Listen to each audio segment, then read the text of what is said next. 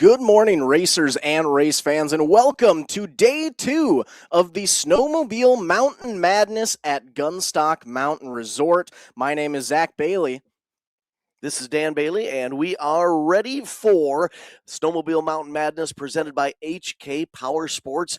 Green flag action on the hills as we prepare for Sunday Funday snowcross action. We had a great day of racing yesterday. Started off the morning with some hillcross action, went into the afternoon there, and then in the evening we had some great snowcross and Sunday Funday racing as well. And we are back this morning with some more Sunday Funday and snowcross racing action here.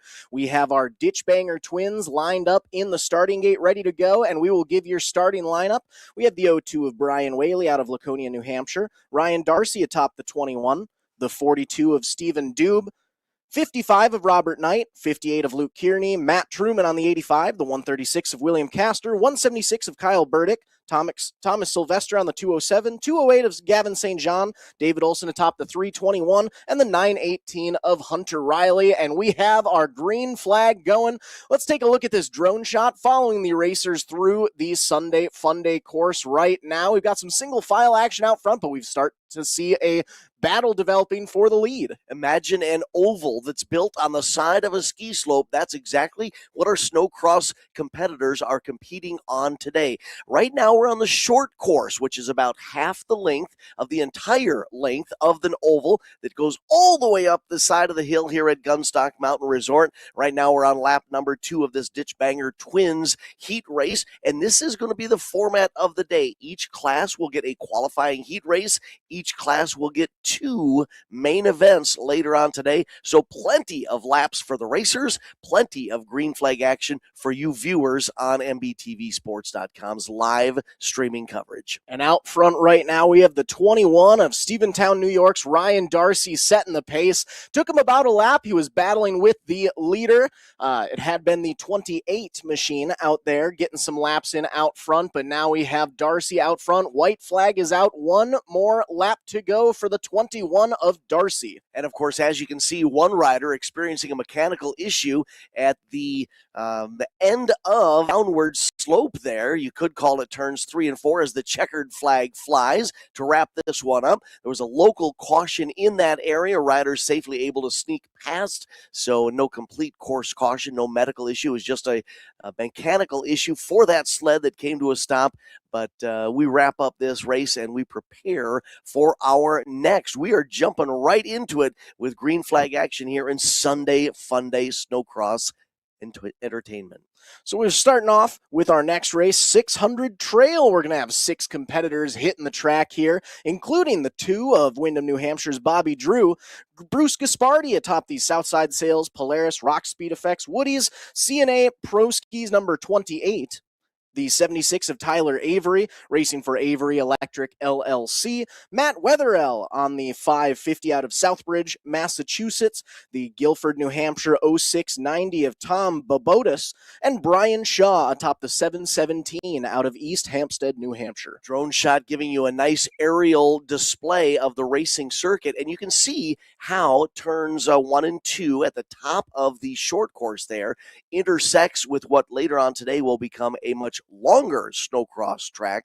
So we're running about half the course on the short course portion of the program for our Sunday Funday racers. But still, when I say short course, we're not talking just, 100 feet or so. It's still a nice climb up the side of the ski slope before you get to that first and second turn and begin the descent back down to turns 3 and 4. Yes, we've got a lot of great racing action planned atop both of these courses here, and so we're really excited to see what today is going to bring. Yesterday's snowcross and Sunday Funday activities went off well. We were excited to see those. The hillcross racing in the morning, so today is set for the cherry on top of a perfect weekend. As we saw in the prior heat race, these straightaways are not flat. They've got some rollers and some jumps that the racers have to contend with, and then down at the bottom of the hill, which would be turns 3 and 4 in the oval configuration, you can see there is just a little bit of a right-handed dog leg to get into that turn 3 before they commit into 3, ride the berm around turn 4, past the start gate area and then back up onto the main straightaway. So a unique configuration. It's going to carry a lot of speed, especially on the downward run, and then they have to negotiate that short right-hand dog leg before they commit back to the left-hander to get into turns 3 and 4. Fun course laid out here at Gunstock Mountain Resort, and I think the racers are eating it up and they're enjoying it. Yes. And speaking of, we're thankful to the team at Gunstock Mountain Resort for bringing us out here, along with the with our friends at HK Power Sports, our premier sponsor for this weekend. If it weren't for all of them, we wouldn't be able to bring some great Sunday Funday racing activities to the northeast side of the U.S. So we're happy to be brought out by all of the teams involved this weekend. We've got some more action going on today as well. We have 32 different heats that we'll be running through today. So we've got lots of snowmobiles hitting the course. And as Dan was saying earlier, so the way that we run the Sunday Funday and snowcross activities here, we are going to run through all 32 heats one time. Then we'll take a brief intermission, get things all ready for our mains. We'll move on to our first round of main event racing, where we will run through all 32 races once again. We'll take another brief intermission after that, and then we'll move into our final round of racing. That is a second group of finals, where we will run through all 32 races once again, one final time. So we are looking at 96 races on this track this afternoon. Obviously, about half of those will be using the shorter Sunday Funday course. About half of them will be utilizing the longer full snowcross course.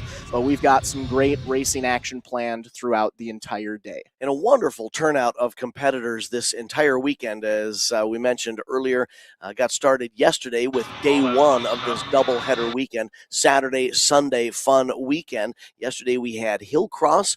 Imagine this course, if you were not with us yesterday, imagine this course, but continuing on up the mountain to get to the top and not coming back down. It was a hill climb fashion. And then later on yesterday afternoon, they did spend some time on this course as well. Again, a great turnout of competitors. Seems that all the competitors who had fun yesterday most definitely back for this second day, and they are laser focused on having more fun today. Exactly. And the numbers, today we said we have between the heats and the 2 rounds of features, 96 races.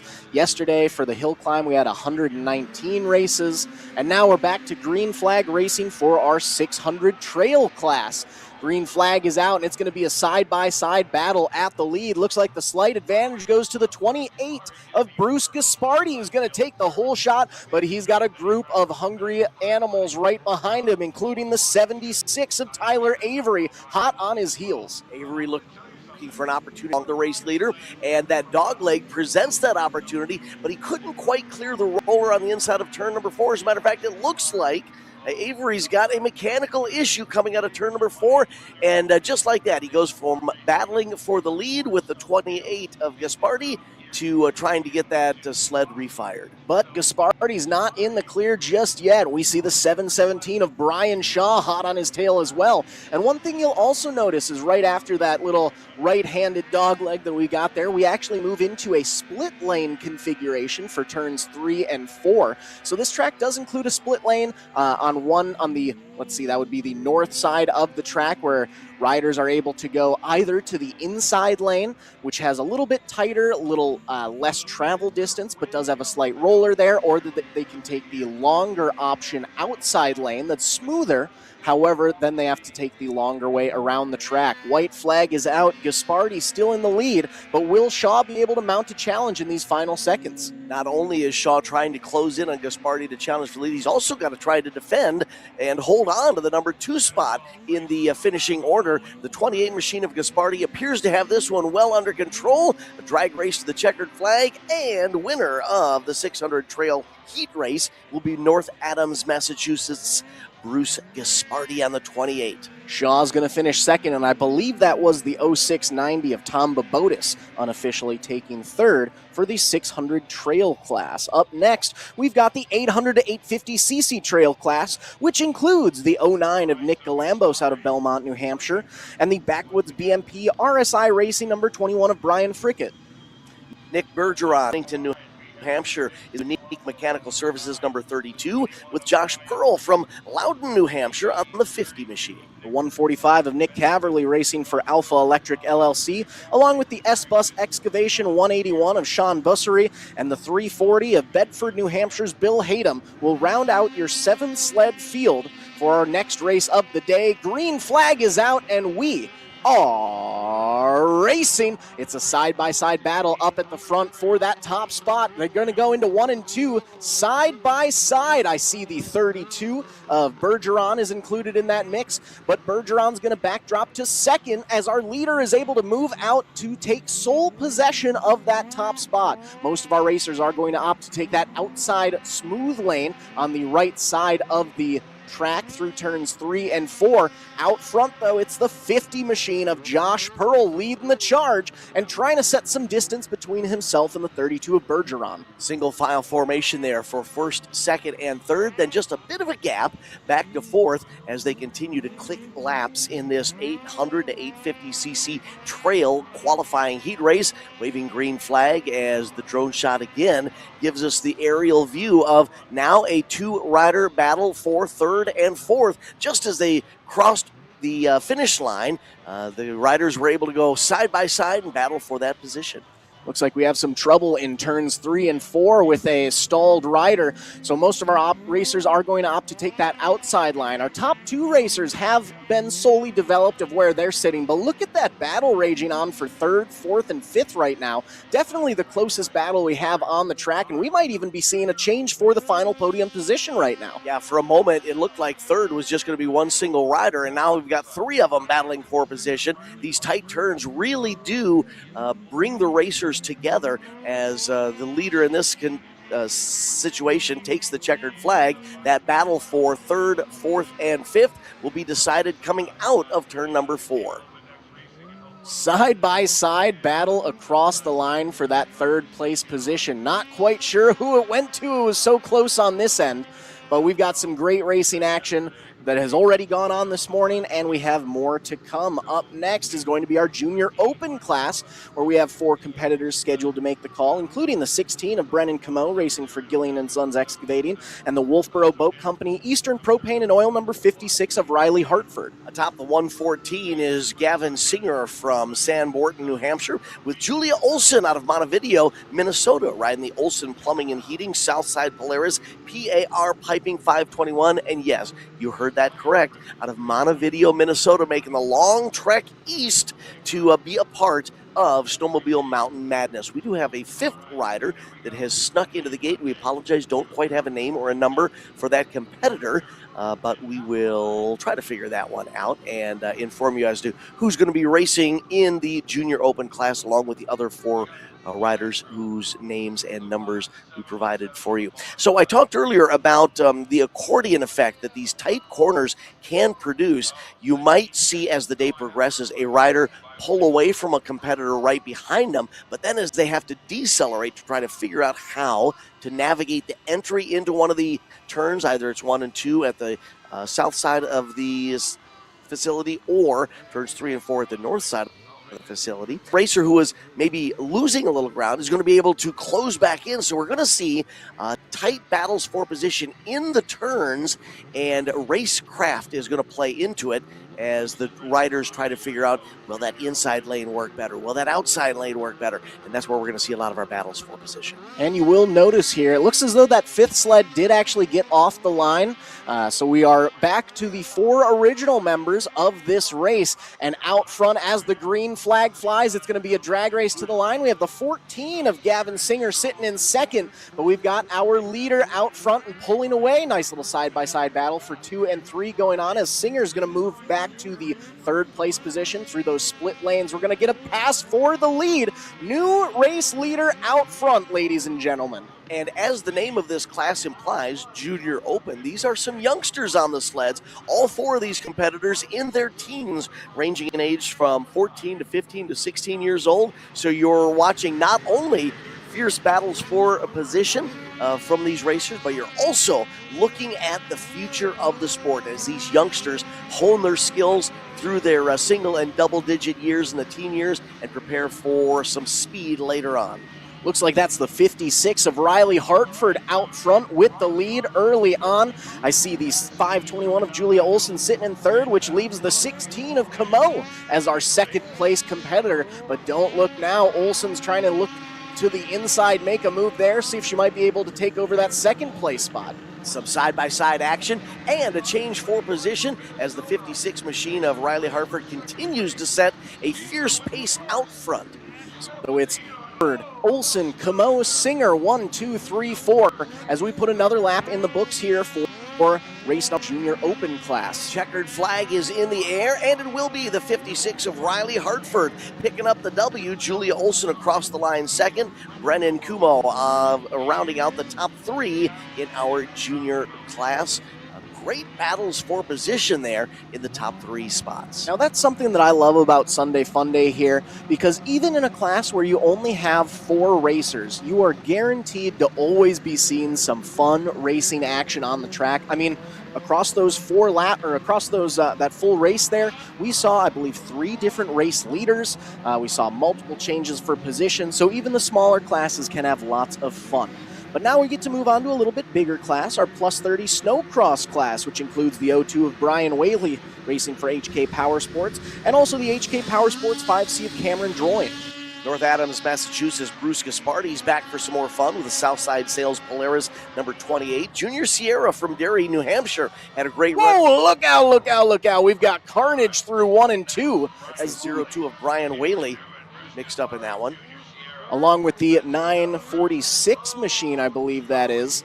Don't have them listed on our lineup, but it also includes the 194 of Spencer De La Brewer, Matthew Parker on the 316, and the 616 of Eric Kane and Derek Graham atop the 829. Yikes, so a hair-raising moment there, and what we're looking at now are 4 remaining sleds on the track. There you can see those 2 sleds on the outside of turns 1 and 2, which is where the get-together happened. But we do stay green flag conditions on the rest of the racing surface. Be a local caution right where those riders are off their sleds. The good news is we were able to see both riders jump right back up under their own power, climb back on their sleds.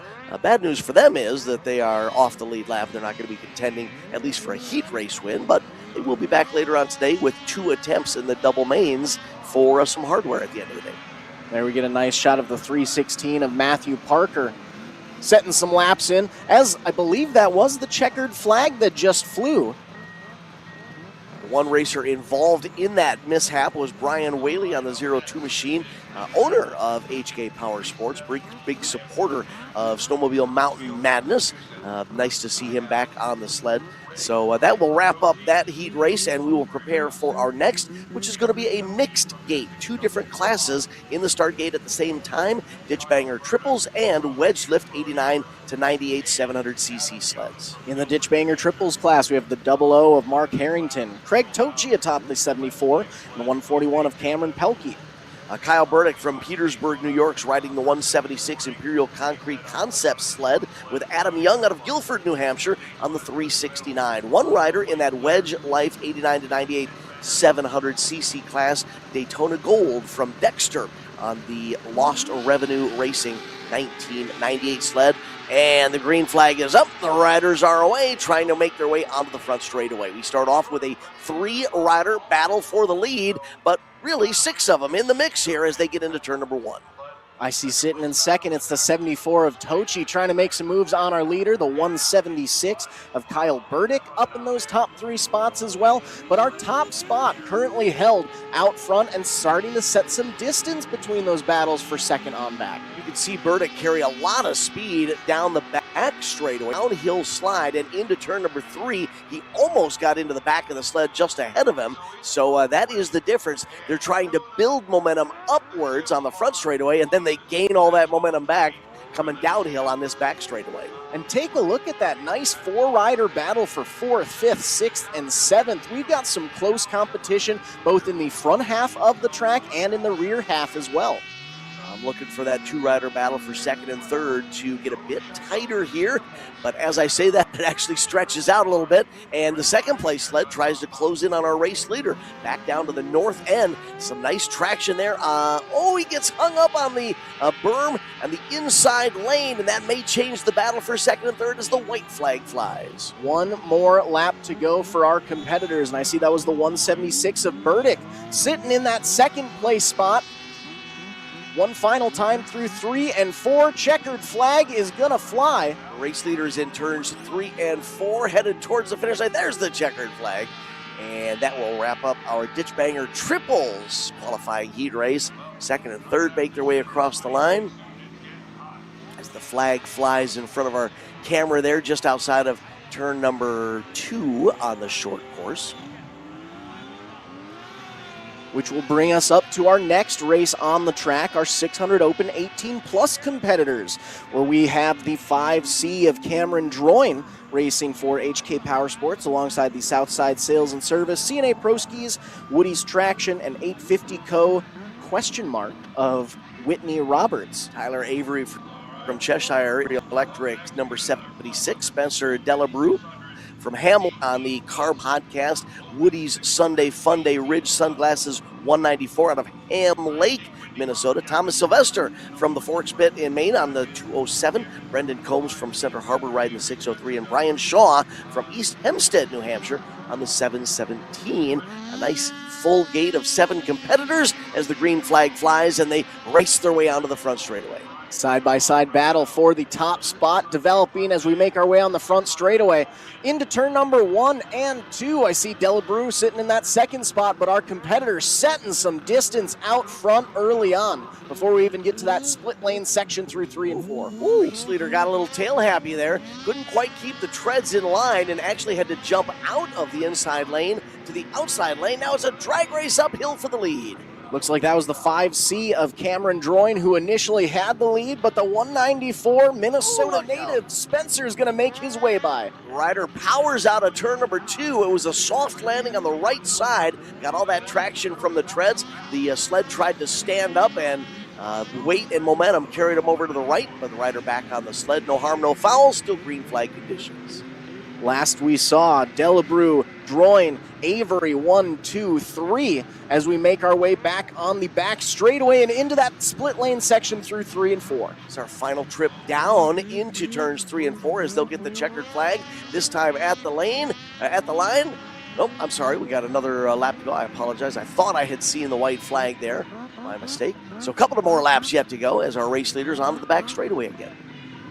And we get a nice side-by-side battle raging on between our top 3 competitors as we're starting to get close. There we have the checkered flag getting all ready to be flown here. One final time onto the front. And I believe, unofficially, it is going to go to the 5C of Cameron Droyne for the heat race win. I think that was Delabrew sitting in second and the 76 of Avery rounding out your top 3. As the 28 of Roberts, I believe, was that rider who went down through 1 and 2. So talk about a full gate. Look at this. 12 riders in the Ditchbanger 90 to 99 class, including Jacob Chalfant riding the 000, Matt Cole out of Weir on the 8, Mike Ward from West Ossipee on the 14 machine. We have the 21 of MRB Darcy's Ryan Darcy, Timmy Bildo racing the 71, the 74 of Craig Tochi. Kyle Burdick from Petersburg, New York on the 176. Stephen Shearer from Lancaster riding the 188. Gavin St. Jean from Pelham riding the 208. The 369 of Adam Young. 634 of Kevin Bergeron and Garrett Lassonde on the 917 will round out your field as the green flag flies. 12 sleds rocketing their way out onto the front straightaway. They climb that front straightaway headed towards turn number 1. Side by side, a little bumping, a little banging, rubbin's racing here in snowcross, even on Sunday Funday. Top 3 trying to pull away as they carry that momentum down the back straightaway and into turn number 3. Through 3 and 4, 2 competitors going on the inside lane, 1 going on the outside, and it's that inside lane that's going to work wonders. I believe that was one of our racers making his way from 3rd up to 1st in 1 corner, as those lanes will be one of our differentiating factors for the racers out there today. Love the drone shot there that gives us a vantage point. You can see the top 4 trying to pull away from 5th on back. Top 2 might be close there, and they're side by side at the line as they complete lap number 3. One rider pulling off at the exit of turn number 4. Looks like that's the white flag flying, so we have 1 lap left to go to decide our Ditchbanger 90 to 99 heat race winner for the day. We've got a sled stalled in 3 and 4. All of our racers are going to have to opt to take that inside line, and the checkered, oh, that's still the white flag. That is our leader, though, I believe. Must have misread the sign last time. Looks like that's the 21 of Ryan Darcy. Fresh off a heat race win earlier today, I believe, if I'm remembering correctly. Sled that had stalled down. Oh, what a save by the rider headed into the dog leg as the checkered flag flies for Darcy. Darcy's going to get the W. 2nd and 3rd in line across. I believe that's either the 71 or the 74 of Bilodeau or Tui. I think that might have been the 71. 71. Bilodeau unofficially going with the 2nd place finish. For race number 9, Ditchbanger 90 to 99, race 10, we're going to bring out our junior 14 to 17 competitors, which include the 6th of Nathan Burke, racing for Stick to 8 Shellfish Company, and Lucas Richardson atop the Amsoil CNA Pro Skis Rathburn Performance 6X, the 7 of Camden Trowbridge, racing for Skituate Shellfish Company as well. Brennan Como out of Nashua is riding the Gillian and Sons Excavating number 16. Chase Meekin from Meredith, New Hampshire on the HK Power Sports 302, and Riley Hartford will round out the 6-rider field. Riley out of Wolfboro on the old Wolfboro Boat Company Eastern Propane and Oil 411 machine. There you see a close-up of the riders as they are preparing for the green flag. I think we are tending to one sled slightly further up the hill, up near turns 1 and 2. There you can see the spectators enjoying Snowmobile Mountain Madness.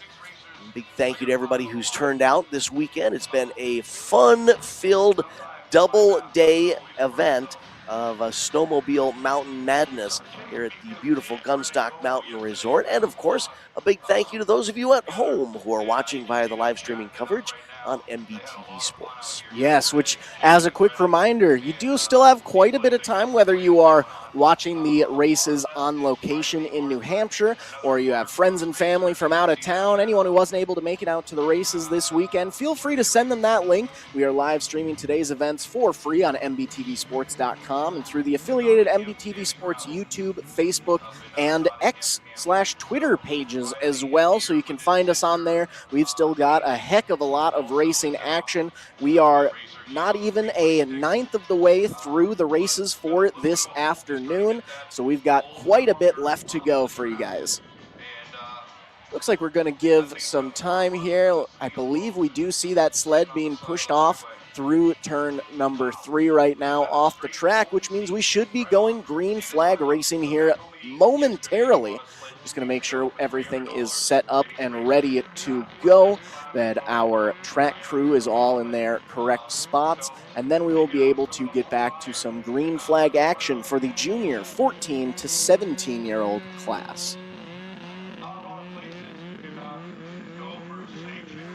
And as we have a quick moment here, I want to take some time to thank a few of our sponsors: HK Power Sports, Prinroth, CF Moto, Polaris Snowmobile, the Hunter Hool Memorial Foundation, Husqvarna, Pro Skis, Fox Shocks, Southside Sales and Service, and Stud Boy Traction.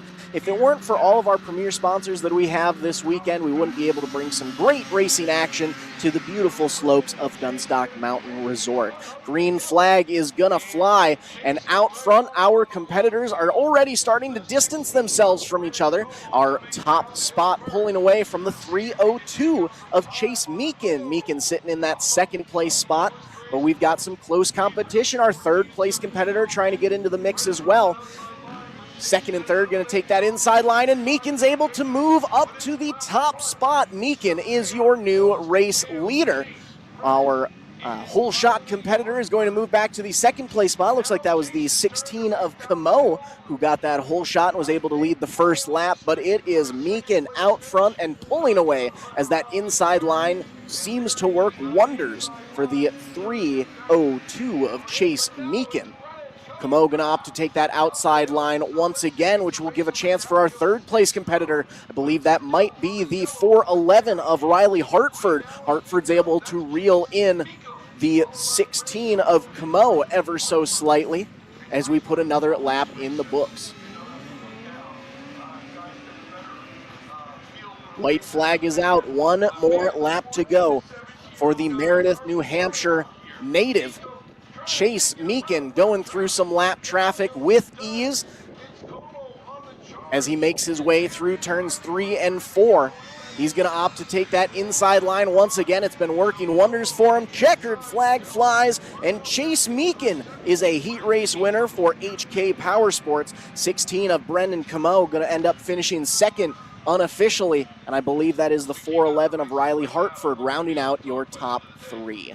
Again, nice to see some of the teenagers able to attack the track here at Snowmobile Mountain Madness. Gunstock Mountain Resort has still got some snow available for our sled heads, and they are eating it up and enjoying it. We're going to toss something a little different your direction right now. We've been enjoying the sleds. Right now it's snow bike time. That's right. These are motocross bikes, and they swap out the wheels with a with a ski on the front and a track on the back. And that gives us snow bike action. Alex George from Meredith is riding the 41. Dylan Blanchard from Elton is on the Power Sports Junction 426, and they're away.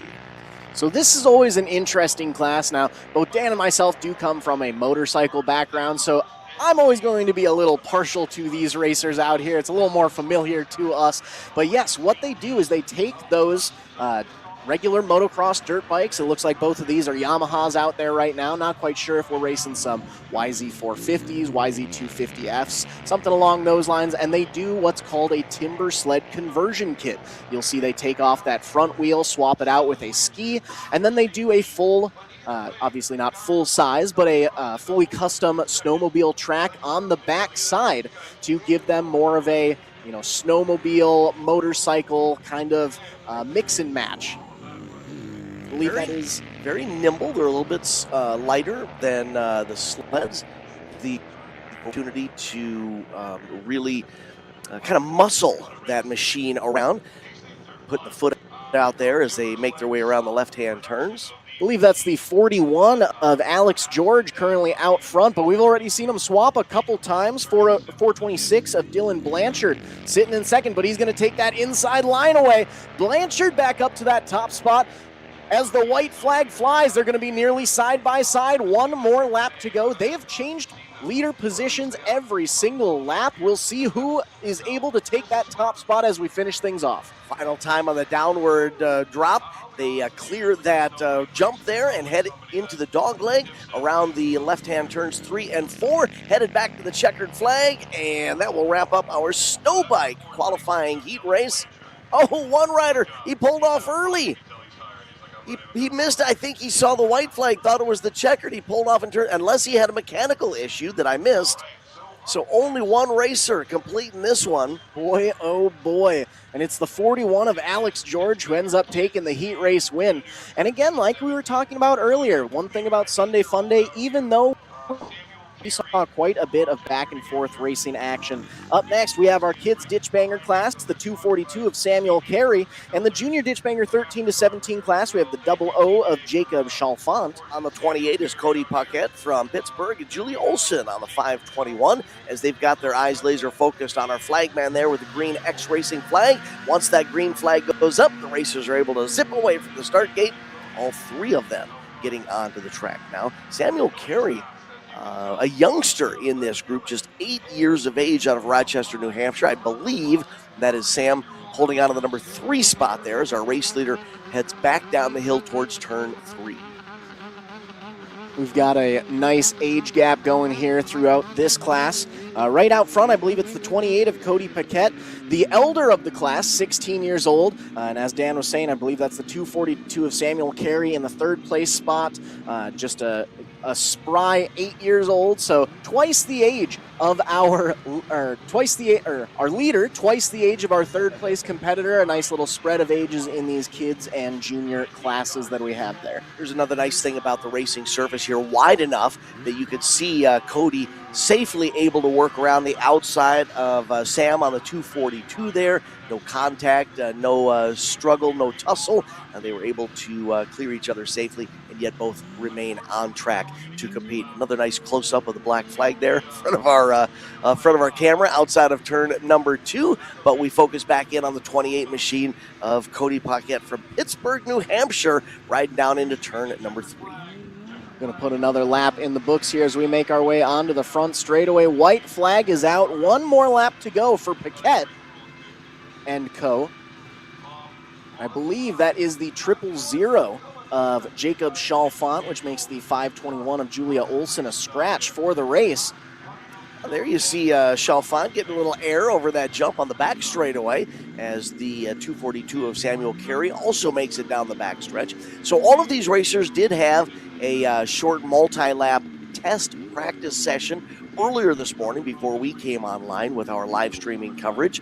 But I think many of these racers are also still using these heat races to build up their comfort level of the track. It's quite interesting to see how much speed they carry down into turn number 3, and we've already seen several racers try to take that inside lane, but not realize just how much momentum they're carrying into that third turn, blow that berm, and end up on the outside lane. Ditchbanger 2000-09 class and trail class in the start gate now. For the Ditchbanger 2000-09 class, we have the 18 of Eric Mayer, the 21 of Ryan Darcy, Bruce Gaspardi atop the 28, and the 32 of Peter Brody. Matt Truman from Lemster, New Hampshire is riding the Matt's Cats 85. Frederick App from Brownsfield is on the 123. Cameron Pelkey from Essex Junction has the 141 on the snow. Brendan Combs out of Center Harbor on the HK Power Sports 603. And then one competitor all alone in the trail class, Bill Haddam from Bedford on the 340 machine. So again, technically a mixed gate here with 8 racers in the Ditchbanger class, 1 racer in the trail class. They are watching for that green flag. Elbows are up, weight back, and the power goes into the snow and away they go. Now, one thing you may have heard Dan talking about earlier, some of these racers may be using these heat races almost as a semi-practice session for them, because as a reminder, for the heat races, obviously, every racer is going to want to finish as well as possible in every race they're in, but all that the outcomes of these races decide are their starting lineup for the main events to come later on today. So no trophies being given away for these races, just kind of a little bit more of a chance for the riders to get a better feel for the racing surface throughout the day. We've got a nice little 4-rider battle going on for, I believe that might be 2nd, 3rd, 4th, and 5th as our leader is checked out slightly. Yeah. The leader just coming out of 4, heading back to the start-finish line as we're focused in on this multi-rider battle for 2nd, 3rd, 4th, and 5th. Side by side for 6th and 7th, just behind that group, with a 8th rider in the mix. And got a nice close-up shot of one of our racers there as we put another lap in the books out front. Got a little tail happy coming out of turn number 4. The back end of that sled wanted to step out from underneath the racer. There we have a nice view of the 21 of Ryan Darcy. We've been seeing him out front most of the day so far. I know we're only a few races into the morning session here, but Darcy has been having a heck of a day. As we have one racer who's come to a stall, looks like that's on the inside of the left-hand corner. Checkered flag is going to fly. Here comes our race leader across the line, and that will wrap up our Ditchbanger 2000-09 class heat race. I believe it was the 21 of Ryan Darcy taking the heat race win. 28 of Bruce Gaspardi crossing the line second unofficially.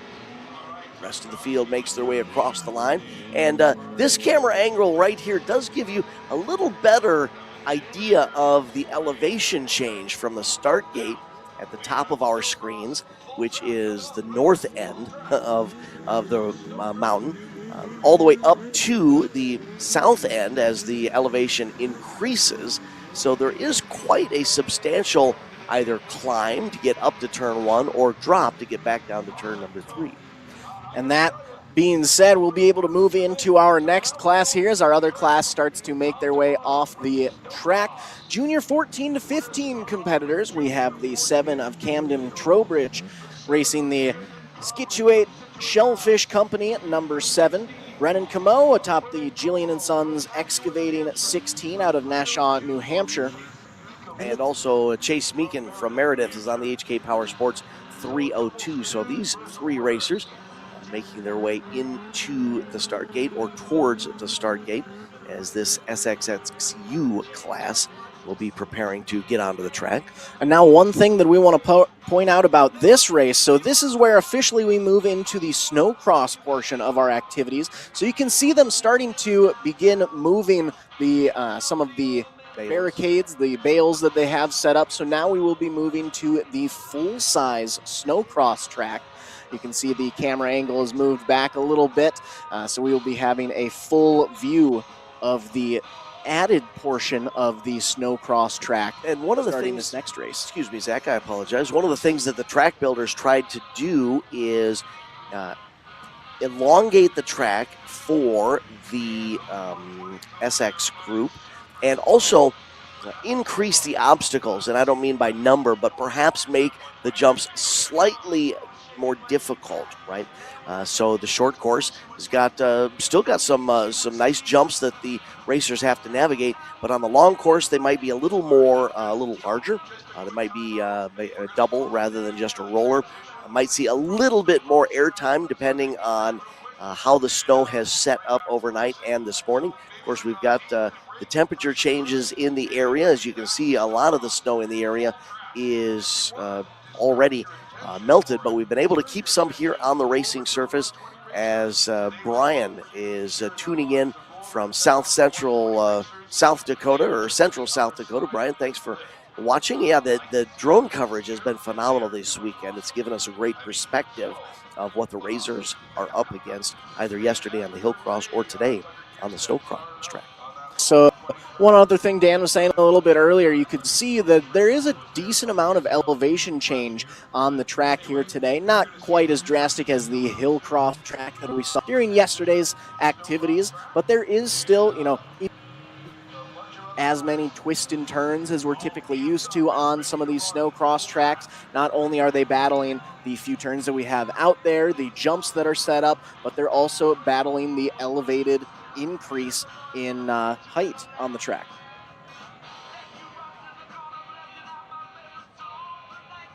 As we finish things off here, getting ready and set to go for our first official snowcross track race of the day, I believe we'll take a moment here to move things over and hear a quick word from some of our sponsors.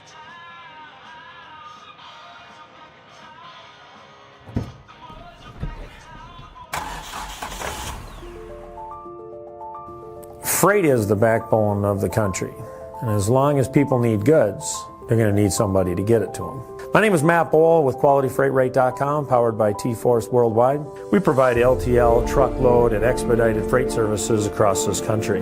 If your freight weighs over 120 pounds going over 120 miles, that's where my shipping rates kick in. We help companies ship easier for less. With our system, our customers are able to quote and book shipments with ease 24 hours a day, 7 days a week. If you're having trouble with damages, lost freight, claims of any sort, we can help you with our experience, solve the problem, tell you why it's happening and what you should do to prevent it in the future.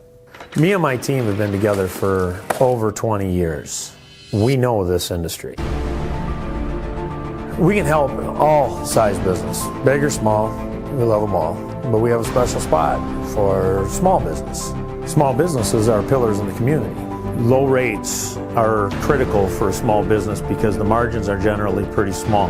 They need to have competitive rates. They can't be getting gouged or they lose the sale. Freight is simple. People make it difficult. We work as consultants in the industry, so it doesn't matter what your problem is, we'll solve it. We educate the customers, we solve problems, and we lower their shipping rates. And that's what I've been doing for 28 plus years.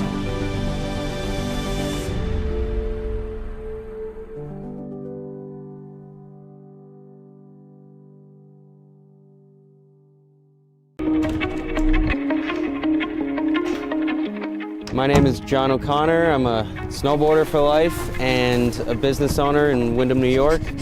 We run a restaurant and inn here. This is our backyard.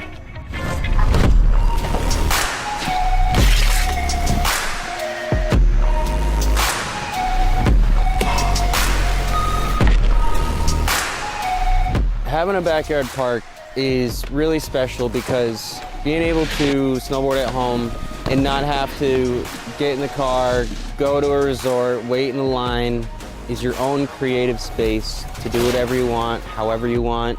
You're in your element. You're right at home, and it's a really good feeling when you can tune into the space around you with you and your friends and just make something special of it. The Tow Pro has helped my vision come to life with where I would like to take the backyard setup, and without it, it wouldn't be the same. It's the most easy to use, compact, portable, reliable rope tow that you can buy. It's the best thing that I own as far as what gives me happiness in life. Without it, it's not the same when you're hiking. To be able to keep riding and feel like you're snowboarding, that's what it's all about. And the Tow Pro has made that happen.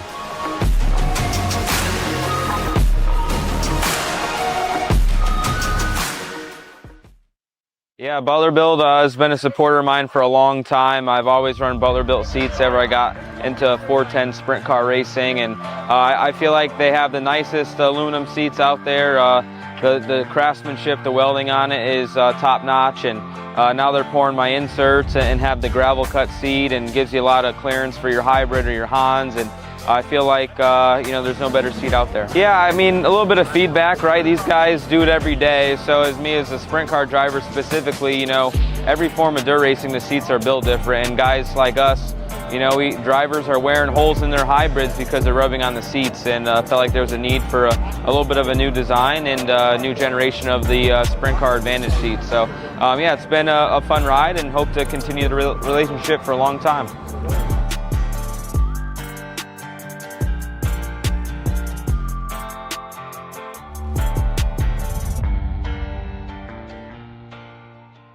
Need auto parts? You know Conrad's Auto Salvage and ASAP Used Auto Parts, two great companies, now one location near Mondovi. We've appreciated your business in Eau Claire. Now you'll find all the same parts and services at our location near Mondovi. We can mount and balance tires, plus do oil changes and more. All the same services in one incredible facility. Conrad's Auto Salvage and ASAP Used Auto Parts, two great companies, now one location near Mondovi for all your auto parts needs. When you push your engine to the limit, on the track, the farm, or the highway, only one name delivers unmatched protection. Schaefer's specialized lubricants. With over 180 years of proven performance, professionals don't guess. They trust Schaefer's. And in our region, there's one guy who makes it happen. William Denzer. Racers, farmers, fleets. They all call William because he's reliable, knowledgeable, and gets results. So support the brands and people who support racing. Call William today, 651-253-0999, or email denzer.schaefer.sales@gmail.com. Schaefer's, trusted since 1839. Power in every drop. Painful steps shouldn't be part of your daily routine. At Foot and Ankle Clinics, PA, we specialize in diagnosing and treating a wide range of foot and ankle conditions, from heel pain and bunions to diabetic foot care and sports injuries. Our board-certified podiatrists, Dr. Jeff Pellercells and Dr. Russell John Hill, bring decades of experience and a compassionate approach to every patient. At our clinic, we are dedicated to serving the community with the highest level of care. Your well-being is our top priority. Serving the communities of Woodbury, West St. Paul, and Edina, we're committed to providing personalized care tailored to your needs. Don't let foot or ankle pain hold you back. Visit footandankleclinics.com to schedule your appointment today.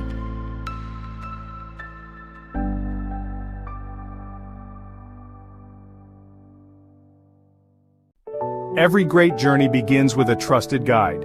And when it comes to finding your perfect home, there's no one better than Kathy Vetter.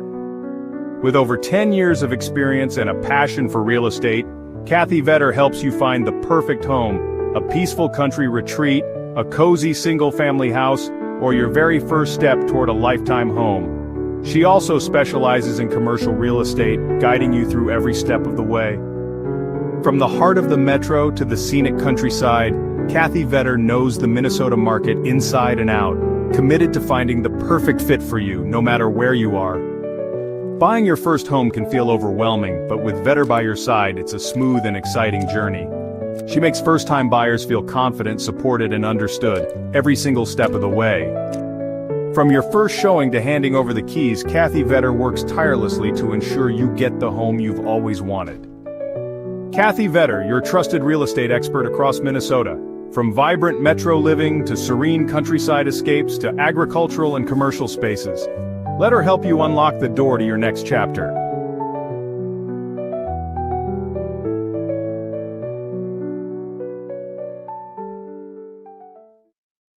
Kevco has been an industry leader in high-performance oil pans and components for over 35 years. Made in Fairmont, Minnesota, Kevco prides itself on being American-made. Kevco has expanded our product line way beyond just oil pans to valve covers, breather systems, jack stands, boilers, wheel sockets, and much, much more. Check out KevcoRacing.com to see everything we have to offer, including our line of street, off-road, and performance oil pans and accessories. Or call 800-770-3557 to talk with our friendly customer service today.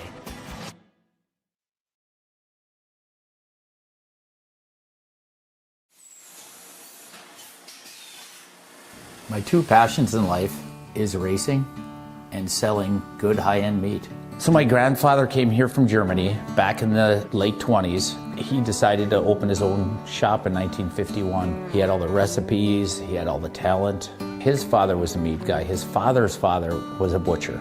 They weren't football players, basketball players. They were in the meat business. And that's our family. That's what we're good at. Old World Meats was derived from Frank's Meats. That was my grandfather's name. I know the quality of my beef is the best because I've purchased it directly from the ranchers at Certified Angus Beef. We know what our beef is continuously and it's very consistent. So we're located up here in Duluth on beautiful Lake Superior, just a stone throw off of Highway 61. I've lived here my whole life and it's where I wanted to raise my family. To be successful, you need to have a talent. And I knew I was going to be in the meat business. I can taste spices, I can pick out flavors, where they need to come in, where they need to stop. So knowing your strengths are important and knowing where you came from. We have a hot snack stick that's got actually 8 different spices of heat in that, and it layers the flavors in the heat. That's what makes the difference with our product. The most exciting part was becoming coast to coast with the Old World Meats snack sticks. My neighbor stopped me on the street and said, "Paul, I was just down in Georgia and this gas station had your product." It was one of the highlights of the year. I don't know of a state at this point that we haven't had product in. Being in business in a small town really puts things into perspective. It's the little things for me to be appreciated and respected. So this whole operation here, it doesn't have to be the biggest, but it needs to have passion. And today, I'm changing lives of people that work with me. My guys are learning lifelong skills and values. That's the good stuff. Let's make the world a better place. Let's have a good time at it.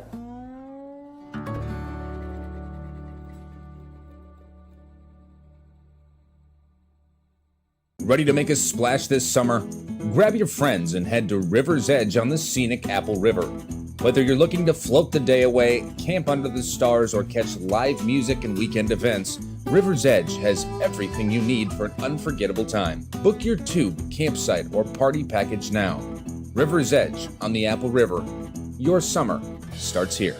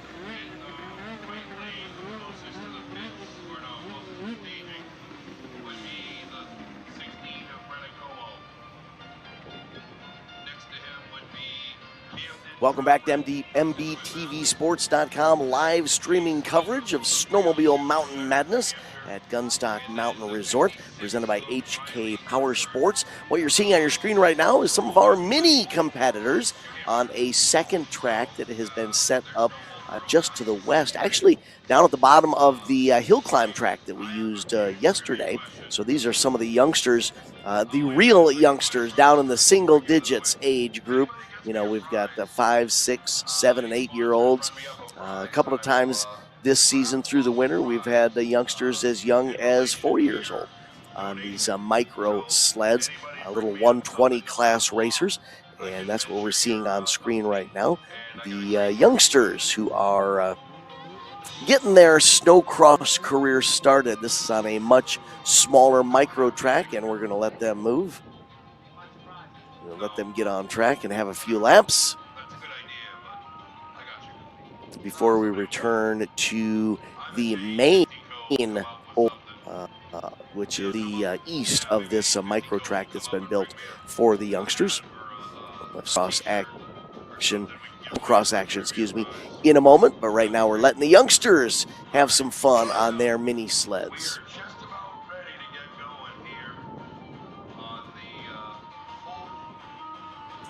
One of the neat things about the snowmobiling and snowcross sport is what we're seeing right now, giving these youngsters an opportunity to enjoy the sport just like they've watched mom and dad or aunts and uncles or grandpas and grandmas enjoy. This gives them an opportunity to throw a leg over a micro sled and get out there onto a course that feels similar to the larger snowcross track that maybe their elders have been racing on and they've been able to watch. And of course, as we embrace and encourage the youngsters in the micro classes, this is an automatic feeder for the sport that we love of snowmobiling in general, not just snowcross racing, but snowmobiling in general. It is and always has been a family sport, whether you're on a closed course circuit like this or if you're zipping across the countryside, riding the trails. Snow machining has always been about families spending some time when the snow is on the ground. And when we give the youngsters a course like this, we give them an opportunity to also set sights on their future and therefore build this community so that it remains strong. There we have one of our youngster classes making their way off the mini track that we have there, a nice little kids 120, 200 track.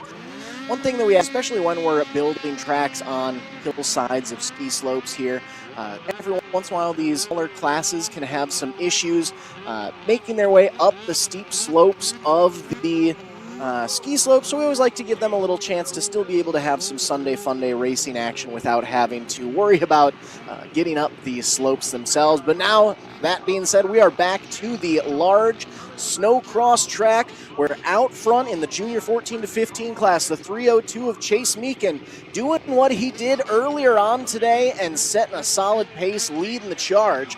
We also have the 7 of Camden Trowbridge and the 16 of Brennan Camo in this class, as well as we put our first full lap in the books with the 302 of Chase Meekin out front. We explained earlier how the snowcross is a longer oval, and here you can see Chase really catching some air on the more difficult top end of this elongated oval, and he'll catch some more air coming down and also catch much more speed as he heads down to that dog leg and then prepares for the left-hand turns of turns 3 and 4. The 302 of Chase Meekin out of Meredith on the HK Power Sports sled, showing speed, comfort, and agility as he's opened up quite an advantage over that side-by-side battle for second and third. White flag is out. One more lap to go.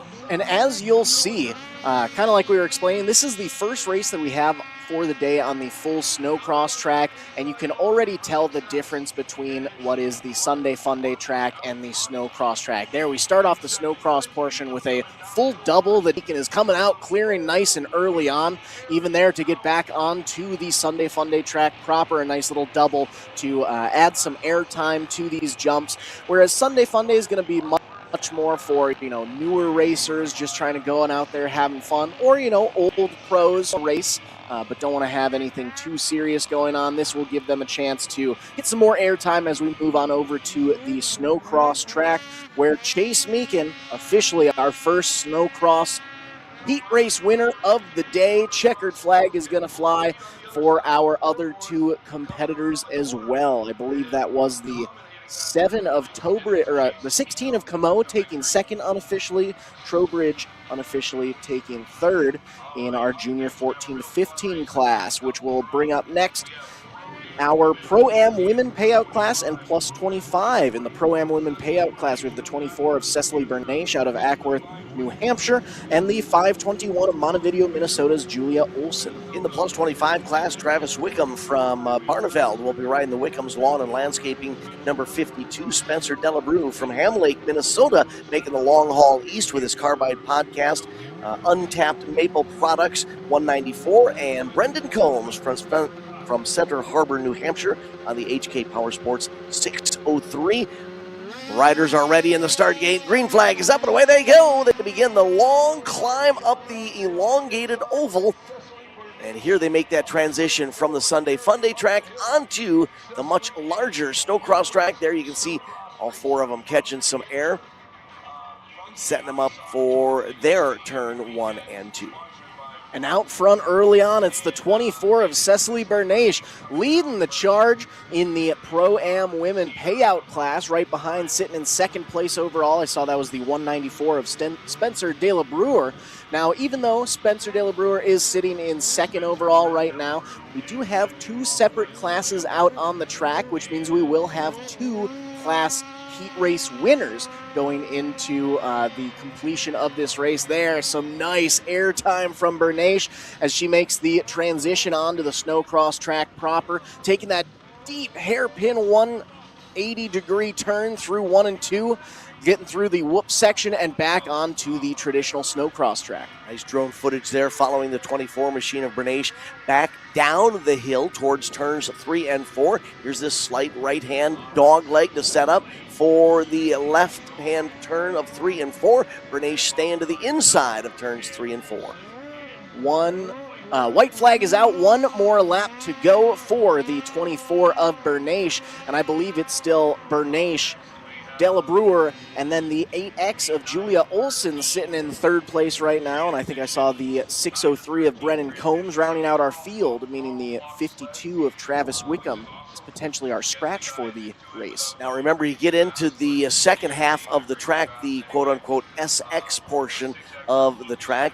Not only are we testing the rider ability, we're also testing that machine with harder landings, longer launch time, air time. Checkered flag is out for Cecily Bernache out of Ackworth, New Hampshire. Cecily is going to get the win in the Pro-Am women's payout heat race. Looks like that was the 194 of Spencer De La Brewer, finishing second overall, but taking the heat race win in the plus 25 class. The 8X of Julia Olson going to round out your top 3. Up next, race 16, transition 9 to 13-year-olds, where we have the 6X of Sin Racing for Amsoil, CNA Pro Skis, A's Mobile, Sam Blass, A-Bear Care, Laperal Enterprises, along with Tucker Morse racing the 030 from Lebanon, New Hampshire. Here's Cooperman from Canaan, Maine, will be the Amsoil Woody's Traction Robert O'Quinton Sons Company 120 machine. Those three racers are ready. They're watching the green flag. As the green flag goes up, the racers are away, and they're on to the track. Side-by-side battle for the lead from the two racers coming off the left side of the start gate, but that's decided just as they sneak past the finish line. The 6X of Lucas Richardson on the inside line there, seeing if he might be able to make a move on the, I believe that's the 030 of Tucker Morse out front with the early race lead as we make that hairpin left-hand corner onto the back straightaway. They're keeping it tight, all three of them still in the mix here.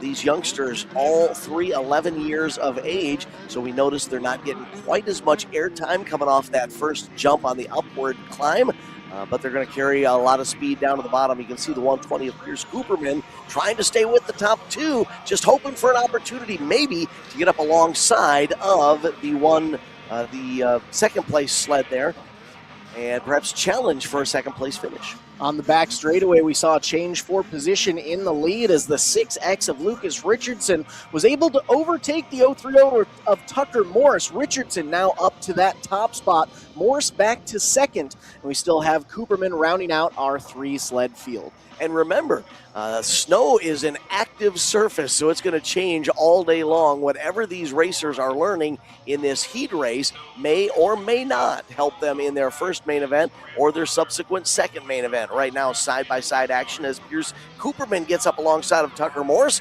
tries to challenge as they head into turn number 3. Both riders going to opt to take that inside lane through the left-hand turn in 3 and 4 as the white flag flies. One more lap to go. Richardson has all but secured his spot out front. Now the real battle is going to end up being for that second place position between Morse and Cooperman. It looked like Cooperman wasn't quite able to get out of turn number 4 quite as quickly as Morse reestablished that separation from that sled back to the third place sled.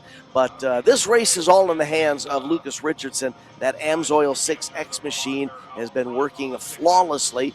Lucas also enjoys support from CNA Pro Skis, Rathburn Performance, Hayes Mobile Sandblast, A-Bear Lawn Care, Lepero Enterprises, and Donna's Car Store. Checkered flag is out. Lucas Richardson takes all those supporters to a heat race victory. And who's got second? I believe it was the 030 of Tucker Morris able to hold on. Pierce Cooperman going to unofficially round out your field in third. That drone shot there shows that the elongated Supercross, the elongated track is actually more than double the length of the Sunday Funday course. Up next, we're going to bring out our Pro Plus 30 payout class, which includes 5 competitors today. The 02 of Brian Whaley racing for HK Power Sports, along with the HK Power Sports 5C of Cameron Droin.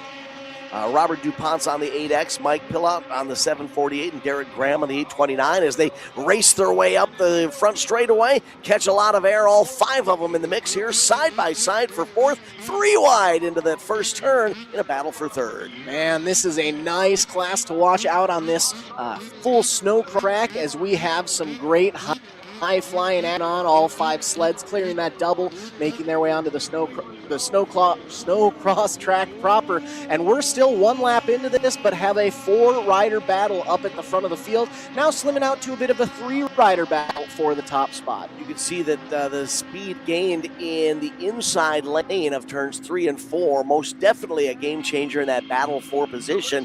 We will see if that outside lane might come back to life a little bit later on today, but at least in this race, it appears that inside run in turns 3 and 4 is the trick ticket. I believe it's the 8X of Ryan DuPont sitting in that second place spot. Haven't been able to quite catch a number on our race leader right now, but he is putting in the work and trying to hold on best as he can as he still has that 2-rider battle for second and third going on right behind him.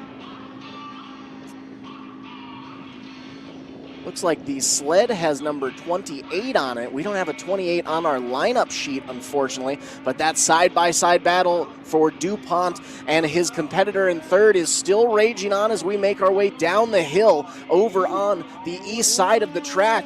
Line tech. 3 and 4, touching, banging, bumping, ready to go as the white flag flies. 1 more lap to go. You saw on that final jump right before the dog leg entering turn number 3, the rider on the outside, the rear of the sled actually kicked out to the right, and then both of them came together in turn number 3. Still, your race leader has this one under control. And that is the 748 of Mike Pillot. The sled says 28, but thanks to his numbers on his jersey, I believe it is Pillot out front holding on strong as the 8X of Ryan DuPont is going to move back to place. But Mike Pillot's going to take the heat race win today for Southside Sales, Polaris, CNA Pro Skis, Woody's Traction, Rock Speed Effects, and 139 Designs. Difference in speed from the Sunday Funday track to this elongated snowcross track is most definitely apparent once you get into these pro and payout classes. Next race, we'll have 4 competitors in the start gate. This is our Sport Open class. We have the 4 of Kobe Miles out of New Hampton, New Hampshire. East Fairfield, Vermont's Colton Gillian atop the 16. And the 52 of Travis Wickham racing out of Barnveld, New York. Wesley Ganshow's on the 81 and Thomas Sylvester's on the 207. Green flag is up, and 4 of the expected 5 are away as they make their way onto the front straightaway. 3 wide, a battle for the lead with a 4th place racer right behind him. Now it's side by side over the first jump. We've been pushing this all weekend long, but one thing that I really like to see in these classes out here this weekend, every competitor in this class right now is from a different state. We have New Hampshire, Vermont, New York, Connecticut, Maine. I know one of them didn't make the call for the heat race, but still lots of representation over here on the East Coast as we have that nice side-by-side battle still raging for 1 and 2. Our leader going to check up ever so slightly. Still able to hold on to the lead, I believe. If my eyes don't deceive me, that might be the 16 of Colton Gillian out front. They got into the banking there on the inside lane of turns 3 and 4, and the sled, I think, took a harder set than he was expecting, had to regather it together, and that allowed the second place sled to close in and almost make contact with him. Is that possibly the 81X of Ganschow sitting in second right now? We have confirmed that it's Gillian out front with the lead and trying to set a little bit of distance between himself and our second place competitor. You saw Gillian take a quick peek over his left shoulder to size up the competition as he made his way to the white flag. And there's some more airtime there as he clears the 2 jumps at the top of the oval. Now he works back down towards the bottom. Speed increases on this downward descent. 2nd, 3rd, and 4th right there. So anything could change in this final run down the back straightaway, and especially through the turns here. The 81X of Wesley Ganschow still holding on to second. He's got a bit of a safety space behind him as the checkered flag flies. That will wrap up our Sport Open qualifying heat race. Colton Gillian on the R&M Gillian Maple. Gillian and Sons Excavating and Acker Excavations number 16 picks up the heat race win. Up next, we're going to have our junior novice 10 to 13 class make their way out, which includes three competitors that we've actually already seen out on the track together today. The 6X of Lucas Richardson out of Bear, Vermont. Lebanon, New Hampshire's Tucker Morse atop the 030, and the 120 of Pierce Cooperman racing out of Canaan, Maine. Again, 3 states represented in this class. When we saw these 3 earlier, they had some nice battles for position. They're going to try and replicate it this time in the junior novice 10 to 13-year-old class. Green flag is up, and the riders are away. And as we saw during that last heat race, early race lead going to go to Tucker Morse as he's able to get off the line nice and quick. But the 6X of Lucas Richardson able to make the pass as we make our way onto the snowcross track proper. One thing I noticed during the last race here is that between those that battle for position with the runners there, definitely has the advantage on the Sunday Funday course. That's where he's able to make up quite a bit of his time, especially right on the uphill portion of that track. But Richardson is definitely able to excel on the snowcross portion for the second half of the track. Race leader trying to pull away from that 2-rider battle for 2nd and 3rd right now. Here's that change from the Sunday Funday track onto the snowcross track.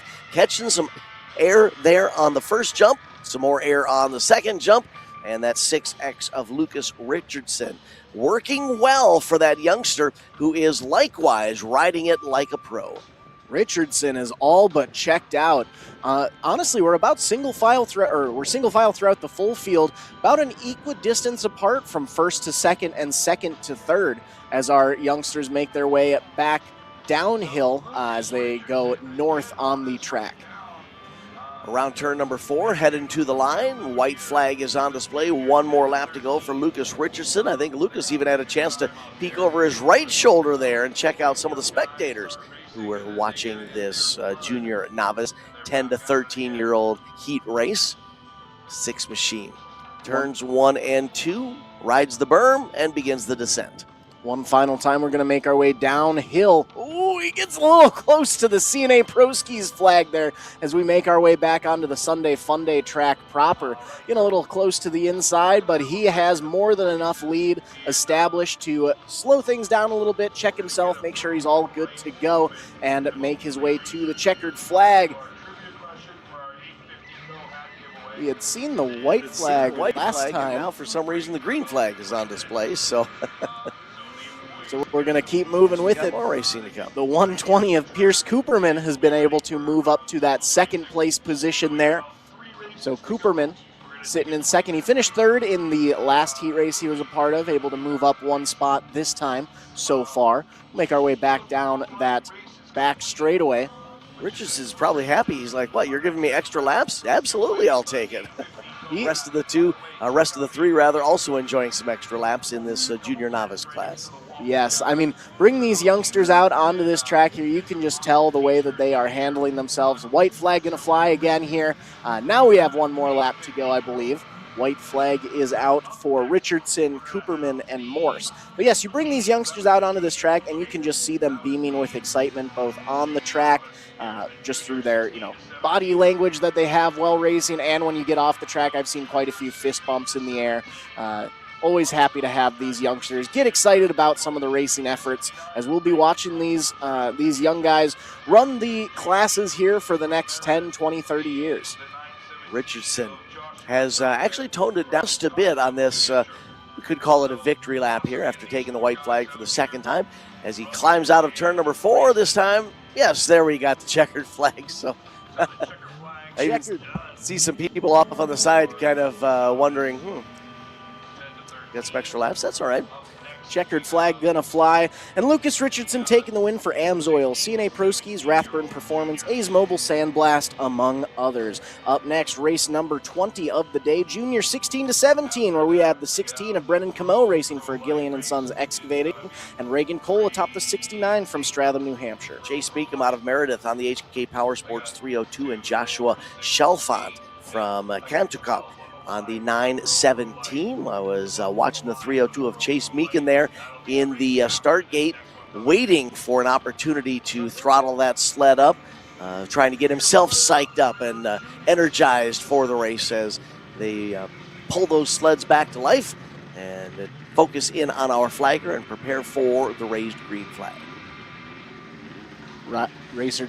Flagger checks the line, make sure the racers are ready to go. Green flag is out, and just like we've seen so far today, it's the 302 of Chase Meekin hot off the line, but he's got company from the outside as our hole shot is going to go to, I believe that is the, let's see, can't quite catch the number on the side there. Meekin going to be able to sneak by through the hairpin corner. Meekin up to that top spot now. Yeah, so Meekin didn't get the hole shot, but was able to ride that sled a bit deeper into that first turn, got up alongside of the leader and snookered him with an inside run, took over the top spot, and now he's trying to pull away as they head into turns 3 and 4. One lap down, and they already have set quite a bit of distance across all 4 of our racers that we have out there. A nice little gap has developed among the crew. But Meekin out front, like we've been seeing all day long from him. 15 years young, and he has been dominating this course here this morning. Riders ranging in age from 17 down to 14 years of age. Chase right smack dab in the middle at 15 years old, showing that age is only a number. He has worked his racecraft well and is out front and pulling away. The 302 looking strong. Full corner separating first and second. Then we have about a half to full straightaway advantage between second and third, where here we have the closest battle on the track. And now that I get a little closer, it's not a battle, it's Meekin taking over one of our competitors there at the rear end of the field, putting him a lap down as he now sets his sights on the third place competitor as well. Well, he's just got some amazing speed, good form, good riding style. Obviously, the sled working extremely well, and he's going to have to work around the outside. Takes that outside run around turns 3 and 4. First time I've seen Meekum on the outside of 3 and 4 there. 3 laps in for your race leader on the yellow 302 Skidoo. Clearing the double as we make our way onto the snowcross track proper. A nice little double semi-rhythm section action going on there as we make our way from the southeast from the northwest to the southwest portion of the track up at the top of the hill. We get ourselves turned around sometimes when we're looking at the ski slopes here, as the bottom of a ski run is actually to the north. White flag is out. One more lap to go for your race leader, Chase Meekum, on the 302. He has lapped our third and fourth place racers, setting his sights on second. Not quite sure he's going to be able to lap the full field with half a lap left to go, but he is doing all he can to give every ounce of effort he's got. On the downward descent here into turn number 3. Meekin has this one well under control. He's going to try to work to the inside of the competitor who's going to the outside lane there. And the 3:02 of Chase Meekin on the HK Power Sports machine picks up the heat race win in the junior class. Race 20 officially in the books as we move on to 21, which I believe will be our final heat race on the big track proper, with our 120s, 200s being over on the smaller tracks. We have our ProLite Open 600 class. 11 entries in this class. Starting lineup will look as follows. The 8 of Luke Kearney out of Bridgewater, Maine. North Adams, Massachusetts, Ryan DuPont atop the 8X. Salvatore Lebeau out of Dalton, Massachusetts is riding the CT Motorsports 19. Wesley Ganshaw from Bethlehem on the JRC Transportation 81X. The 11 of Cody Ellis out of Middleton, Massachusetts. Alton Bay, New Hampshire's Tucker Kierstead atop the 315. Camden Duffy has brought the JRC Transportation Meadowbrook Trucking sponsored 422 to Gunstock Mountain Resort this weekend. And Thomas Levi from Stamford's riding the Green Mountain Racing 708. Mike Palat out of Sandown, New Hampshire atop the 748. 829 of Derek Graham from Woodsville, New Hampshire. And Hunter Riley racing the Bristol, Maine 918 will round out your 11 sled field. Flagger is going to check the line, make sure everyone is set and ready to go. ProLite Open 600 Racing gives the sign. Everyone is set. Bars up, ready to go. Throttles revving, green flag flies, and we are racing. Quite the drag race out of the start gate, headed uphill 4 wide, following a 5 wide scramble to take the top spot. Now one racer squirts to the front on the inside of that straightaway and into turn number 1. I see an 8 out front. Can't quite tell if it's the 8 of Kearney or 8X of DuPont, but they are trying to distance themselves from that battle for second and third. But our second place competitor starting to itch his way up, reeling in the 8/8. We go 3 riders down the inside. It's side-by-side battle, bumping and banging through 3 and 4. Top 3 pulling away from 4th on back. That contact has allowed the top 2 to separate a little bit. Both wearing the same gear, perhaps teammates, but not going to slow each other up as they cleared the front straightaway. Now they head back down to the north towards turns 3 and 4. Challenge for second developing now. I believe, if I caught the numbers correctly, that may be the 748 of Mike Palat leading out front. We saw this during one of the other races. He has 28 on the side of his sled, but his jersey says 748, which is what we have on our list here. So Palat out front with the lead, and that was the 8X of Ryan DuPont, who's now backtracked to second place. Second place sled had an issue coming out of turn number 4, slowed him up just a little bit, but he's able to power back into that position, hold on to the number 2 position. Third and fourth now are also in the mix. So top 4 relatively tight, trying to pull away from 5th on back. Single file, but close battles all throughout. There we get a little bobble from one of our competitors in 4th place. Oh, another through the inside line. That's going to backstack most of our racers. Yeah, that's happened a couple of times where they carry so much momentum into the banking on the inside run there that the sled takes an unexpected set, and it almost bucks the racer over the right side of the sled as they're trying to make that left-hand turn. Tight battle. Now, actually, I think 5th is coming in to join the mix here. So 2nd, 3rd, 4th, and 5th, relatively tight here. Looks like that's the 315 of Kierstead sitting in 3rd place right now. Leading or in the middle of that battle for 2nd, 3rd, and 4th, as Palat's going to put another lap in the books there. Still DuPont sitting in 2nd.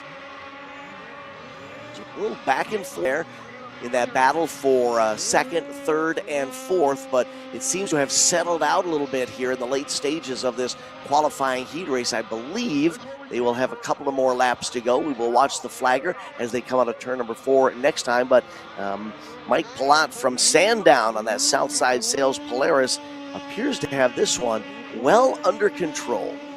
Yes, that battle for 2nd, 3rd, and 4th still raging, however.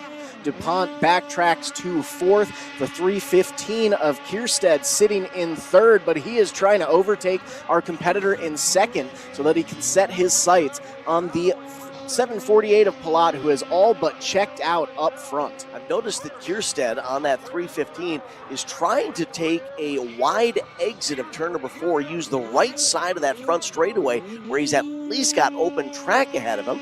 The old adage is you can't run through your competitor to take over a position. You've got to work around them, and Kierstead trying that on the front straightaway. White flag is out. One more lap to go for the 7:48 of Mike ProLite, as he has all but dominated this race through the hairpin left-hand corner onto the back straight one final time down the steep slopes of Gunstock Mountain Resort. Hold on to it there, Mike. He got that sled crossed up sideways in the air, threw some body English at it, and meanwhile the second place sled is closed in a little bit. I don't think he's going to be able to catch him to challenge for the win. Checkered flag is out. Mike ProLite of the 748 machine picks up the W in our ProLite Open 600 qualifying heat race. Man, that was some close racing action in what was a very eventful ProLite Open 600 race, and what I believe will be our final heat race on the snowcross track out here. That being said, we will take a brief intermission before we get back to some Sunday Funday feature racing action. But first, let's hear a quick word from some of our sponsors.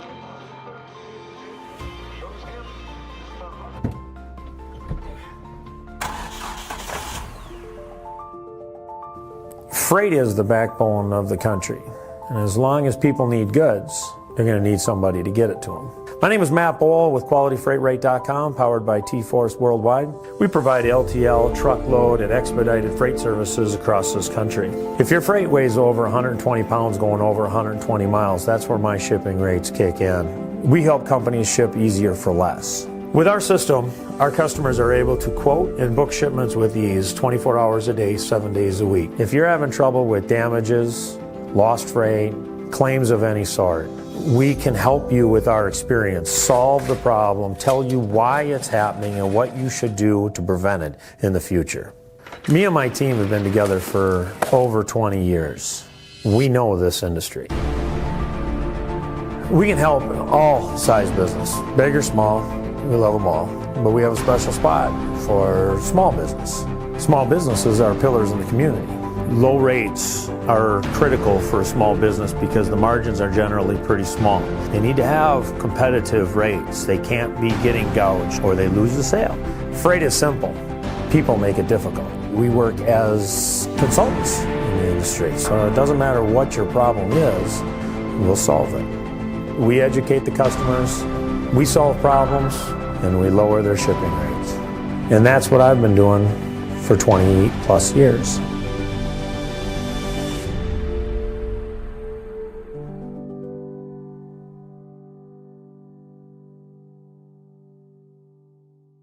At AmRamp Accessibility, our goal is to help people, and that means providing them with the best quality product and service possible. Built with powder-coated steel, our ramps are stronger and longer lasting than those built with wood or aluminum. Installed in a matter of days to ensure your safety as quickly as possible, our teams are here for you. I can get out. Yeah, much easier. Better, a lot better. Yes, thanks. I don't even have the words to explain how much easier it is. We're just so thankful for it, so thank you. Thank you very much. Find your forward with AmRamp Accessibility today. Learn more at amramp.com.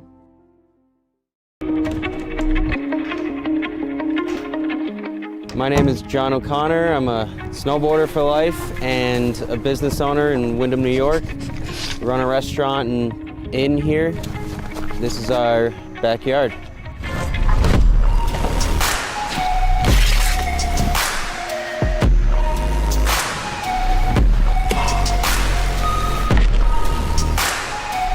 Having a backyard park is really special because being able to snowboard at home and not have to get in the car, go to a resort, wait in the line, is your own creative space to do whatever you want, however you want. You're in your element. You're right at home, and it's a really good feeling when you can tune into the space around you with you and your friends and just make something special of it. The Tow Pro has helped my vision come to life with where I would like to take the backyard setup, and without it, it wouldn't be the same. It's the most easy to use, compact, portable, reliable rope tow that you can buy. It's the best thing that I own as far as what gives me happiness in life. Without it, it's not the same when you're hiking. To be able to keep riding and feel like you're snowboarding, that's what it's all about. And the Tow Pro has made that happen.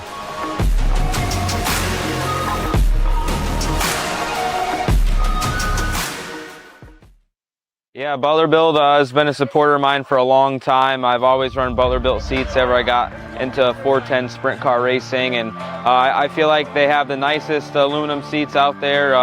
The craftsmanship, the welding on it is top notch, and now they're pouring my inserts and have the gravel cut seat and gives you a lot of clearance for your hybrid or your Hans, and I feel like, you know, there's no better seat out there. Yeah, I mean, a little bit of feedback, right? These guys do it every day, so as me as a sprint car driver specifically, you know, every form of dirt racing, the seats are built different, and guys like us, you know, drivers are wearing holes in their hybrids because they're rubbing on the seats, and felt like there was a need for a little bit of a new design and a new generation of the sprint car advantage seat. So, yeah, it's been a fun ride, and hope to continue the relationship for a long time.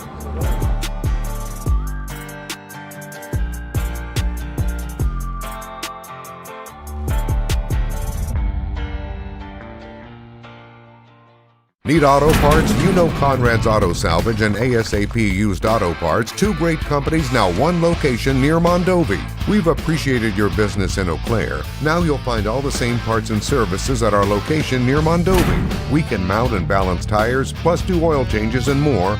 All the same services in one incredible facility. Conrad's Auto Salvage and ASAP Used Auto Parts, two great companies, now one location near Mondovi for all your auto parts needs. When you push your engine to the limit, on the track, the farm, or the highway, only one name delivers unmatched protection. Schaefer's specialized lubricants. With over 180 years of proven performance, professionals don't guess. They trust Schaefer's. And in our region, there's one guy who makes it happen. William Denzer. Racers, farmers, fleets. They all call William because he's reliable, knowledgeable, and gets results. So support the brands and people who support racing. Call William today, 651-253-0999, or email denzer.schaefer.sales@gmail.com. Schaefer's, trusted since 1839. Power in every drop. Painful steps shouldn't be part of your daily routine. At Foot and Ankle Clinics, PA, we specialize in diagnosing and treating a wide range of foot and ankle conditions, from heel pain and bunions to diabetic foot care and sports injuries. Our board-certified podiatrists, Dr. Jeff Pellersells and Dr. Russell John Hill, bring decades of experience and a compassionate approach to every patient.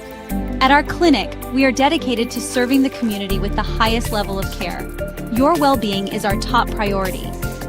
Serving the communities of Woodbury, West St. Paul, and Edina, we're committed to providing personalized care tailored to your needs.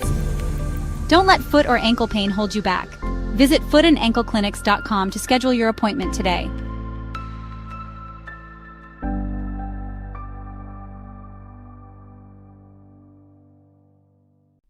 Every great journey begins with a trusted guide. And when it comes to finding your perfect home, there's no one better than Kathy Vetter. With over 10 years of experience and a passion for real estate, Kathy Vetter helps you find the perfect home, a peaceful country retreat, a cozy single-family house, or your very first step toward a lifetime home. She also specializes in commercial real estate, guiding you through every step of the way. From the heart of the metro to the scenic countryside, Kathy Vetter knows the Minnesota market inside and out, committed to finding the perfect fit for you, no matter where you are. Buying your first home can feel overwhelming, but with Vetter by your side, it's a smooth and exciting journey. She makes first-time buyers feel confident, supported, and understood every single step of the way. From your first showing to handing over the keys, Kathy Vetter works tirelessly to ensure you get the home you've always wanted. Kathy Vetter, your trusted real estate expert across Minnesota. From vibrant metro living to serene countryside escapes to agricultural and commercial spaces. Let her help you unlock the door to your next chapter.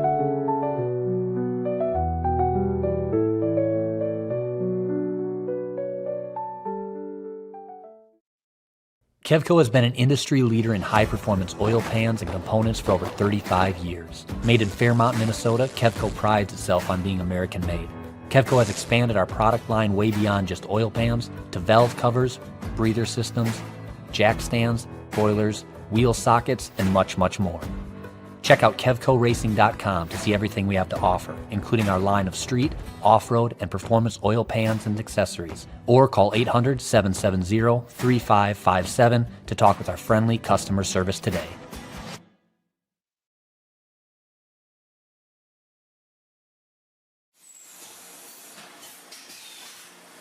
My two passions in life is racing and selling good high-end meat. So my grandfather came here from Germany back in the late 20s. He decided to open his own shop in 1951. He had all the recipes, he had all the talent. His father was a meat guy. His father's father was a butcher. They weren't football players, basketball players. They were in the meat business. And that's our family. That's what we're good at. Old World Meats was derived from Frank's Meats. That was my grandfather's name. I know the quality of my beef is the best because I've purchased it directly from the ranchers at Certified Angus Beef.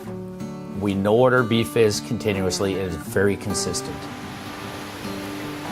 So we're located up here in Duluth on beautiful Lake Superior, just a stone throw off of Highway 61. I've lived here my whole life, and it's where I wanted to raise my family.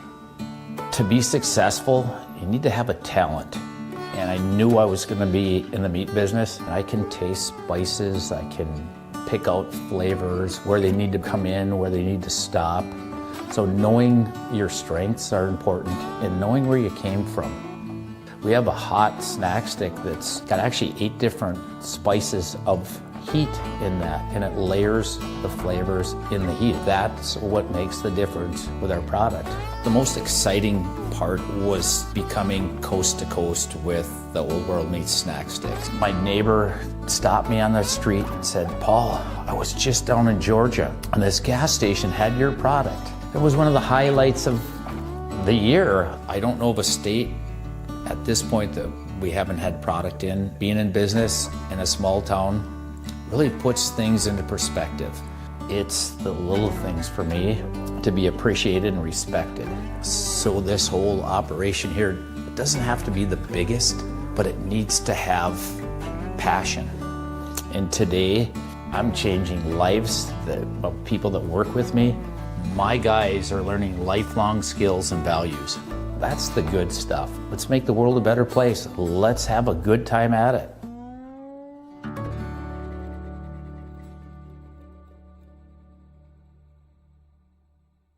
Ready to make a splash this summer? Grab your friends and head to River's Edge on the scenic Apple River. Whether you're looking to float the day away, camp under the stars, or catch live music and weekend events, River's Edge has everything you need for an unforgettable time. Book your tube, campsite, or party package now. River's Edge on the Apple River. Your summer starts here.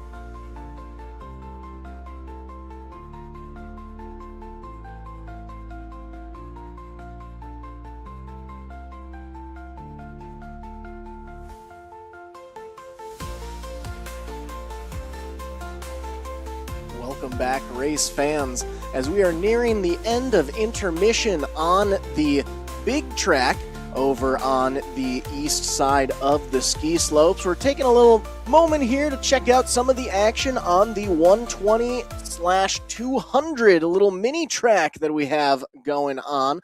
We have our kiddos racing on a smaller racing surface than we do the large racetrack, just because, we want to make sure that the kids are able to get up these steep slopes, or that they don't have to worry about getting up these steep slopes of Gunstock Mountain Resort. We have some 120 and 200 racing going on right now. We're about to start one of our next classes over here. We just got done with some 120 stock racing, I believe. Now we're looking at what could potentially end up being the 120 champ/open class. I believe we see closest to us on screen that all black sled looks to be the 367 of Henry Acker, racing out of Bristol, Vermont. We have a couple other competitors making their way out on the track as well. Looks like we have 5 in all. Acker was looking strong during that last race. He's giving it his all. But he's locked together with one of the other sleds. That's going to bring him back, sitting him in 4th as our top 3 competitors going to make their way out front. We get a little bobble from our rider in 3rd place. Top 2 start to separate, pull away ever so slightly, but our 3rd place racer isn't going to go without a challenge. Want to make sure that he's able to be up in the battle. Looks like that is the 011 machine that is sitting out front right now, trying to get some laps in during the feature race action that we have going on over here at the mini track. That could potentially be the 011 of Kane Dwyer, possibly. And we have a couple youngsters out there with some swapped numbers on their sleds. But there we get a nice aerial footage of the track that we've been doing. So kind of similar to the large track that you guys have seen for the Sunday Funday racing action and the snowcross racing action. We kind of have the same going on the mini track as well, where we have a little smaller turn. There you can see our 2 racers. They could have taken that left-hand option. That would have been for the smaller Sunday Funday course, but we are going the extended route on this that goes a little past those chair lifts, goes right underneath them for a little diamond back action, similar to what we have seen on the large track so far. They get onto the back straightaway, able to slide on down, get up to some pretty decent speeds there before going into a hard hairpin left. One of our racers missing the corner there, not quite able to hit the brakes as fast as they were hoping to. That is going to bring out the yellow flag, but as our other competitors are able to get by safely, we will keep on racing. There we get some nice back straightaway footage. You can see these sweeping downhill turns and straightaways that we have going. Provide some racing action all across the board. There we have the 030 of, I believe, the 030 racer is Liam Morse. And just like that, the checkered flag will fly for one of our mini track races that we have going on over on the west end of the Gunstock Mountain Resort slopes. We should be back to some green flag racing here on the large track momentarily, but we just wanted to make sure that the kiddos were able to get some action in as well.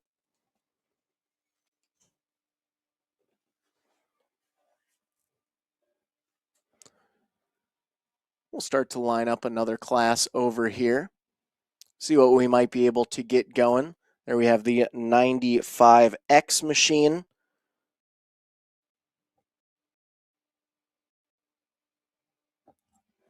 The 123 making the lineup.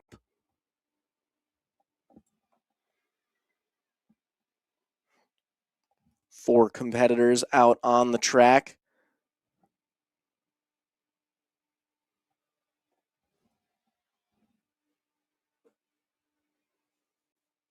Looks like this might be the 120 improved stock class. 95X of Jameson Rue from Pitson, Maine. The 123X of Wesley Apt from Brownfield, Maine, making the call as well. Here we can see the staging area for our youngsters as they get ready to head out onto their version of the track momentarily.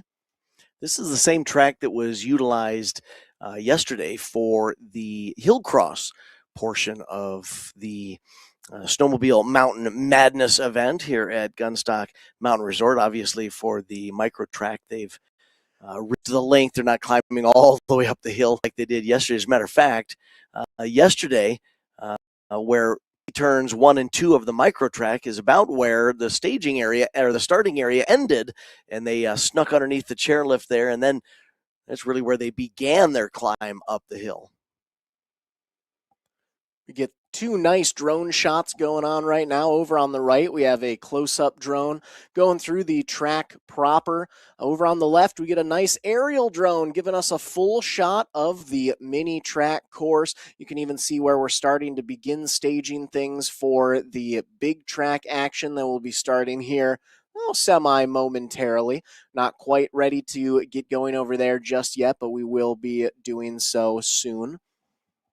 Some nice looks at the parking lot and staging area where we're able to have some of our spectators check out racing for a full weekend of racing action here for Snowmobile Mountain Madness at Gunstock Mountain Resort, presented by HK Power Sports. Now, you know, if it weren't for our friends at HK Power Sports, we wouldn't be able to be out here over on the northeast side of the region. Let's make the most of race weekend with a stop at HK Power Sports. It's your go-to destination you need on and off the track, with two convenient locations, including our Hookset store just off I-93 and our Laconia location just 15 minutes or 8 miles from Gunstock Mountain Resort. Getting geared up has never been easier. Whether you're dialing in your sled or making last-minute adjustments, we've got you covered with a full selection of safety gear, performance parts, and race day essentials. Stop in, stock up, and hit the mountain ready to ride. Thank you to HK Power Sports and all of the fine folks who are able to assist us in coming out from the Midwest, where we normally reside for X Racing and MBTV Sports, to the beautiful slopes of Gunstock Mountain Resort in Guilford, New Hampshire.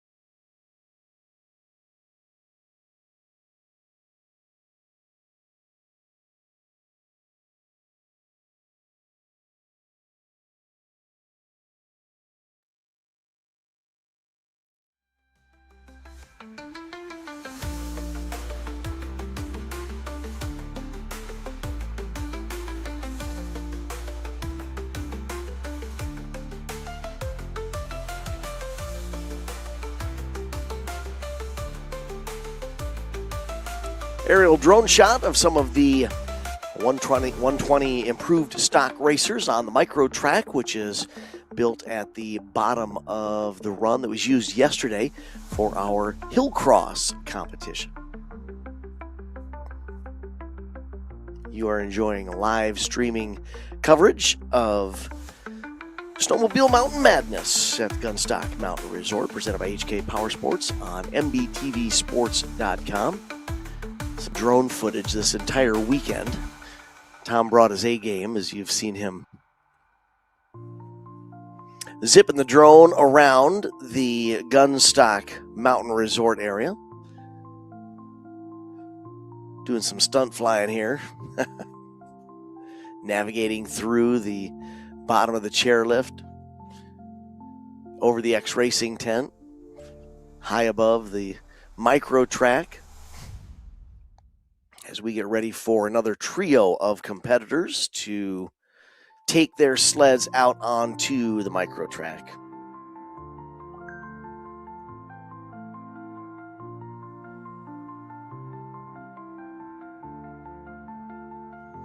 Big thank you also to Dan Wall, who's doing drone work for us this weekend.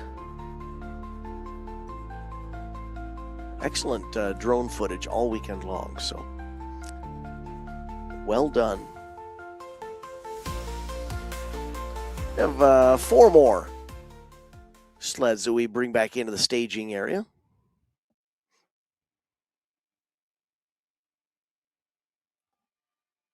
So just imagine these youngsters on their micro sleds. You might be wondering why they wouldn't run the micros at the same time that they're running bigger sleds over on the other tracks, since they're on 2 different tracks. Well, of course, a lot of these kiddos' parents are competitors over on the other tracks. We want to give them an opportunity to watch their youngsters have some fun. This is the 123 of Wesley Apt, the drone following Wesley around the left-hand turn. I love the helmet there with the stars and stripes proudly displayed on Wesley's helmet.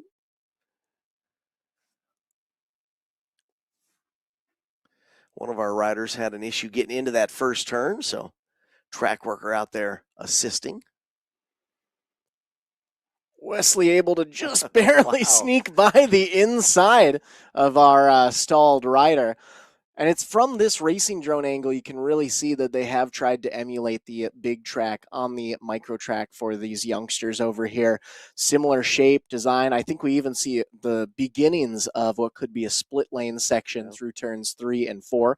There we get a nice shot of the 50 of Mac Bellinger, sponsored by Aaron's Repair Center, putting in some solid laps. Also in that drone shot, you could see, even on the micro sleds, the 120s, it's not nailed to the surface. They still have to ride out some slips and slides, and that's how they learn their control of the micro sleds. And before you know it, they'll be transitioning up onto bigger sleds with a little bit more power, a little bit more oomph, a little bit more speed.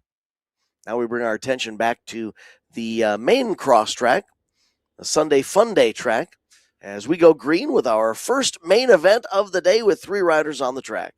This was Transition 8 to 12 and Junior 10 to 13. In the Transition 8 to 12 class, we have the 11 of Rosa Brown and Tucker Morse atop the 030. And in the Junior 10 to 13 class, the lone entry of the 6X of Lucas Richardson, who has been having a phenomenal day so far. Now remember, for the Sunday Funday portion of the event, we've actually cut the racing course in half. So we've thrown a turn 1 and a turn 2 right into the middle of the straightaways, which, as you saw earlier today, which would continue further on up the hill for the snowcross portion of the program. But the Sunday Funday portion, we cut out a couple of the larger jumps that are on the top of the main straightaway, and we shortened the course a little bit. But nonetheless, still a fun day of sled racing at Gunstock Mountain Resort for all of these youngsters. There we get a nice shot of the 11 of Rosa Brown, our current leader in the Transition 8 to 12 class. But close behind him, giving chase the 6X of Lucas Richardson. Actually, Lucas getting the checkered flag that time across the start-finish line.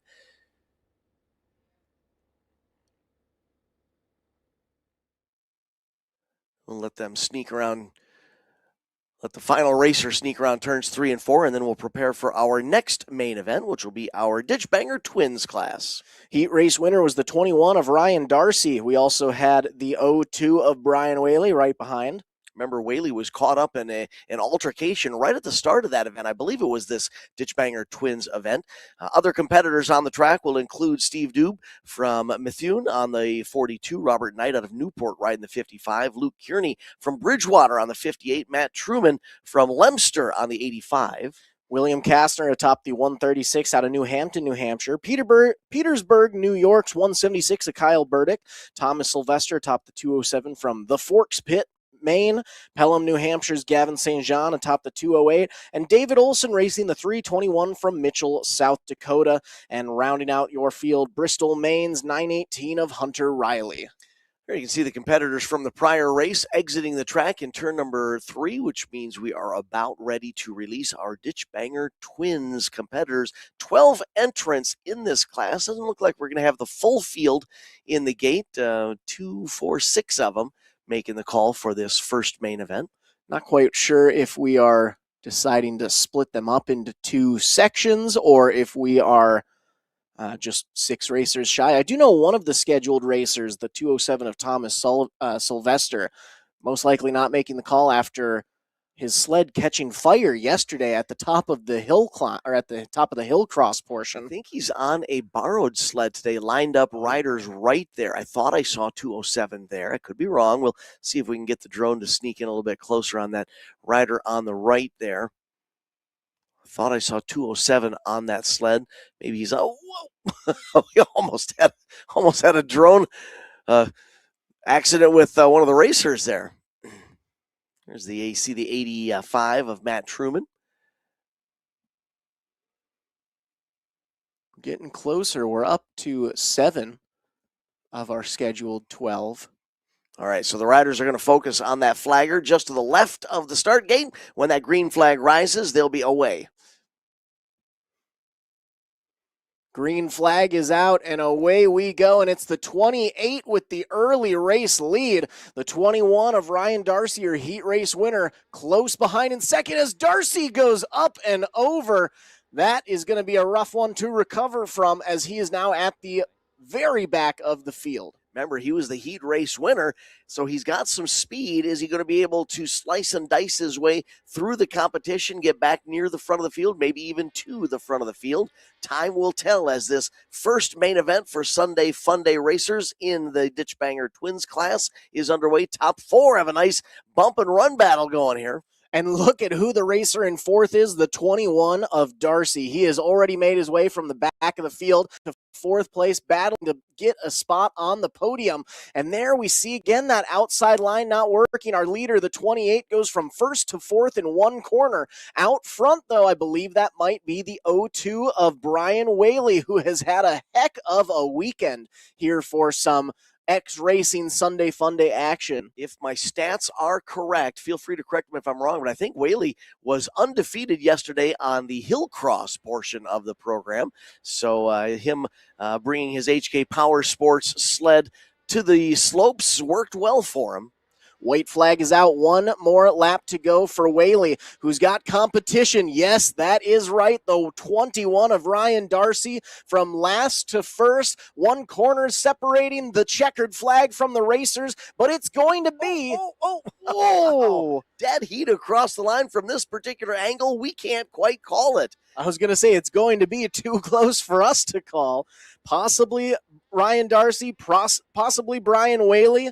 Who quite knows, but either or, One of them's first, one of them's second, and I think it did end up being the 176 of Kyle Burdick rounding out your top three unofficially for the Ditchbanger Twins class. So now we get ready for 600 trail racers. You can see them already lined up in the start gate. Heat race winner was Bruce Gaspardi from North Adams with his Southside Sales Polaris Rocks Woody's G&A Pro number 28 machine. Second was Brian Shaw on the 717. Third was Tom Barbados with the 0690. Other racers included the two of Bobby Drew out of Windham, New Hampshire, Cheshire, Massachusetts, Tyler Avery atop the 76, and the 550 of Matt Wetherell racing out of Southbridge, Massachusetts. All six of them in the gate. There's one hidden right behind the red flag there, but all six of our sleds expected for this race in the gate. So they're ready to rock and roar as our starter holds the green flag in his hand. Riders are ready. Give him a nod of the helmet, and the green flag is up their way. 5 wide going right over the start finish. Oh, I thought I saw one of our racers almost fall off the side there, but going into the hole shot, it's going to be the 28 of Bruce Gaspardi, your heat race winner, out front once again. The 76 of Tyler Avery holding on to the number 2 spot for now as they prepare to complete lap number 1. They sneak down into turns 3 and 4. They complete lap number 1 this time across the line, and it is Gaspardi and Avery running 1-2. Avery can't go too easy, though, as he's got a close competitor right on his tail in third place. He's able to space out a slight bit from him on the front straightaway there, but our top three still in decently close quarters. 326 machine holding on to fourth as he will try to close in and maybe challenge and race into the top 3. That time it looked like Avery had a little issue getting out of turn number 4, and that allows the third place sled to close in.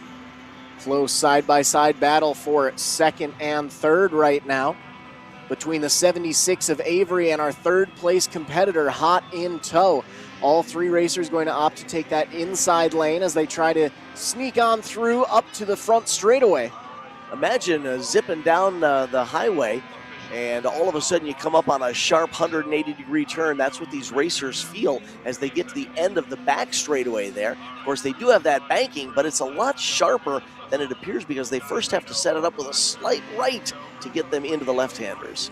Checkered flag is out. The 28 machine of Gaspardi will get the W to back up the heat race win. He's got his first main event win of the Sunday portion of Snowmobile Mountain Madness. Southside Sales Polaris, Rock Speed Effects, Woodies, and CNA Pro Skis all along for the ride for Bruce Gaspardi. Up next, we have our 800-850cc trail class, where the heat race winner was the 50 of Josh Pearl from Loudon, New Hampshire. Right behind him, Nick Bergeron racing the 32 out of Bennington, New Hampshire.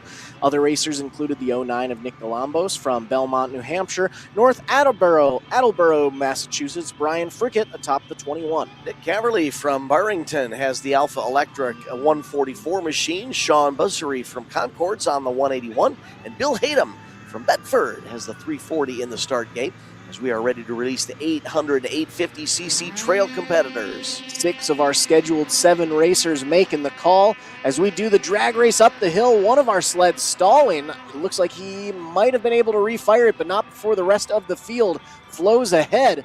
Where is our heat race winner, though? The 50 of Pearl. When I saw him go into the first turn, I could have sworn he was about in third or fourth place. Race leader had trouble getting out of turn number 2. That was the rider in black there who's currently back in third. So he goes from first to third in one turn. And now we've got a 2-rider battle for the top spot as they come back to turn number 1. And in that same turn, it was the 50 of Pearl who was able to sneak by from middle of the pack up to the lead, and now he is starting to distance himself from the rest of the field. But don't look now, second and third are hot on his tail. Pearl's going to take that outside line. One of our racers going down. He got in a little too hot into turn number 3. He was trying to take that inside lane, had nowhere to go, jumped the berm, slid all the way to the outside lane, and he's lost the top 3, top 4, top 5, all the way to the tail end of the field. The 09 of Galambo sitting in that third place spot as we have a new race leader.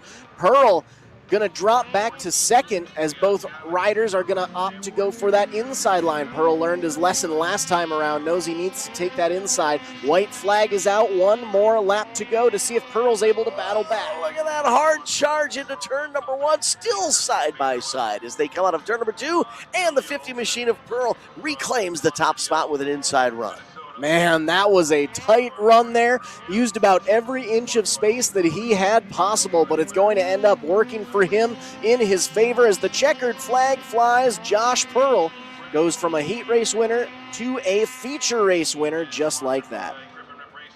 Our 800 to 850 trail first main event with some high drama and great battles for position, not only for first, but also second, third, and then outside the top 3. They were slicing and dicing as well. We'll get ready for a 4-sled race next. Junior Open heat race winner was the 56 of Riley Hartford out of Wolfboro, New Hampshire. Right behind him, Julia Olson finished second on the 521 out of Montevideo, Minnesota. Gavin Singer from San Morton rides the 114 machine, and Brennan Como from Nashua on the 16. 4 racers. First main event for Junior Open class. Starting lineup's going to check the line, make sure riders are ready, give them the green, and away we go up the steep slopes of Gunstock Mountain Resort. It's going to be a 3-rider battle for the lead up front. One of them going to separate themselves. Looks like that's the 16 of Brennan Camo. Camo finished third in the heat race. He's got something to prove during the feature, but he's got company on his tail. The 56 of Riley Hartford trying to make a move back to the inside. Riley Hartford right on the tracks of the race leader as they went through turns 3 and 4. Didn't quite get out of turn number 4 as quickly as did our race leader. Gives up some space to the race leader and also allows the third place sled to close the gap. Camo, Hartford, Olson, Singer, 1, 2, 3, 4 as it currently stands, and we are halfway through this feature race for the Junior Open class. Things stretching out a little bit, equidistant from first to second to third to fourth. Top 3, though, trying to pull away a little bit from that 4th place sled. Having issues. Is he able to hold on? Wow, What a save. That may have been the best save I've seen of all weekend, but that Unfortunately stalled the sled. Saved it, but stalled it. White flag flies, and that's just what Riley Hartford was looking for. That's going to give him and Julia Olson a chance to make their way on by. Olson, though, starting to catch up to the rear end of Hartford. Will we see yet another potential pass for the lead before the race is done? I don't quite think so, as Hartford seems to have this in the bag. The 56 of Riley Hartford going to take the checkers and the win for Wolfboro Boat Company, Eastern Propane and Oil. Julia Olson, though, going to finish with a solid second place. Here's the instant replay of that save. We're going to try and get it up there onto the MBTV stream. Exiting the track, so I didn't quite see the replay there, but it was a great save. Unfortunately, took Como from the lead to a 4th finish. I'm sure heart rate was high. Up next, plus 30 entries in the gate, or 8 entries for it, 5 in the gate. We have the 02 of Brian Whaley, Cameron Droyne on the 5C, the 28 of Bruce Gaspardi. Junior Sierra's riding the 33 this weekend. Spencer Delabrew on the 194. Matthew Parker with the 316. 616 of Eric Kane and 829 of Derek Graham are going to round out your field for race number 6, plus 30 snowcross feature. Got 5 of those expected 8 racers in the start gate. Flagger going to check the line, make sure the riders are good to go. Green flag is out, and we are racing. The way they start these snowcross events is very similar to how you might see in some other forms of racing where they start from a dead stop. That starter will hold the flag at attention, then he will literally point at each racer, and he's waiting for a response from the racer. It might be a thumbs up, might be a nod of the head, might be a yes, whatever, but some sort of indication that that racer is ready to rock and roll. He'll do that to each racer in the start gate, and once they're all ready to go, then that flag can rise at any moment. Single file throughout the field, but we've got a close race going on for the lead. Only about 2 sled lengths separating our top 2 racers. I think that might be the 194 of Spencer De La Brewer in second, if I'm seeing things correctly. Did have a local caution there right at the end of the back straightaway before they get into turn number 3. You can see the sled sitting there. Rider was up under his own power, so no harm, no foul there. But, of course, for safety purposes, we have that local caution flying as those racers are actually jump right before that stalled sled. Want to make sure that they're aware of it. White flag is out. One more lap to go for our racers in the lead. If I'm seeing this correctly, I think it might be the 316 of Matthew Parker in the lead with Spencer in second. But one final time through that hairpin left-hand corner, checkered flag is going to fly on the plus 30 snowcross class. Quite a drastic increase in speed as we made the transition from some of the younger racers to that plus 30 class, and good racing action there. I'm sure we are going to need a moment here to clear that sled off the racing surface. Not quite sure what the breakdown was on that sled, but give us a moment here to clear the racing surface for safety before we can release our next race, which will be the Ditchbanger Triples and the Wedge Life 89 to 98 700cc class. Well, we take a moment here to clear the track. This is a perfect time for us to thank a few of our sponsors for allowing us to come out here to the beautiful slopes of Gunstock Mountain Resort, presented by HK Power Sports. We want to thank the teams at Wood Eats Traction, Podine Power Equipment, DLO Excavating LLC, Husqvarna, Cannon Power Sports, Ruck Excavating, Aeroplax Corporation, and the Power Lodge, among others. If you see any of those out in the community, make sure to give them a shout out and thank them for being a part of the season. Up next, race number 7 in the Ditchbanger Triples class. We had the 00 of Mark Harrington out of Topsfield, Massachusetts. Salisbury, Massachusetts 74 of Craig Tochi, and Cameron Pelkey from Essex Junction, Vermont, atop the 141. Kyle Burdick just missed out on the heat race win with his 176. Imperial Concrete Concepts sled finished second. Adam Young from Guilford is on the 369. Those 5 racers in the Ditchbanger Triples class as we release the pack. The other racer in the group is Daytona Gould from Dexter, riding the 1998 in the Wedge Life 89 to 98 700cc class. Seems as though 8 of our expected 6 racers making the call for number 7. So we have a couple added racers to the starting grid for this race. But we're excited to bring some racing action out here. Fortunately, two of those racers we may not be able to call you by name, but we'll do our best. And out front, boy oh boy, is our race leader absolutely pulling away from the rest of the competition. Right behind him, we had a 2-rider side-by-side battle for second that was decided there on the back straightaway. That second-place racer now pulling away from third. Not sure if he's got enough race left to close in on the leader and throw a challenge at him. And I also can't quite tell from this distance, is that the green flag or the white flag flying there? We will see as our race leader approaches the finish line. I believe that was still the green flag, but this time by, we are going to swap things out. White flag is out. One more lap to go for our competitors, where the top 2 have fully separated themselves with a full straightaway advantage over third on back. We've turned into a somewhat battle for first and second, third and fourth, 5th, 6th, 7th, and 8th all behind, but here's a battle for the lead, both taking the inside line. Are we going to be able to cut down for a new race winner? No, we are not. So our race leader is going to go flag to flag. Second place, though, going to give him a heck of a battle. What a tip of the cap. That charge from outside the top 2 actually was running third after the first lap. Then not only had to pass for second, then closed the gap to close in on the race leader and almost stole that lead on the final turn. Nice battle there in that first main event for the group. That was race number 7 of our features. Race number 8 going to be up next, 600 Open 18 plus. Heat race winner was the 5C of Cameron Droyne. Right behind him, the 194 of Spencer De La Brewer and Tyler Avery piloting the 76. Top 2 finisher from the heat race, Zach already introduced Delabrew. Whitney Roberts from Ashfield, Massachusetts, going to be on the track. Thomas Sylvester out of the Forks pit is racing the Northeast Free Riders 201 Power Sports, Barry's General Store 207 machine. Brendan Combs on the 603 and Brian Shaw on the 717 as 4 racers get the green flag and pull away. Last race we had 8 of expected 6.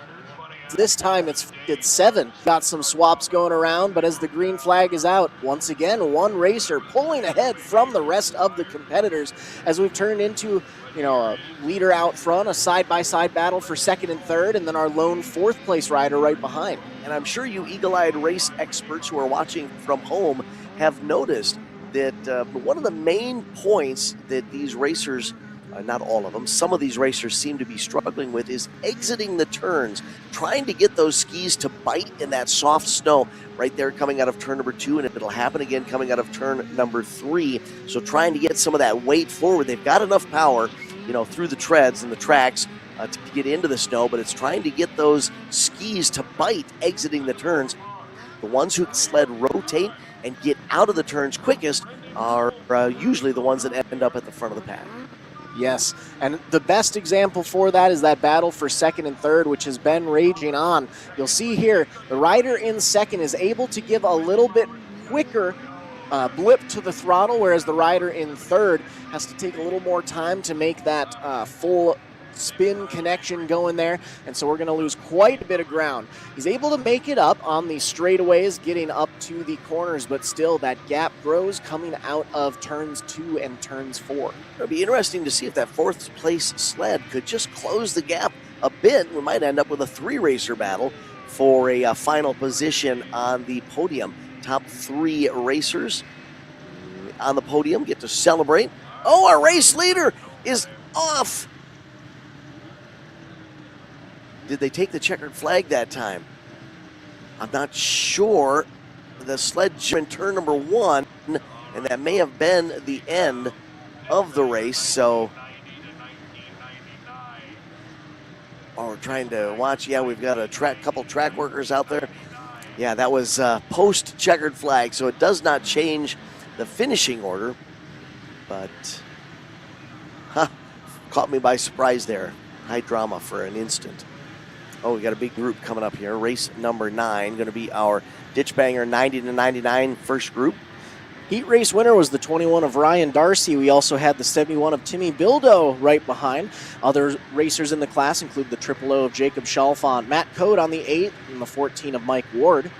Kyle Burdick's riding the 176, Craig Totsi on the 74, Steve Shearer with the 188 machine, Gavin St. Jean on the 208 as the green flag flies. We release them. Other racers on the track include Adam Young racing the 369, Kevin Bergeron with a 634, and Garrett Lasanda with the 917. Here we've got some nice close camera work from our drone pilot as the heavy traffic makes its way down the back straightaway and into turn number 3. Dan Wall doing great work on the race drone capture footage right there as we get some nice battles. Oh, we got one of our racers stalling on the front straightaway just outside of turn number 4. So our leader's able to hold on strong, but we've got a tight side-by-side battle for second and third and a nice 3-rider battle for 4th, 5th, and 6th. Of course, with the top 2 running nose to tail in the turns 3 and 4.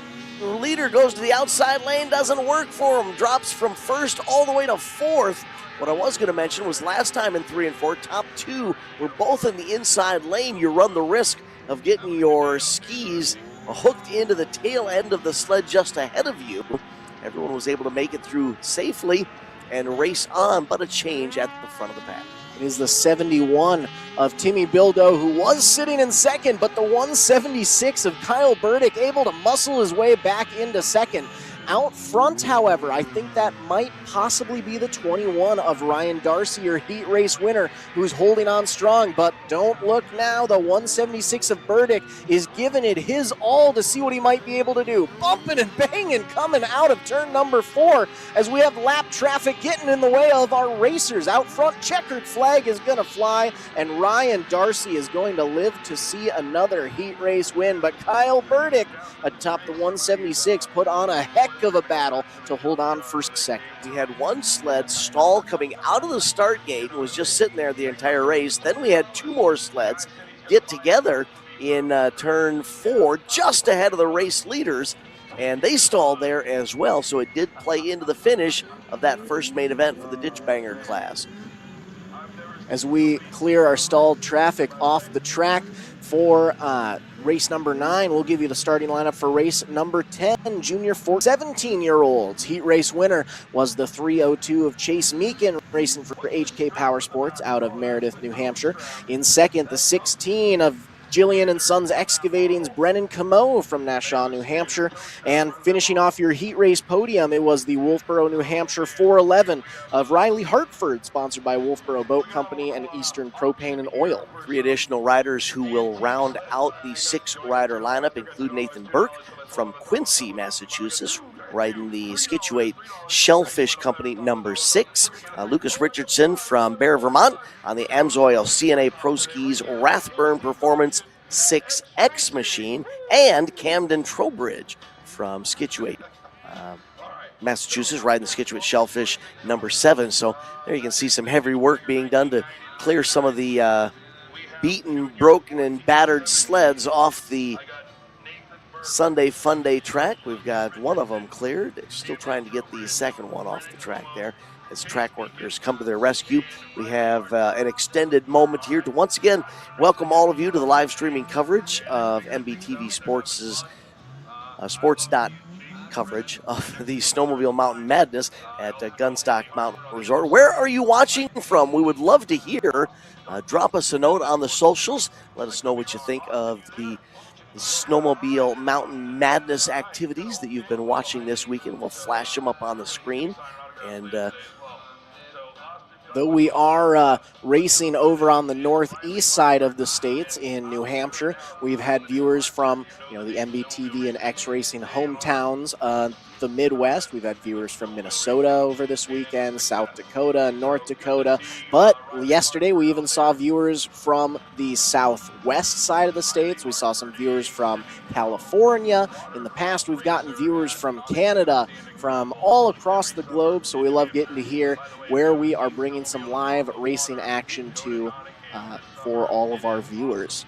Looks like now that we have everyone cleared off the track, we're going to have just a second here before we go green flag racing for our junior 14 to 17-year-old class. Pulling the cords and breathing some life back into those sleds as we prepare for another start. As Zach just mentioned, junior 14 to 17-year-old class, and I think they're being a little soft in the naming there, as we do have some 13 and 11-year-olds in this class, but that's all right. Sunday Funday is all about having a good time as the green with a 3-wide battle for the lead onto the front straightaway.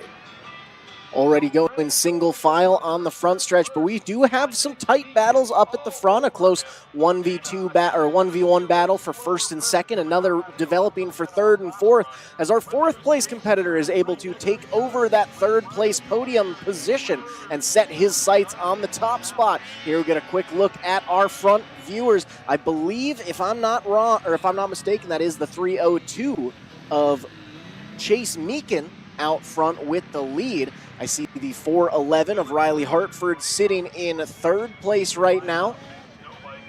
But we have got some great racing action from these youngsters out there as Meekin puts another solid lap in the books. Meekin's been absolutely dominating the snowcross and Sunday Funday racing action this afternoon, and as though he's going to be doing the same during our feature races. Chase making it look easy for a 15-year-old to battle through the competition past all the other sleds as the white flag flies. One more lap to go for Chase, and Chase will head down the back straightaway of the Sunday Funday Oval and make one final trip around turns 3 and 4.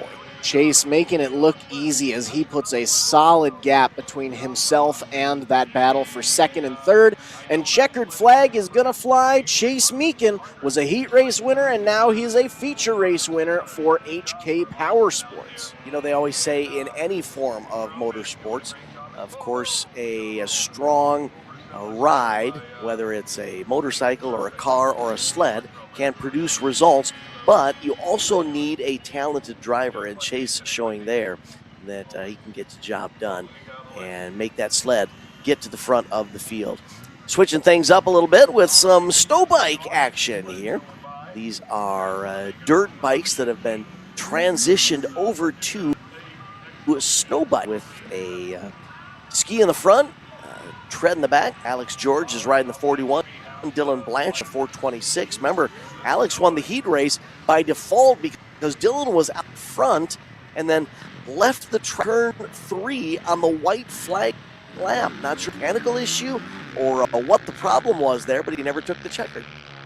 Green flag flies, and we're going to go snow bike racing across the steep slopes of Gunstock Mountain Resort. Now, we were explaining last time around, these are always an interesting class to watch because there's something fairly different from what we normally see here at our snowcross races. So what these racers have done, they take your typical motocross dirt bike. I believe both of these racers are racing Yamahas.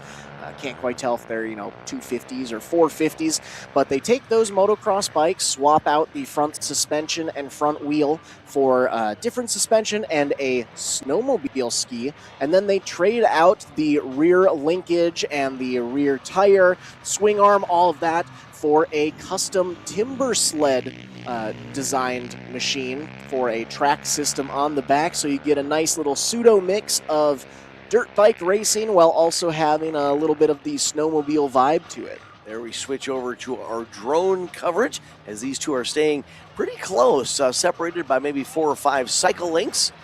Getting some good air there over the jump at the end of the back straightaway. One rider on the inside lane, one rider on the outside lane. Can't quite see the number on the bike. He's wearing the 208 jersey as the white flag flies. So something interesting, when we got a close-up shot of both of the bikes while they were in the staging area, actually both bikes are racing the 426 on the sides. So I'm wondering if the 426 of Dylan Blanchard had 2 bikes, let the 41 of Alex George borrow his. Which makes me wonder if maybe the rider with the 208 on the back is possibly Alex George, in which case he potentially just became a feature race winner. That was a fun battle there for the snow bikes. Nice seeing a bit different. Back to the sleds we go now with our kids Ditchbangers and our junior Ditchbanger classes. In the junior Ditchbanger 13 to 17 class, heat race winner was the 28 of Cody Paquette out of Pittsburgh, New Hampshire. Finishing right behind in second was Contacooks, New Hampshire's 000 of Jacob Chalfont. Sam Carey is riding the 242 in the kids Ditchbanger class. You will see that Sam is the racer that's a little bit off the pace. Sam's only 8 years old, whereas Jacob and Cody are 14 and 16-year-olds.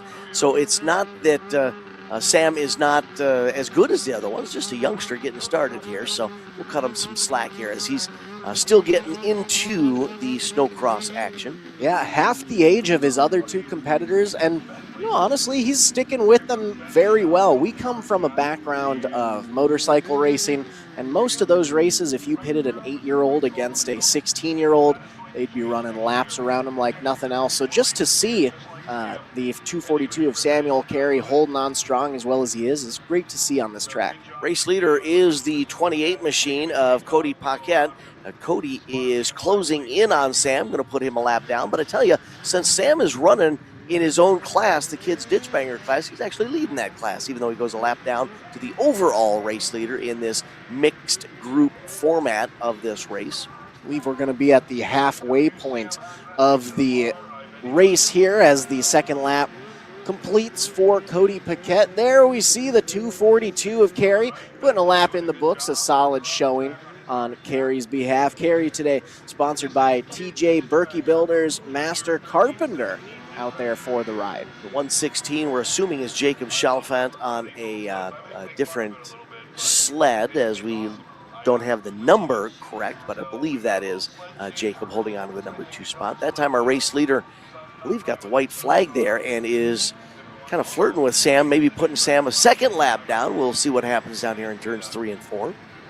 One final time through that split lane section in 3 and 4. Checkered flag is in his sights, and it's the 28 of Cody Paquette who's going to take the feature race win today. Took the heat race win earlier. Now he is a feature race winner. Sam stalls in turn number 3, so I think we're going to need to bring some track workers out here to help him clear the track as second place finisher sneaks around him and makes his way towards the waving checkered flag. Well, we get Sam's sled off of the track here. We'll give you your starting lineup for our next race, Ditchbanger 2009 and our trail class. So in the Ditchbanger 2009 class, heat race winner was the 21 of Ryan Darcy, racing for MRB Darcy. Finishing right behind him in second, the Southside Sales Polaris Rock Speed Effects Woody's Traction CNA Pro Skis number 28 of Bruce Gaspardi. We also had the 18 of Eric Mayer racing out of Pelham, New Hampshire, and Pelham, New Hampshire's Peter Brody atop 32. Matt Truman will be riding the Matt's Cats Studboy 85 out of Leominster, New Hampshire. Frederick Apt from Brownsfield is atop the 123X. Cameron Pelkey out of Essex Junction is on the Frank's Motorcycle Sales and Service FXR 141. And Brendan Combs from Center Harbor riding the 603. All alone in the trail class, we have the 340 of Bedford, New Hampshire's Bill Hayden racing today. So we should have 9 racers making these, as though we have 7 kind of. Already, green flag is out, and we are Ditchbanger 2009. There we have a nice little split up into 2 sections so far. Our top 4 racers, a little space before we get back to our last 3 racers, but out front and pulling away, our leader has already distanced himself substantially from the rest of the competition. I believe that is the 21 of Ryan Darcy, our heat race winner, who's setting the pace, leading the charge. There we see the 603 of Brennan Combs holding on to that 3rd place spot. And if my eyes do not deceive me, I think that might be the 28 of Bruce Gaspardi holding on to 2nd, just like we saw during the heat races earlier on today. Sleds circling all the way around the Sunday Funday racing surface. Nice side-by-side battle there for a moment as they get down to the bottom of the back straightaway. You can see that snow is almost getting down to terra firma there, bringing some dirt up as they've dug it down with their repeated dive bombs into turn number 3. Nice little 3-rider battle for position in the middle of the field. But white flag flies, 1 more lap to go for the 21 of Ryan Darcy, who has been putting on a heck of a show all day long in the snowcross and Sunday Funday classes. So Darcy's got this one well under control. Going to make his way around turns 3 and 4. Uncontested. Checkered flag is out. Ryan Darcy from Stevenstown, New York, takes the win.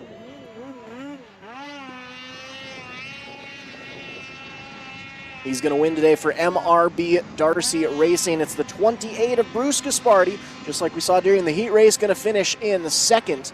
And I believe, unofficially, that might be the 603 of Brennan Combs rounding out your top 3 in the Ditchbanger 2000 to 2009 class. And now as we finish off our final sessions here on the Sunday Funday track, we're going to start getting things all set and ready to go for our snowcross track. So we already saw it during the heat races, but a quick rundown for those of you who may have just joined the live stream, or even if you had watched the heat races and you still want to know a little bit more about the 2 formats. So we do have 2 different types of racing going out here today. So that main track that we've been seeing, the smaller version, is our Sunday Funday track. Here at X Racing, Sunday Funday racing is designed for pure racing fun without the big jumps. The course features a snow Le Mans style layout with both left and right hand turns, a small roller section, maybe a small tabletop or a little single. There's no big airtime, but the racing action is still intense and competitive. This format was created for beginners, kids, and former racers who still crave an adrenaline rush, but also need to be ready for work on schools or on Mondays. Here we have Jager Cordes, a regular from the Sunday Funday races here in Minnesota, checking in from back home in Duluth, Minnesota, wishing he was out here. Jager Cordes, we wish you were out here joining us as well. Always great getting to see you throughout the season. Cordes had a pretty solid 2025-2026 season for the Sunday Funday racing action. Glad to see you tuning in on YouTube today. And hopefully we'll be able to bring you out here next year and see you racing over on the northeast side. But then, as we get our way into the snowcross portion, you will see us remove a couple of hay bales where we open things up to the full-size track. And right away, as we move from the snowcross track to the full-size track, you will see that snowcross delivers high-flying snowmobile racing action on a more technical track built for excitement. Riders battle through double tabletops, rollers, other challenging features, well, multiple sleds race on the course at the same time with tight racing lines and big air moments. Snowcross is fast, aggressive, and built for fans who love intense head-to-head competition. So yes, on that Sunday Funday portion of the track, we do have a couple rollers, some singles out there, but right as we get onto the Snowcross track, we start things off with two back-to-back huge doubles out there that we've already been seeing some snowmobiles doing some high-flying clearing of. You can see the micro sleds racing on the micro track. On the micro track, we actually have two versions, just like the Sunday Funday track and the Supercross track, where we have a long version of the micro track and a short version of the micro track. Right now, they're using that long version where the youngsters actually get underneath the chairlift there, and coming around the far turn, head back down towards the bottom of the hill there.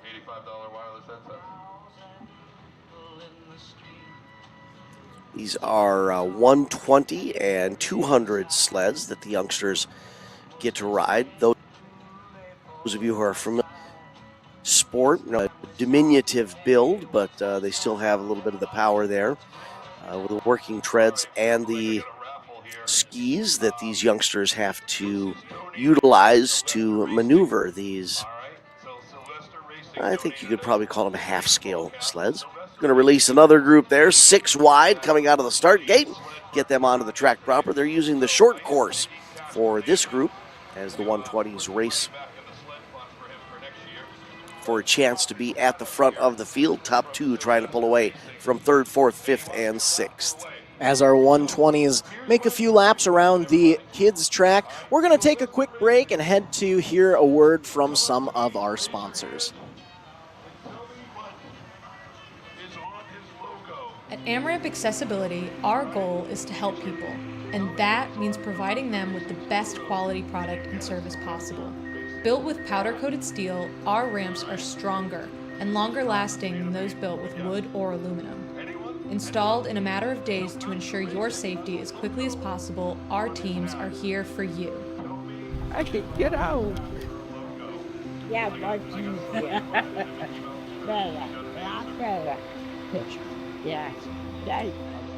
I don't even have the words to explain how much easier it is. We're just so thankful for it, so thank you. Thank you very much. Find your forward with AmRamp Accessibility today. Learn more at amramp.com.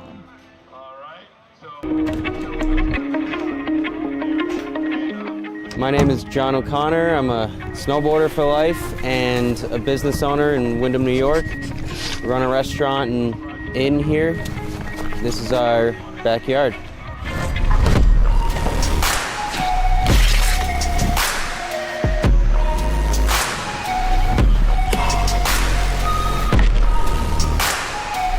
Having a backyard park is really special because being able to snowboard at home and not have to get in the car, go to a resort, wait in a line, is your own creative space to do whatever you want, however you want.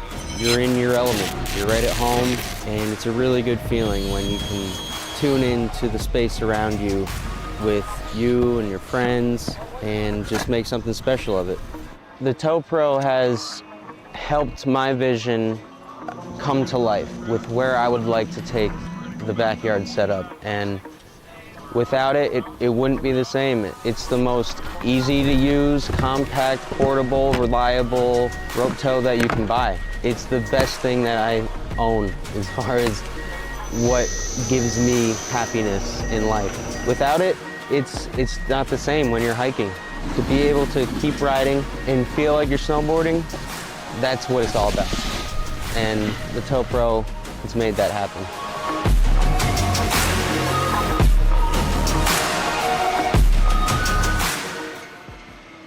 Yeah, Butler Build has been a supporter of mine for a long time. I've always run Butler built seats ever I got into 410 sprint car racing, and I feel like they have the nicest aluminum seats out there. The craftsmanship, the welding on it is top notch, and now they're pouring my inserts and have the gravel cut seat and gives you a lot of clearance for your hybrid or your Hans, and I feel like, you know, there's no better seat out there. Yeah, I mean, a little bit of feedback, right? These guys do it every day. So as me as a sprint car driver specifically, you know, every form of dirt racing, the seats are built different. And guys like us, you know, drivers are wearing holes in their hybrids because they're rubbing on the seats, and felt like there was a need for a little bit of a new design and a new generation of the sprint car advantage seat. So yeah, it's been a fun ride, and hope to continue the relationship for a long time.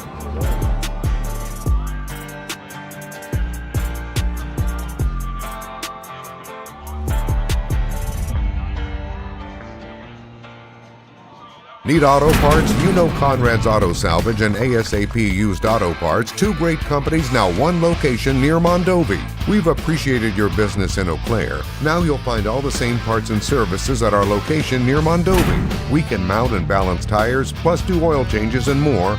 All the same services in one incredible facility. Conrad's Auto Salvage and ASAP Used Auto Parts, two great companies, now one location near Mondovi for all your auto parts needs. When you push your engine to the limit, on the track, the farm, or the highway, only one name delivers unmatched protection. Schaefer's specialized lubricants. With over 180 years of proven performance, professionals don't guess. They trust Schaefer's. And in our region, there's one guy who makes it happen. William Denzer. Racers, farmers, fleets. They all call William because he's reliable, knowledgeable, and gets results. So support the brands and people who support racing. Call William today, 651-253-0999, or email denzer.schaefer.sales@gmail.com. Schaefer's, trusted since 1839. Power in every drop. Painful.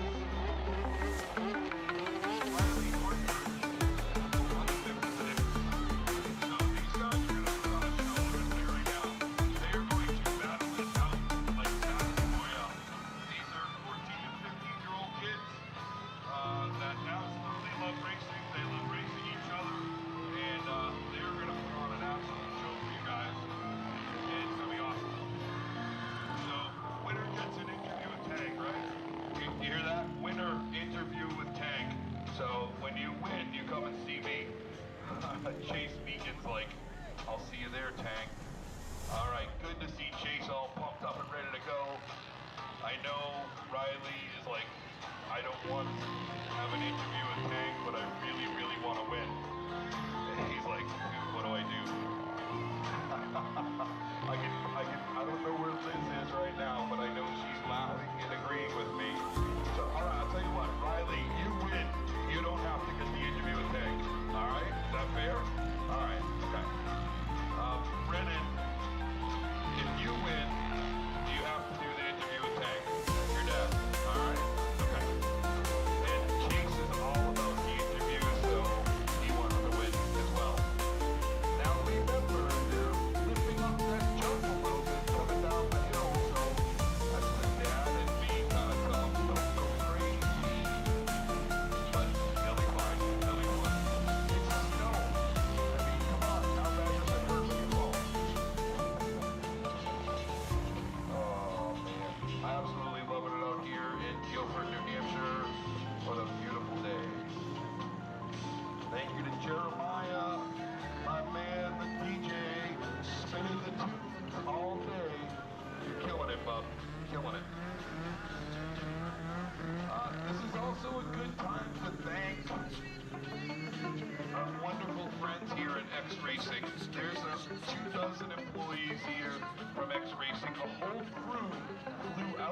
Minnesota to help with this huge event we're putting on here today.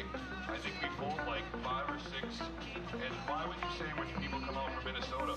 Well, X Racing runs a 4-race, 5-race series every year in Minnesota. And due to the owner's experience, Joe Duncan, New Hampshire has kind of said, hey, we need help with the Eastern Snowcross series.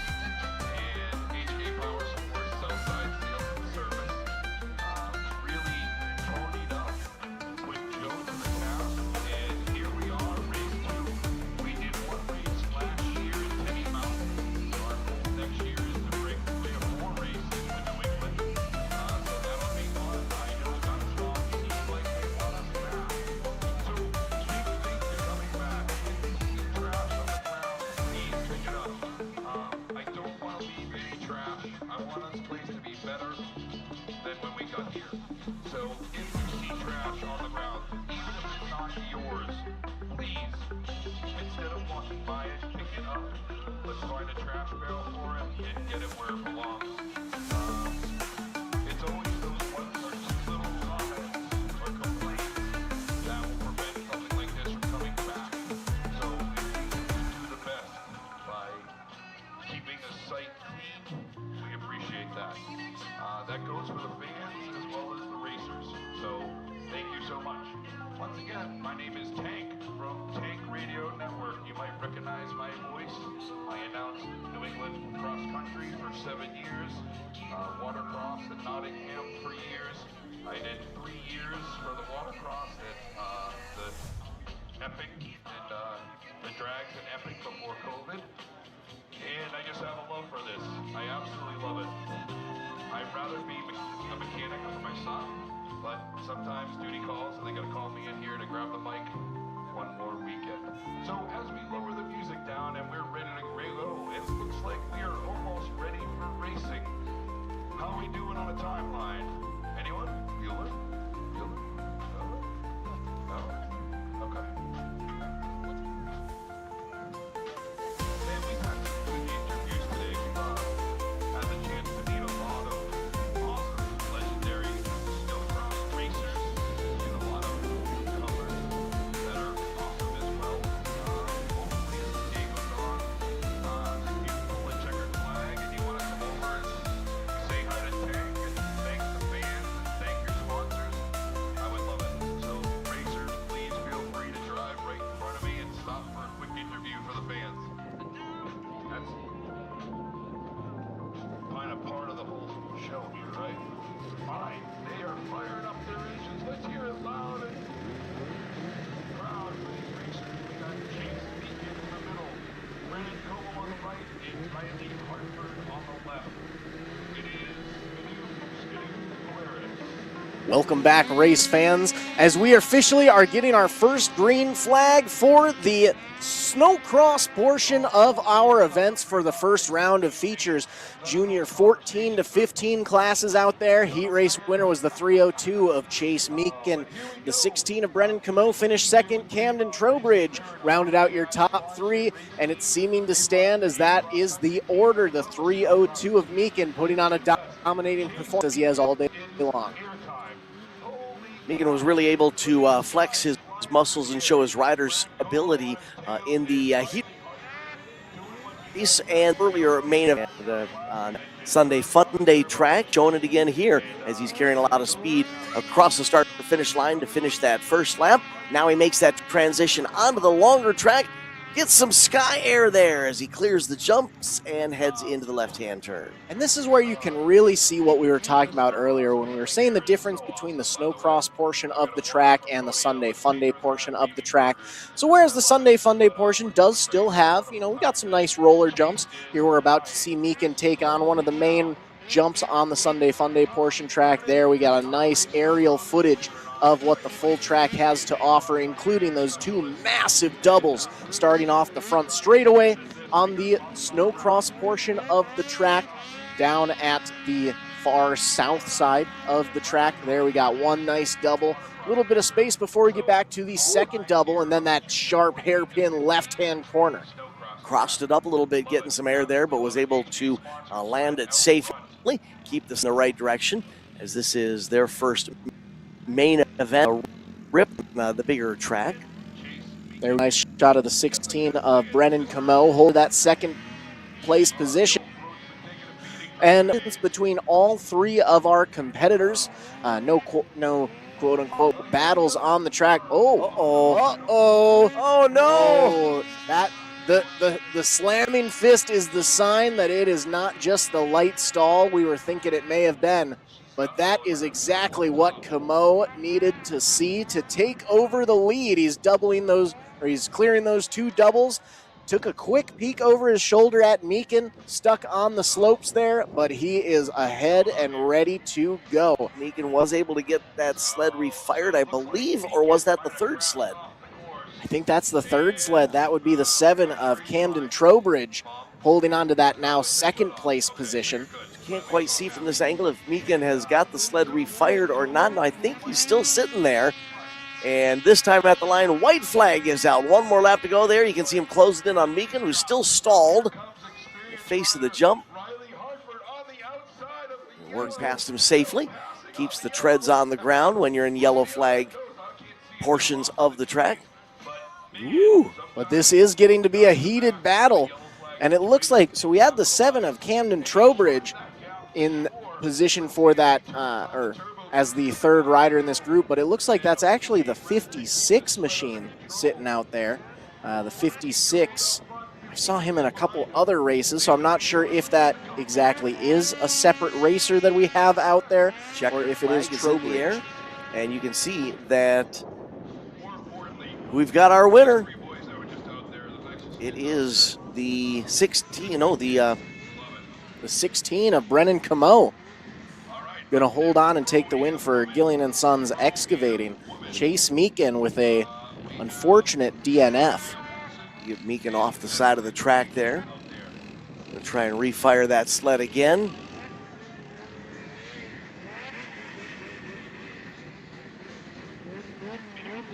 We can't quite release the next group as we've still got sleds on the track. Seems like that may have possibly been the 56 of Riley Hartford, who could have possibly finished second, or at least possibly Camden Trowbridge utilizing Riley Hartford's bike. There you go. Sled. Yeah. All right, so we clear the track, and we will prepare for our next main event, which is going to be our Pro-Am women's payout class and the plus 25 class. In the Pro-Am women payout class, heat race winner was the 24 of Cecily Bernache out of Ackworth, New Hampshire. We also had the 8X of Julia Olson. Spencer Delabrew is racing in the plus 25 class. Spencer out of Ham Lake, Minnesota is riding with support from Carbide Podcast, Woody Sunday Funday, Ridge Sunglasses, Dennis Kirk, Hot Stuff Kitchen Code, amongst others. On the number 194, Brendan Combs is on the HK Power Sports 603. I believe I see 3 of our expected 5 racers. Earlier in the heat race, Travis Wickham was a scratch. So that may be one of the sleds that we're missing. I'm not quite sure which is the other sled that we are missing. Is it going to be Combs, Delabrew, Olson, or Bernache? I believe I did see the 194 of Delabrew in the staging area when we had a little closer shot going on there.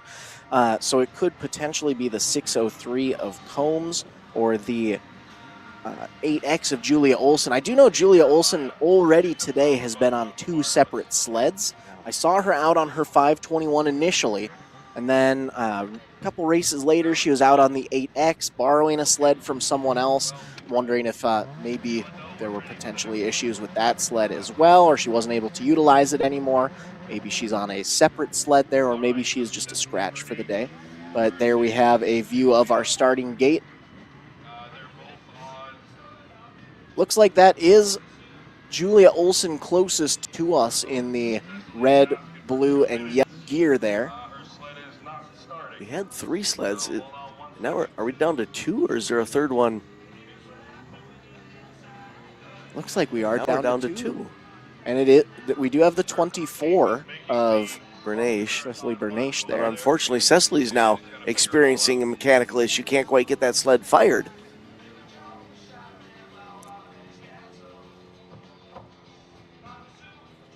taking a look underneath the bonnet there, see if they can figure out what the issue might be. Placing the latch straps, I believe. Or are they loosening them? Anyways, taking a few moments just to make sure that everything is good with Bernace's sled. Yeah. Well, they've got the full panel off. In the meantime, let's take a moment to thank a few of our sponsors for allowing us to come out to the beautiful slopes of Gunstock Mountain Resort.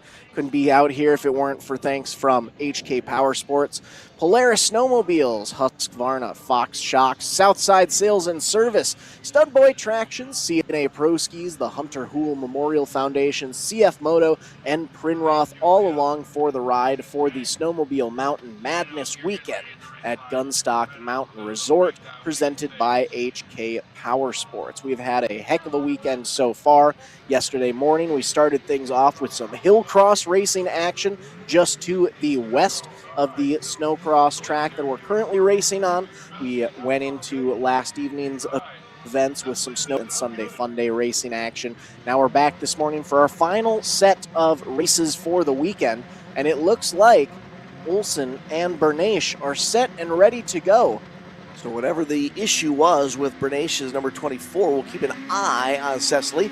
See if that sled is going to last the entire length of this race. Green flag is out. They are away. Drag race up the long hill to get to turn number 1. And the whole shot goes to Julia Olsen on the inside. Olsen with the early race lead.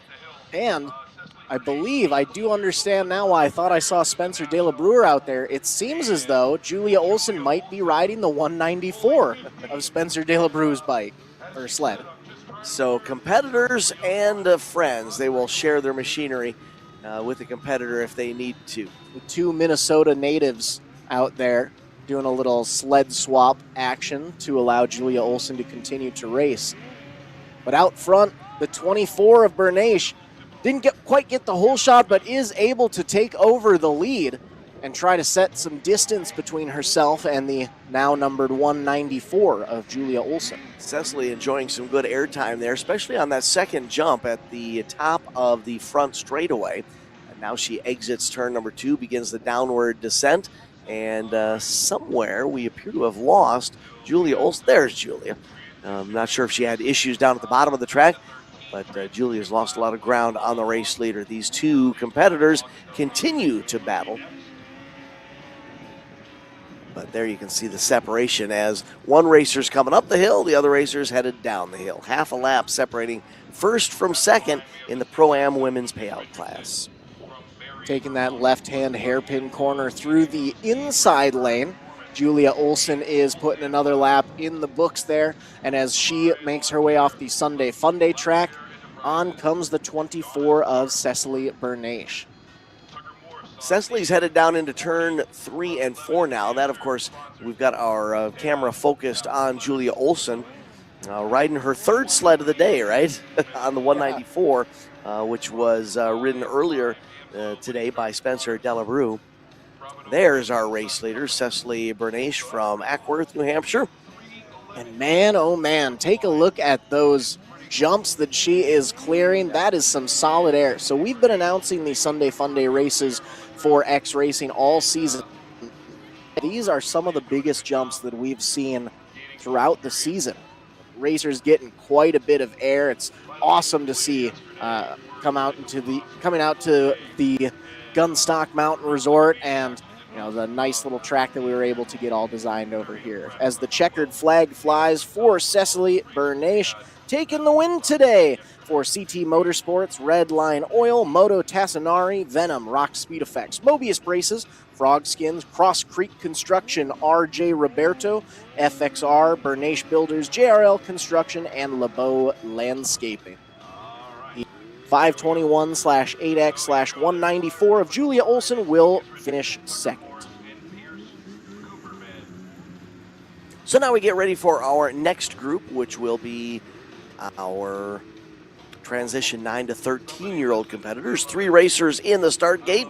Lucas Richardson from Bear, Vermont was able to pick up the heat race win earlier today on that Amsoil CNA Pro Skis supported Ski-Doo. Tucker Morse from Lebanon, New Hampshire is riding this 030, and Pierce Cooperman from Canaan, Maine on the 120. Green flag is out. Away they go. Race leader tries to pull away. Second and third given chase as they make that transition onto the snowcross track. Just like we saw earlier in the day, the 030 of Tucker Morse able to get the whole shot, but it's the 6X of Lucas Richardson who's able to make the move by and take over the eventual race lead, and there he has already distanced himself quite a bit between himself and his competitors. Richardson picking up that heat race win. Second and third still in play here. As a matter of fact, they're kind of flirting with a little side-by-side action here at the bottom of the descent as they head into turn number 3. Let's see if that will materialize into a position change in the running order or not. Morse has it. Cooperman wants it, though, and that is a nice little battle going on for the final 2 spots on the podium. Well, out front, the 6X of Lucas Richardson does what he has been doing all day long. That battle for second and third has stretched out a bit as the second place sled pulls away. I believe that's still Tucker Morse holding on to the number 2 spot with Cooperman giving chase in third. All 3 of them turning in good lap times. But, of course, Richardson in this trio, the class of the field, and then Morse just a tick faster than Cooperman right behind. There, it looks like the 120 of Cooperman is definitely able to decrease the gap between them on the east side downhill portion of the both snowcross and Sunday Funday track there. But once it comes to the uphill portion, it is the 030 of Tucker Morse who's able to grow a little bit of that distance once again. Lucas Richardson on the 6X is your race leader. That is the 030 of Tucker Morse that we have our camera on. And then right behind Tucker, Pierce Cooperman riding the 120 machine. Still, they're putting a decent separation between second and third. Looks like it went from about a 3 sled length gap up to about a 5 sled length gap. But just as I say it, the 120 of Cooperman able to reel him in ever so slightly. White flag is out for Richardson. 1 more lap to go for the 6X before he becomes not only a heat race winner, but potentially a feature race winner as well. Lucas Richardson also racing with support this weekend from Rathburn Performance, A's Mobile Sandblast, Aber Lawn Care, Le Pearl Enterprises, and Donna's Car Care Store. 1 final trip down the hill and into turns 3 and 4, and Lucas Richardson can then call himself a Sunday snowcross main event winner.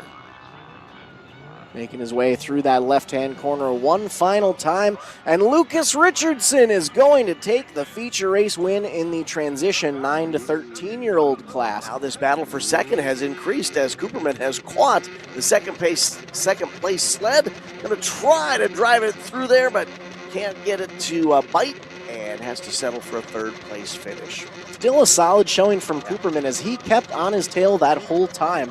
Up next, we have our Pro Plus 30 payout class, which includes heat race winner, the 748 of Mike Palat, racing for Southside Sales Polaris, CNA Pro Skis, Woody's Traction, Rock Speed Effects, and the 139 Designs.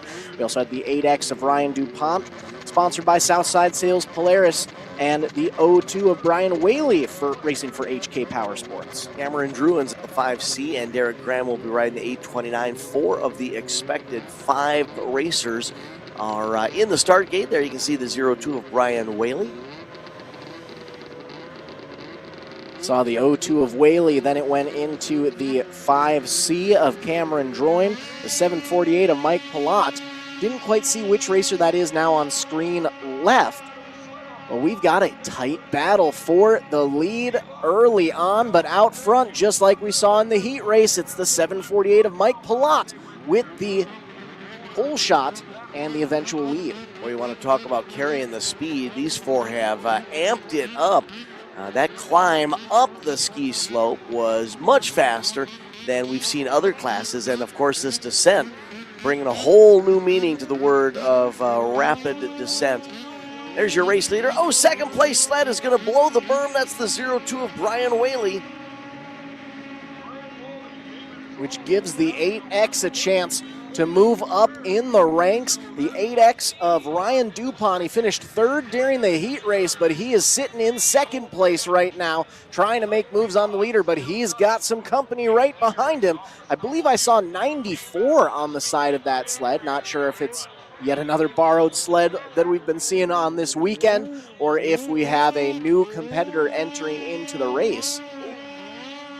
Thought we were closing things up there a little bit down at the north end of the snowcross track. There's your race leader. Second, third, and fourth giving chase. Now, Whaley on the blew that berm. Going to see if he can make up some of that ground that he lost. There's Whaley coming around turn number 2. Even on the descent, much more airtime for these racers coming down the long run. Yes, and it looks like this battle for the lead might be tightening it up. They've gotten it down to about a 1 sled length separation in the corners to about a 3 sled length separation on the straightaways. But the 748 of ProLite definitely has his work cut out for him if he wants to hold on to that lead, because the 8X of Dupont is giving it absolutely his every fiber of work to try to hold on and reel in ProLite. ProLite's running that left side down the back straightaway, whereas Dupont's running the right side down that back straightaway. Seems to be working perfectly for both of them. Maybe slight advantage to Dupont as he's been able to close the gap dramatically. Whether or not he's going to be able to catch ProLite and challenge him for the lead, we'll find out here as we close into the second half of this first main event for our Pro Plus 30 racers. There we're down to about a 2 sled gap between our first and second place racers. Still our third place holding on strong to that position. The 0-2 of Whaley not quite able to reel him in just yet. Interesting to see if either of these top 2, both wearing mirror gear, change their lane choices for the final laps of this one. Still under green flag conditions, so we've got a couple of laps at least to go. They've both been committed to running either the inside outside. Are they going to try the other lane to see if it will advance their efforts or not? Some nice hang time for our 94 machine. Down onto the back straightaway. A strong run from Dupont on the outside. Gets a little slideways there going up and over one of the jumps. Same with ProLite as he tucks it into turn 3 and 4.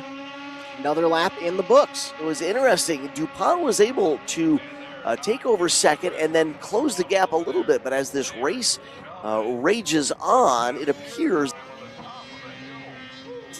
not fitness is coming into play, or just the sled is not landing the way he wants it, but ProLite is beginning the process of stretching that advantage out over the 8X.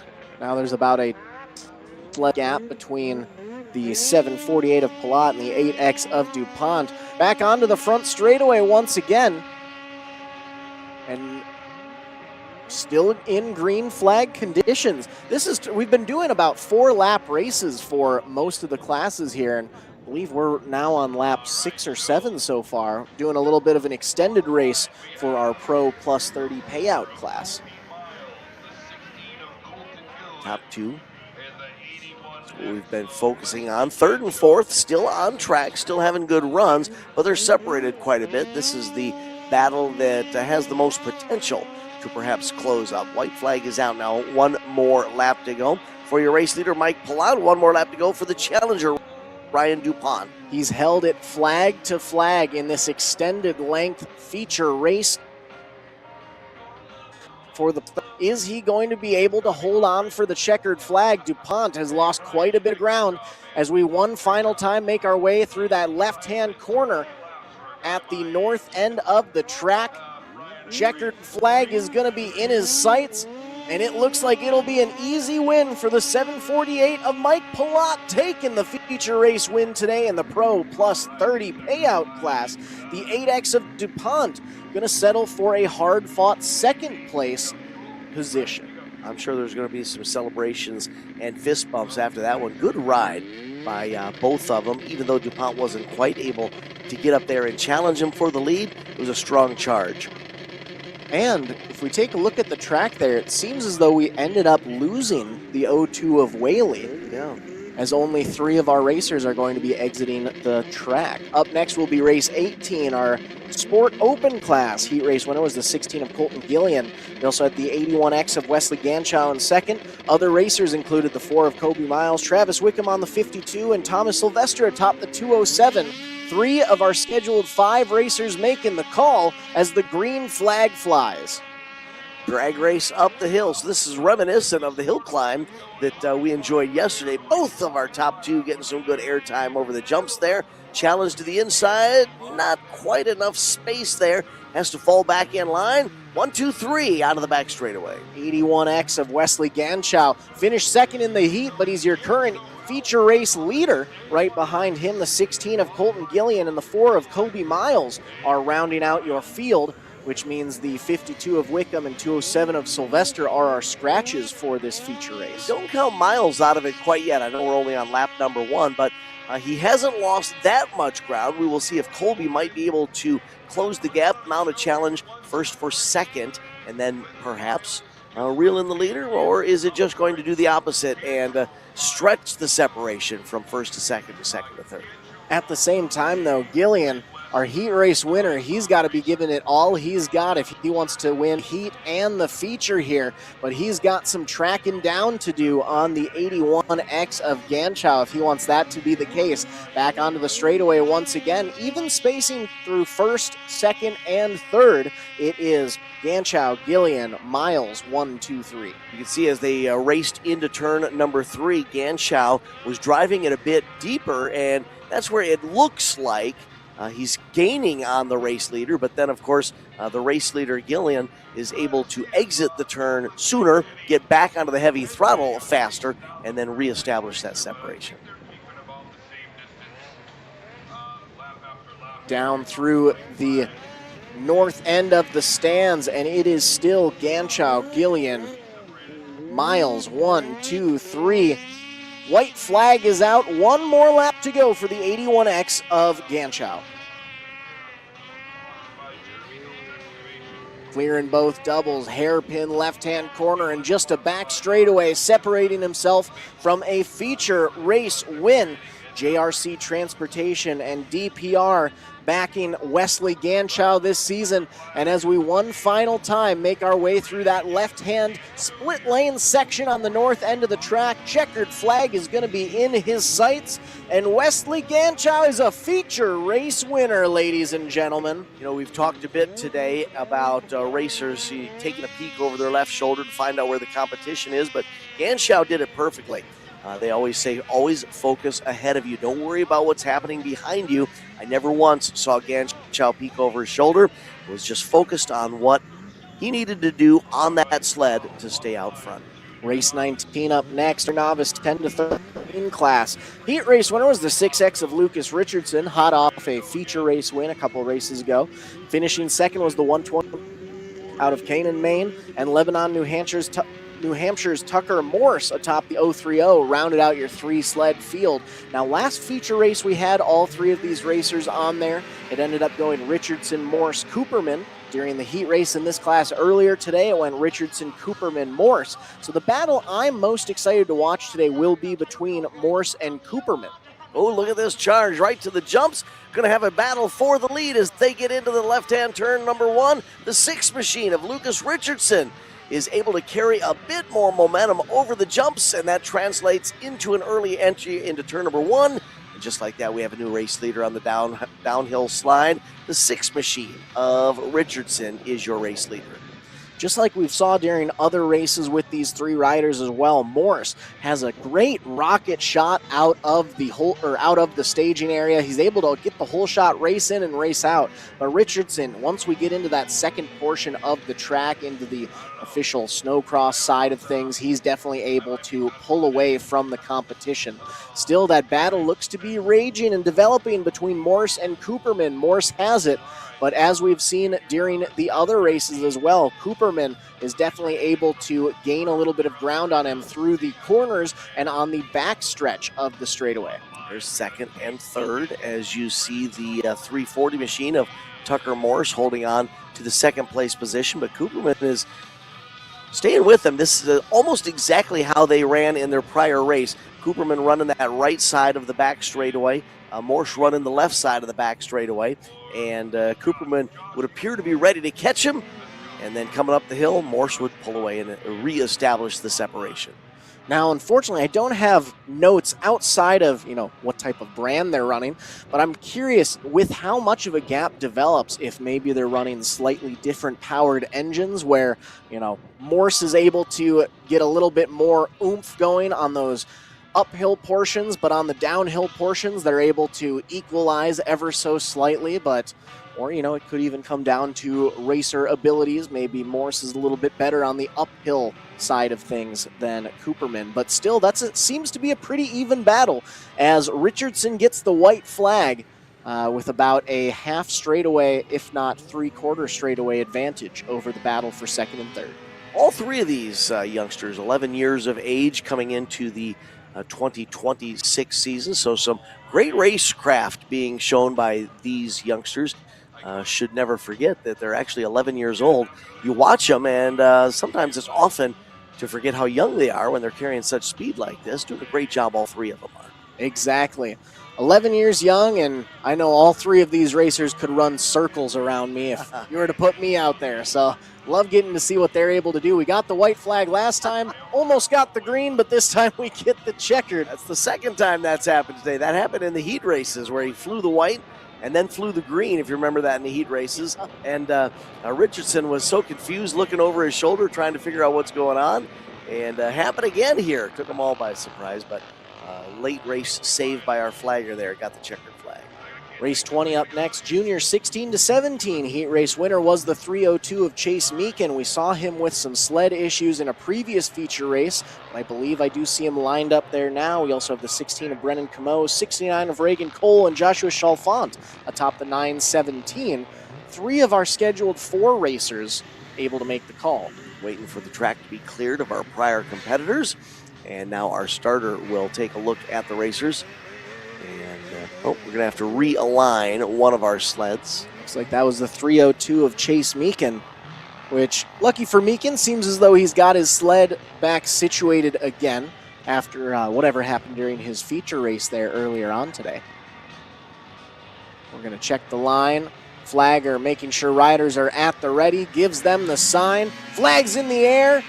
Gates are down, and away we go. Junior 16-17-year-old racing. Top two battling side by side up the hill. Third place racer a bit further back. Top two both get some air over the doubles there as they get to the end of the front straightaway and begin the process and heading down the backstretch. Chase Meekin out front like we've been seeing most of the day so far, and I believe that might be the 16 of Brennan Camo holding on to that second place position. Third place rider holding on as well, just a little further back. But already one lap in, and we have had some decent separation between our top three competitors. Chase Meekin has showed us on several occasions that he's got this sport figured out. Coming into this weekend's activities, the 15-year-old has positioned himself well. Had good runs yesterday, great runs today, and is out front and manhandling that is Ski-Doo.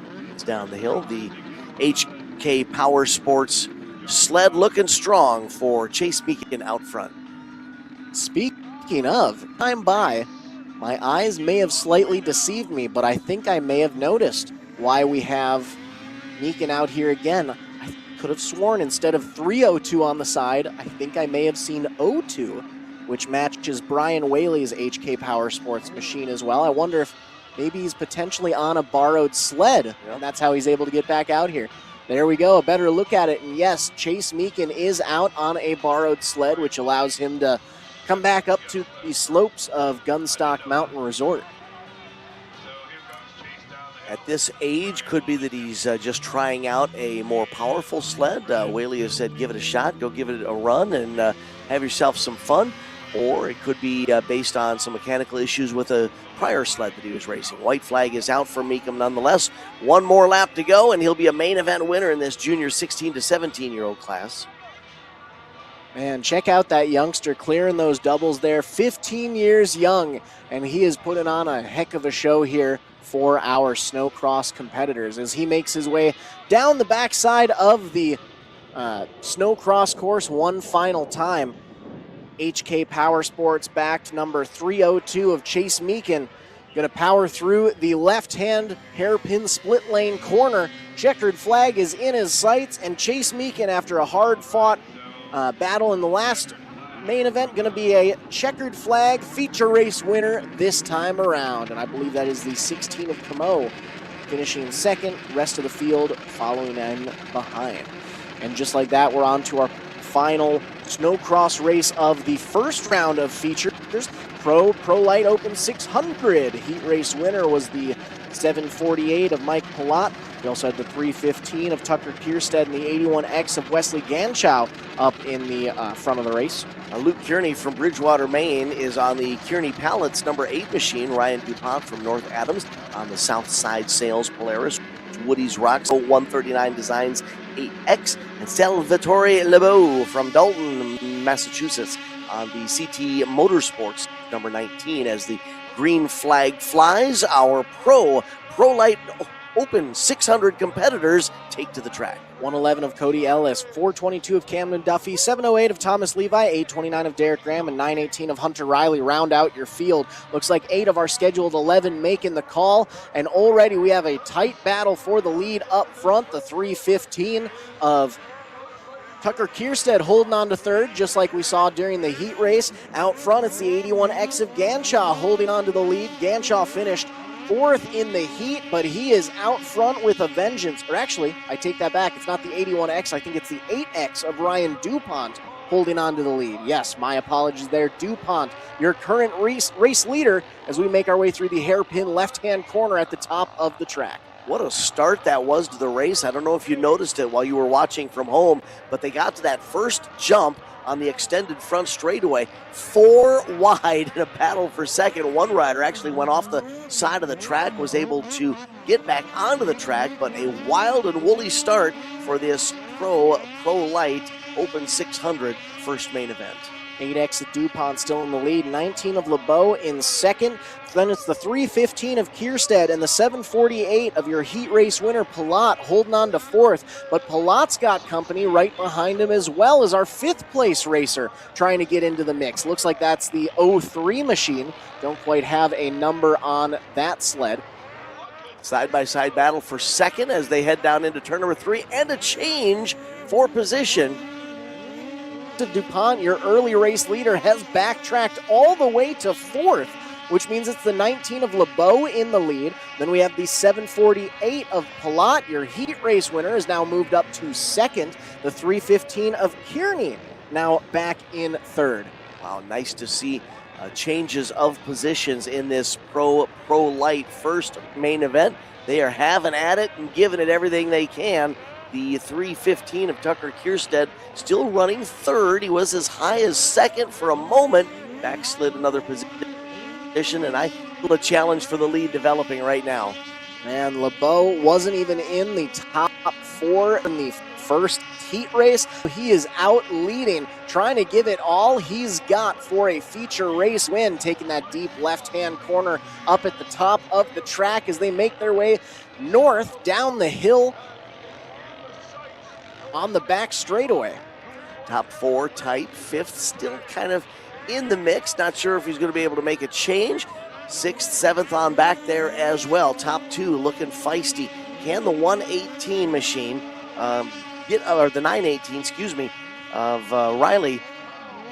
Did we get a lead change here? The 748 of Palat has now moved up to the lead. Your heat race winner now in the lead for the feature. The 13 of LeBeau back drops to second, and third still the 315 of Curie. On that 748 machine has not been gifted this main event win. Remember, he was outside the top 3 early on in this main on the opening lap and has worked his way to the front of the field. Kearney still holding on to third, but he has got company right behind him. The 829 of Derek Graham holding on to fourth, but flirting with a position change for the podium. Man, this has been an interesting race because our top competitors drastically different than what we saw during the heat races. I love seeing a class where we can go race to race and have 2 completely separate top 4, top 5s. Looks like that's now the 422 of Duffy who has moved up to that 4th place spot. So Duffy trying to close in on the lead, but it's going to take something extraordinary, something special, I think, if anybody's going to get up there and challenge our race leader, ProLite, on the 748 machine, because he has stretched that separation out to multiple sled lengths. Yes, that is a nice lead that ProLite has established. 19 of LeBeau also holding on to a solid 2nd place as of right now, but it looks like that battle for 3rd and 4th is ever so slightly starting to catch up. The 315 of Kearney has it, 422 of Duffy wants it, as we put another lap in the books. And look at that battle for 3rd and 4th is now turning into a 3-rider battle for 2nd, 3rd, and 4th. Is something going to change here in the second half of this first main event for our ProLite Open 600 racers? Anything can develop here. One slight hiccup by either of these racers could drastically change the finishing order. Duffy was able to sneak by Kearney at the bottom of the hill, and now at the bottom of the hill once again, he's looking into the side of the 19 of LeBeau, and there he makes the pass stick. They bump, they bang. LeBeau to the outside, Duffy up to 2nd. And that was a muscle move there in turns 3 and 4. I don't think it was a miscalculation. I'm not trying to insinuate that it was a dirty move, but it was definitely, I'm going to move you out of the way here. Please excuse me while I sneak by and take over this position. Yes, he was turned pretty straight for going through that corner, and now he's setting his sights on ProLite. Will Duffy be able to mount a challenge and possibly muscle a move in there once again? He has reeled him in quickly on that lap. He's now just 1 to 2 sled lengths back. That time at the line, White is out. Final trip around the track, and this is by no means a gimme for our race leader. He's going to have to work for it.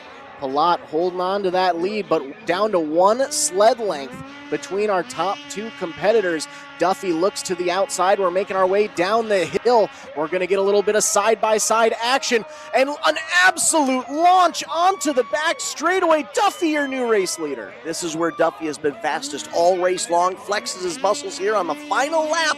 Races out of turn number 4 to the checkered flag.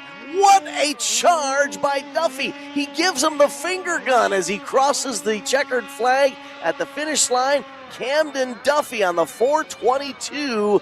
What a charge through the field and an impressive run for the first main event win. My, oh my, that was an absolute wild race for our ProLite Open class. Camden Duffy taking the win today for JRC Transportation, Meadowbrook Trucking LLC, Elite Motorsports, and Pete Transport. And just like that, fellas, we have officially come to a close on our first round of main events for the snowcross Sunday Funday portion of our races here at Gunstock Mountain Resort as a part of the Snowmobile Mountain Madness Race Weekend. We will be back for one final round of main events ever so soon. But first, we're going to take a slight intermission and hear a few words from our sponsors.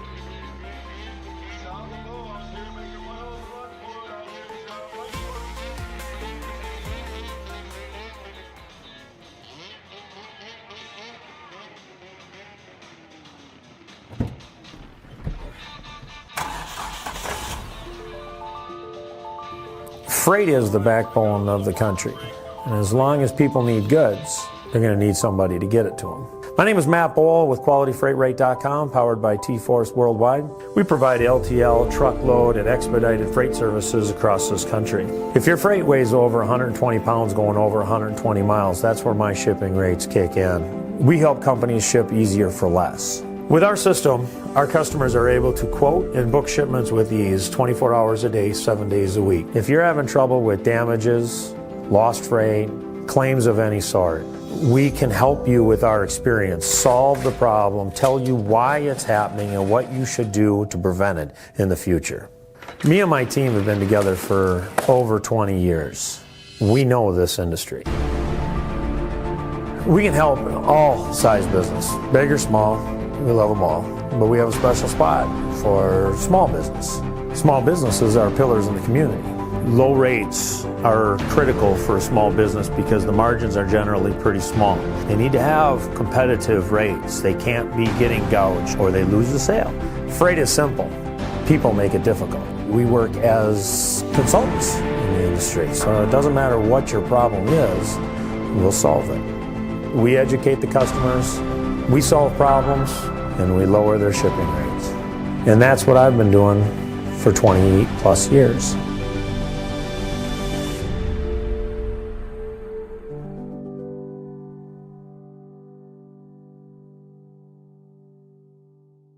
At AmRamp Accessibility, our goal is to help people, and that means providing them with the best quality product and service possible. Built with powder-coated steel, our ramps are stronger and longer lasting than those built with wood or aluminum. Installed in a matter of days to ensure your safety as quickly as possible, our teams are here for you. I can get out. Yeah, much easier. Better, a lot better.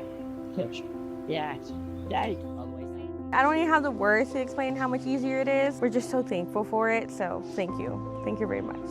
Find your forward with AmRamp Accessibility today. Learn more at amramp.com.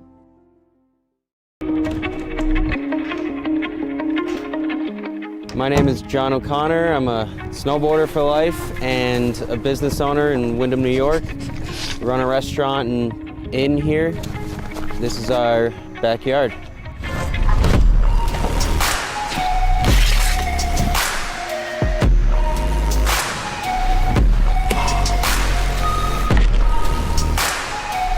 Having a backyard park is really special because being able to snowboard at home and not have to get in the car, go to a resort, wait in a line, is your own creative space to do whatever you want, however you want. You're in your element. You're right at home, and it's a really good feeling when you can tune into the space around you with you and your friends and just make something special of it. The Tow Pro has helped my vision come to life with where I would like to take the backyard setup, and without it, it wouldn't be the same. It's the most easy to use, compact, portable, reliable rope tow that you can buy. It's the best thing that I own as far as what gives me happiness in life. Without it, it's not the same when you're hiking. To be able to keep riding and feel like you're snowboarding, that's what it's all about. And the Tow Pro has made that happen.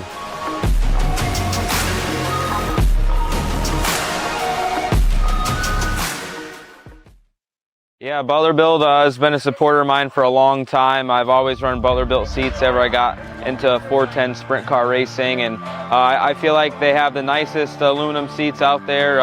The craftsmanship, the welding on it is top notch, and now they're pouring my inserts and have the gravel cut seat and gives you a lot of clearance for your hybrid or your Hans, and I feel like there's no better seat out there. Yeah, I mean, a little bit of feedback, right? These guys do it every day, so as me as a sprint car driver specifically, every form of dirt racing, the seats are built different, and guys like us, drivers are wearing holes in their hybrids because they're rubbing on the seats, and felt like there was a need for a little bit of a new design and a new generation of the sprint car advantage seat. So yeah, it's been a fun ride, and hope to continue the relationship for a long time.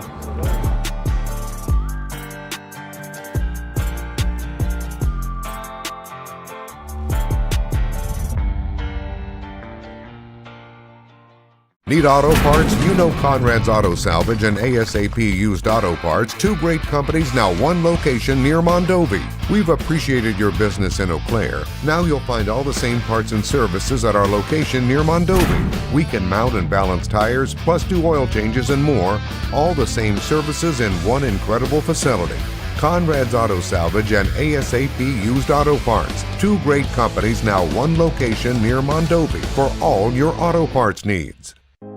When you push your engine to the limit, on the track, the farm, or the highway, only one name delivers unmatched protection. Schaefer's specialized lubricants. With over 180 years of proven performance, professionals don't guess. They trust Schaefer's. And in our region, there's one guy who makes it happen. William Denzer. Racers, farmers, fleets. They all call William because he's reliable, knowledgeable, and gets results. So support the brands and people who support racing. Call William today, 651-253-0999, or email denzer.schaefer.sales@gmail.com. Schaefer's, trusted since 1839. Power in every drop. Painful steps shouldn't be part of your daily routine. At Foot and Ankle Clinics, PA, we specialize in diagnosing and treating a wide range of foot and ankle conditions, from heel pain and bunions to diabetic foot care and sports injuries. Our board-certified podiatrists, Dr. Jeff Pellersells and Dr. Russell John Hill, bring decades of experience and a compassionate approach to every patient. At our clinic, we are dedicated to serving the community with the highest level of care. Your well-being is our top priority. Serving the communities of Woodbury, West St. Paul, and Edina, we're committed to providing personalized care tailored to your needs. Don't let foot or ankle pain hold you back. Visit footandankleclinics.com to schedule your appointment today.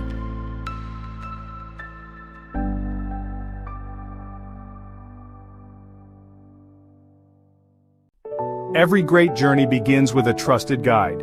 And when it comes to finding your perfect home, there's no one better than Kathy Vetter. With over 10 years of experience and a passion for real estate, Kathy Vetter helps you find the perfect home, a peaceful country retreat, a cozy single-family house, or your very first step toward a lifetime home. She also specializes in commercial real estate, guiding you through every step of the way.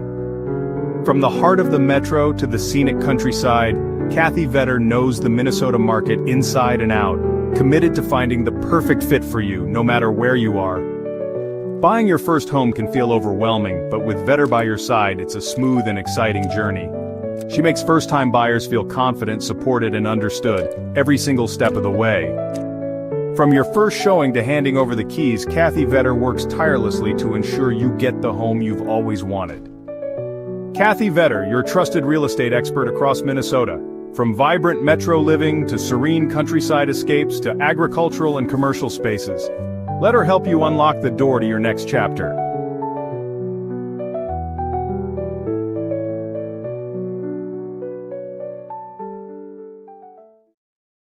Kevco has been an industry leader in high-performance oil pans and components for over 35 years. Made in Fairmont, Minnesota, Kevco prides itself on being American-made. Kevco has expanded our product line way beyond just oil pans to valve covers, breather systems, jack stands, boilers, wheel sockets, and much, much more. Check out KevcoRacing.com to see everything we have to offer, including our line of street, off-road, and performance oil pans and accessories. Or call 800-770-3557 to talk with our friendly customer service today.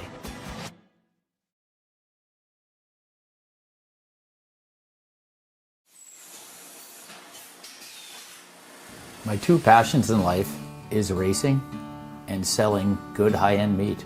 So my grandfather came here from Germany back in the late 20s. He decided to open his own shop in 1951. He had all the recipes, he had all the talent. His father was a meat guy. His father's father was a butcher. They weren't football players, basketball players. They were in the meat business. And that's our family. That's what we're good at. Old World Meats was derived from Frank's Meats. That was my grandfather's name. I know the quality of my beef is the best because I've purchased it directly from the ranchers that certified Angus beef. We know what our beef is continuously, and it's very consistent. So we're located up here in Duluth on beautiful Lake Superior, just a stone throw off of Highway 61. I've lived here my whole life, and it's where I wanted to raise my family. To be successful, you need to have a talent. And I knew I was going to be in the meat business. I can taste spices, I can pick out flavors, where they need to come in, where they need to stop. So knowing your strengths are important and knowing where you came from. We have a hot snack stick that's got actually 8 different spices of heat in that, and it layers the flavors in the heat. That's what makes the difference with our product. The most exciting part was becoming coast to coast with the Old World Meats snack sticks. My neighbor stopped me on the street and said, "Paul, I was just down in Georgia and this gas station had your product." It was one of the highlights of the year. I don't know of a state at this point that we haven't had product in. Being in business in a small town really puts things into perspective. It's the little things for me to be appreciated and respected. So this whole operation here, it doesn't have to be the biggest, but it needs to have passion. And today, I'm changing lives of people that work with me. My guys are learning lifelong skills and values. That's the good stuff. Let's make the world a better place. Let's have a good time at it.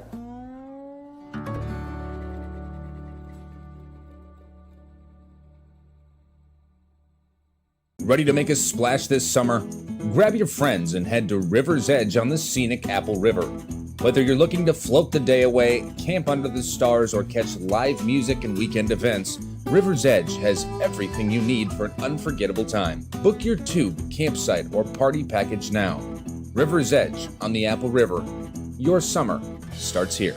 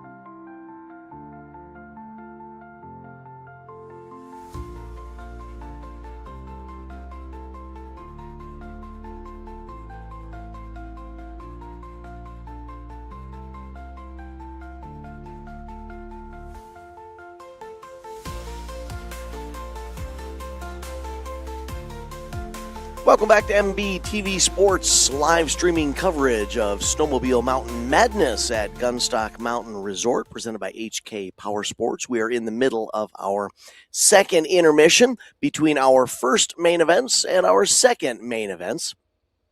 As you can see, we've got the groomer out there on the snowcross track, trying to wrestle it into control so that our racers can attack it for their second main event of the day. Again, a quick reminder how the format works in the X-Racing Sunday Funday world. All the classes get a heat race, and then all the classes get a first and a second main event. So we've checked the list for the heat races. They're all done. We've checked the list for the first main events. They're all done. And now we're getting ready for our second main events. It will be a moment or two here before we are able to release our first set of racers, because the snow groomer there, you can see, is still coming down the back straightaway. Right in the lower left-hand corner of your screen, you may have seen the groomer there. Season change is showing its face as the snow continues to melt and go away on the ski runs here at Gunstock Mountain Resort. There we get a nice look at the view of the Sunday Funday portion of the track from the middle ground. This is right around the transition area from when we go from the smaller Sunday Funday track, transitioning to the full-size snowcross track. So we'll let the groomer do its work, finish giving the racing surface a little TLC, and you can continue to enjoy the view of Gunstock Mountain Resort and the New Hampshire countryside with, I believe Matt Bowl was telling me that's Mount Washington in the background there. And we will be back with live streaming coverage of green flag action once our second set of mains get underway. When you've got to ship it from anywhere to anywhere, QualityFreightRate.com. The LTL Freight Logistics Specialist for your small business. QualityFreightRate.com. We simplify shipping, eliminate those surprise charges, and negotiate the best rates from most LTL qualified carriers. QualityFreightRate.com. Special residential and liftgate rates available for automotive and ag implements. QualityFreightRate.com. Use the promo code ICE and get 10% off your first shipment. Startup is so easy. Get a quote and ship today. QualityFreightRate.com.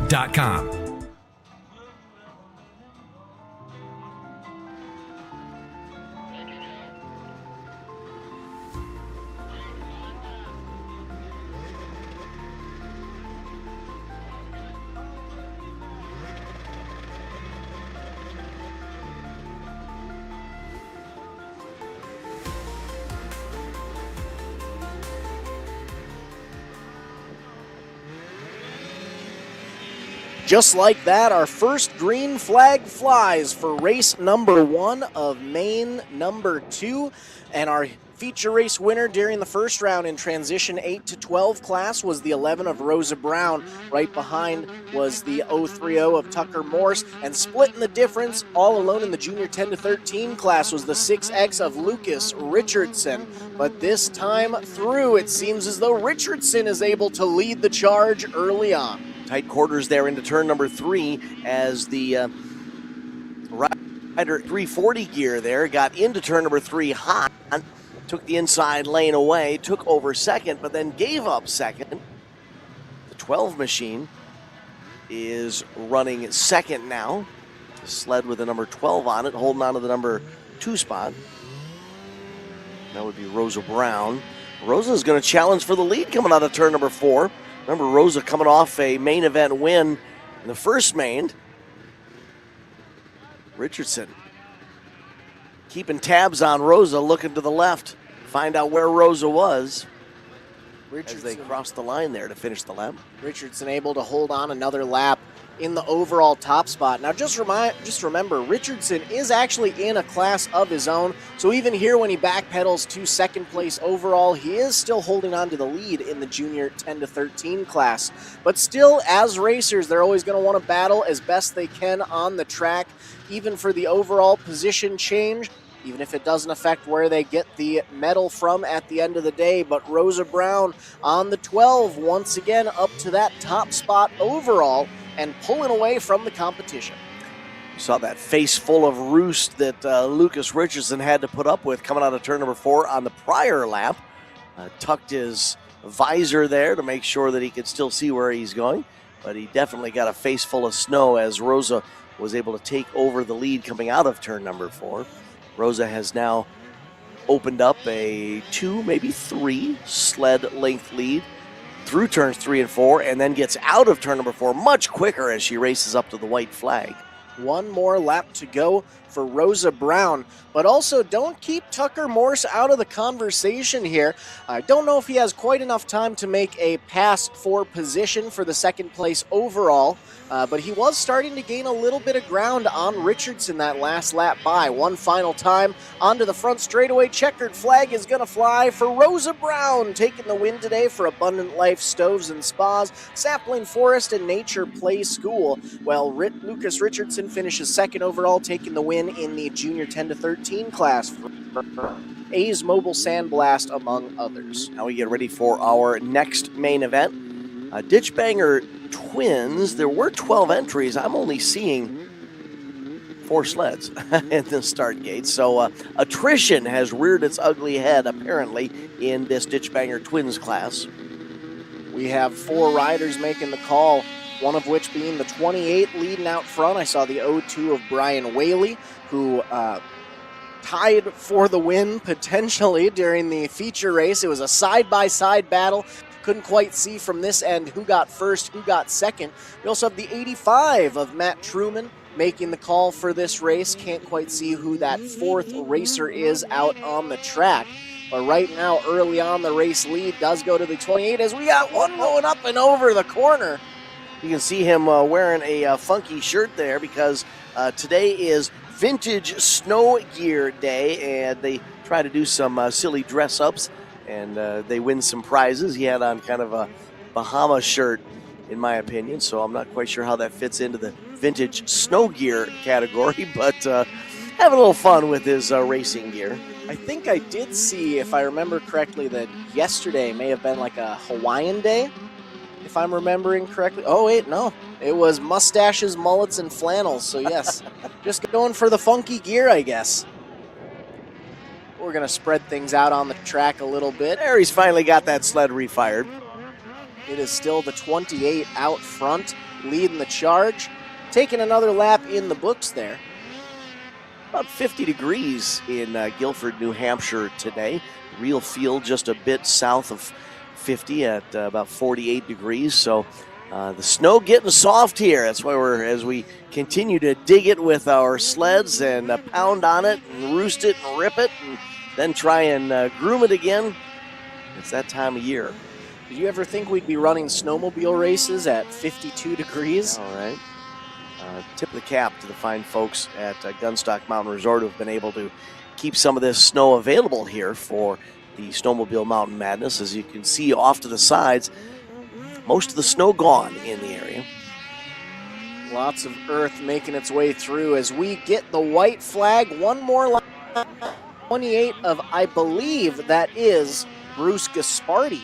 Bruce Gaspardi has picked up a couple of wins already this weekend, both yesterday and today. Right behind him, Brian Whaley in the 0-2, holding on to second. Final time out of turn number 4. Gaspardi is going to huff and puff his way to the finish line and pick up a main event win in the Ditchbanger Twins class. Looks like it's going to be the 0-2 of Whaley taking second place overall in the feature. Rest of the track going to follow in tow. Up next, 600 trail. Feature race and heat race winner was also the 28 of Bruce Gaspardi. Finishing second in the main was the 76 of Tyler Avery. Bobby Drew's riding the deuce. Matt Wertherow from Southridge on the 550. Tom Barbotis riding the 0690. And Brian Shaw on the 717. So the 28 of Gaspardi just got done with that prior race. Pulls right back in line. Climbs onto a different sled that's waiting for him there. He's going to see if he can pull the back-to-back double here. So Gaspardi's on the rider's right, the far right side of the start gate there. Flagger checks the line, makes sure the riders are set to go. Flag in the air, and Gaspardi with the rocket shot out on the straightaway. Taking the whole shot early on, and we might potentially see a Gaspardi back-to-back. Yeah, he's going to bring some of that momentum from the prior race into this one, I'm sure. But then you start to wonder if his conditioning is going to be all right. It takes a lot out of you running these sleds on a snowcross format, even in the Sunday Funday layout. Yes, and especially, with muscling these big sleds on those tight hairpin corners, that'll really get you having to try to pivot that sled as quickly as possible. You can see he's riding off the high from that first race, able to put some distance between himself and that battle for second and third. But will it be able to stick, as right there we see second and third slowly start to gain a little bit of reel them in from the leader. Yeah, the turn's most definitely one of the main deciding factors. Of course, getting through the obstacles and the jumps can be a game changer in battles for position. But getting that sled to rotate, that's been the magic bullet to either gain new positions, improve your running order, or even work your way into a winning position.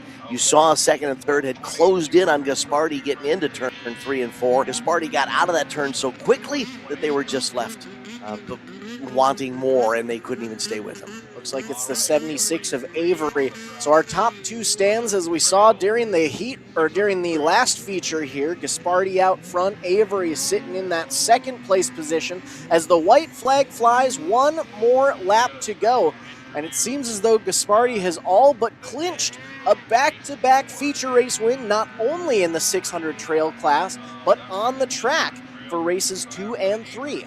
I wasn't sure if last time around the corners, yep, I can verify it here, Gaspardi goes to the outside. He did last time, but I wasn't quite positive. He decided that perhaps that inside run was softening up a little too much, used the outside run, and he makes it work for him. Gets the main event win, side-by-side battle out of 4, decides second and third at the line. Sparty taking his second win of both the class and in a row for Southside Sales Polaris, Rock Speed Effects, Woody's Traction, and CNA Pro Skis.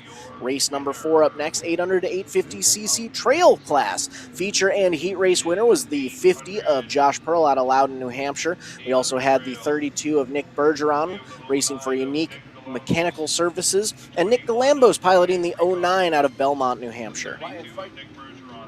Brian Freicoat from North Attleboro is riding the 21 machine with Nick Caverly on the 144, Sean Boozery on the 181, and Bill Hayden out of Bedford atop the 340. Starter is ready with the green flag of the expected 7. Looks like we've got 6 of them on the gate. Green flag is out. Away they rip. Side-by-side battle for the lead early in this one. It's anyone's game in that first corner as we've got a tight 3-rider battle for 3rd, 4th, and 5th. The 09 of Galambos finished 3rd in the main, but he got stuck in that heavy traffic there, has been pushed all the way back to 6th. He's going to take that outside line. Hasn't worked for a few people, but he's tried to make it to see if he can get past that train of riders ahead of him. Not going to work that time by. He's going to lose a bit of ground. I believe that might be the 32 of Nick Bergeron running 2nd ahead of that 4-rider battle for 3rd. It doesn't look like Bergeron's going to be able to close the gap on the race leader, but let's focus in on this multi-rider battle for 3rd here. 3rd and final step on the podium as one racer blows the berm. Looks like that was the 340 of Bill Haddam that goes up and over the corner there. The 09 of Galambos just able to squeak on by him. White flag that time across, nope, still green flag conditions. The racing circuit here. Looks like that is the 21 of Brian Frickett holding on to 3rd. The 09 of Galambos trying to make a move there. And I think that is... rider off the sled. Looks like that was Galambos, I believe, going up and over. That jump upsetting his bike just enough. Sled continued all the way down into turn number 3, but nice to see him pop up and be okay, back on his feet, walking away from the scene of the tumble as our drone heads back to be recharged. We can take a look at the get off here on the right side of your screen there. There you see him. Oh, it looks like he pivoted just far enough to the left where he fell off the side of his sled. Wasn't quite able to hold on. Thankful to see the sled right behind him, able to woe it up in time. As it looks as though the checkered flag is flying. That's the 32 machine of Bergeron, just taking the checkered.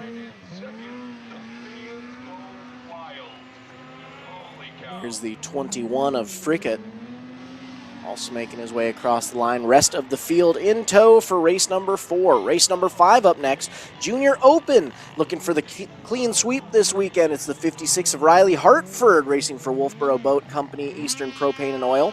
Finishing second both in the heat and feature was the Olson's Plumbing and Heating, Southside Polaris, PAR Piping, Olson Custom Farms, among others. Number 521 of Julia Olson out of Montevideo, Minnesota. Brennan Como from Nashua is riding the Gillian and Sons Excavating number 16 machine, and Gavin Singer will be atop the 114. All 4 racers in the start gate as we get ready for our Junior Open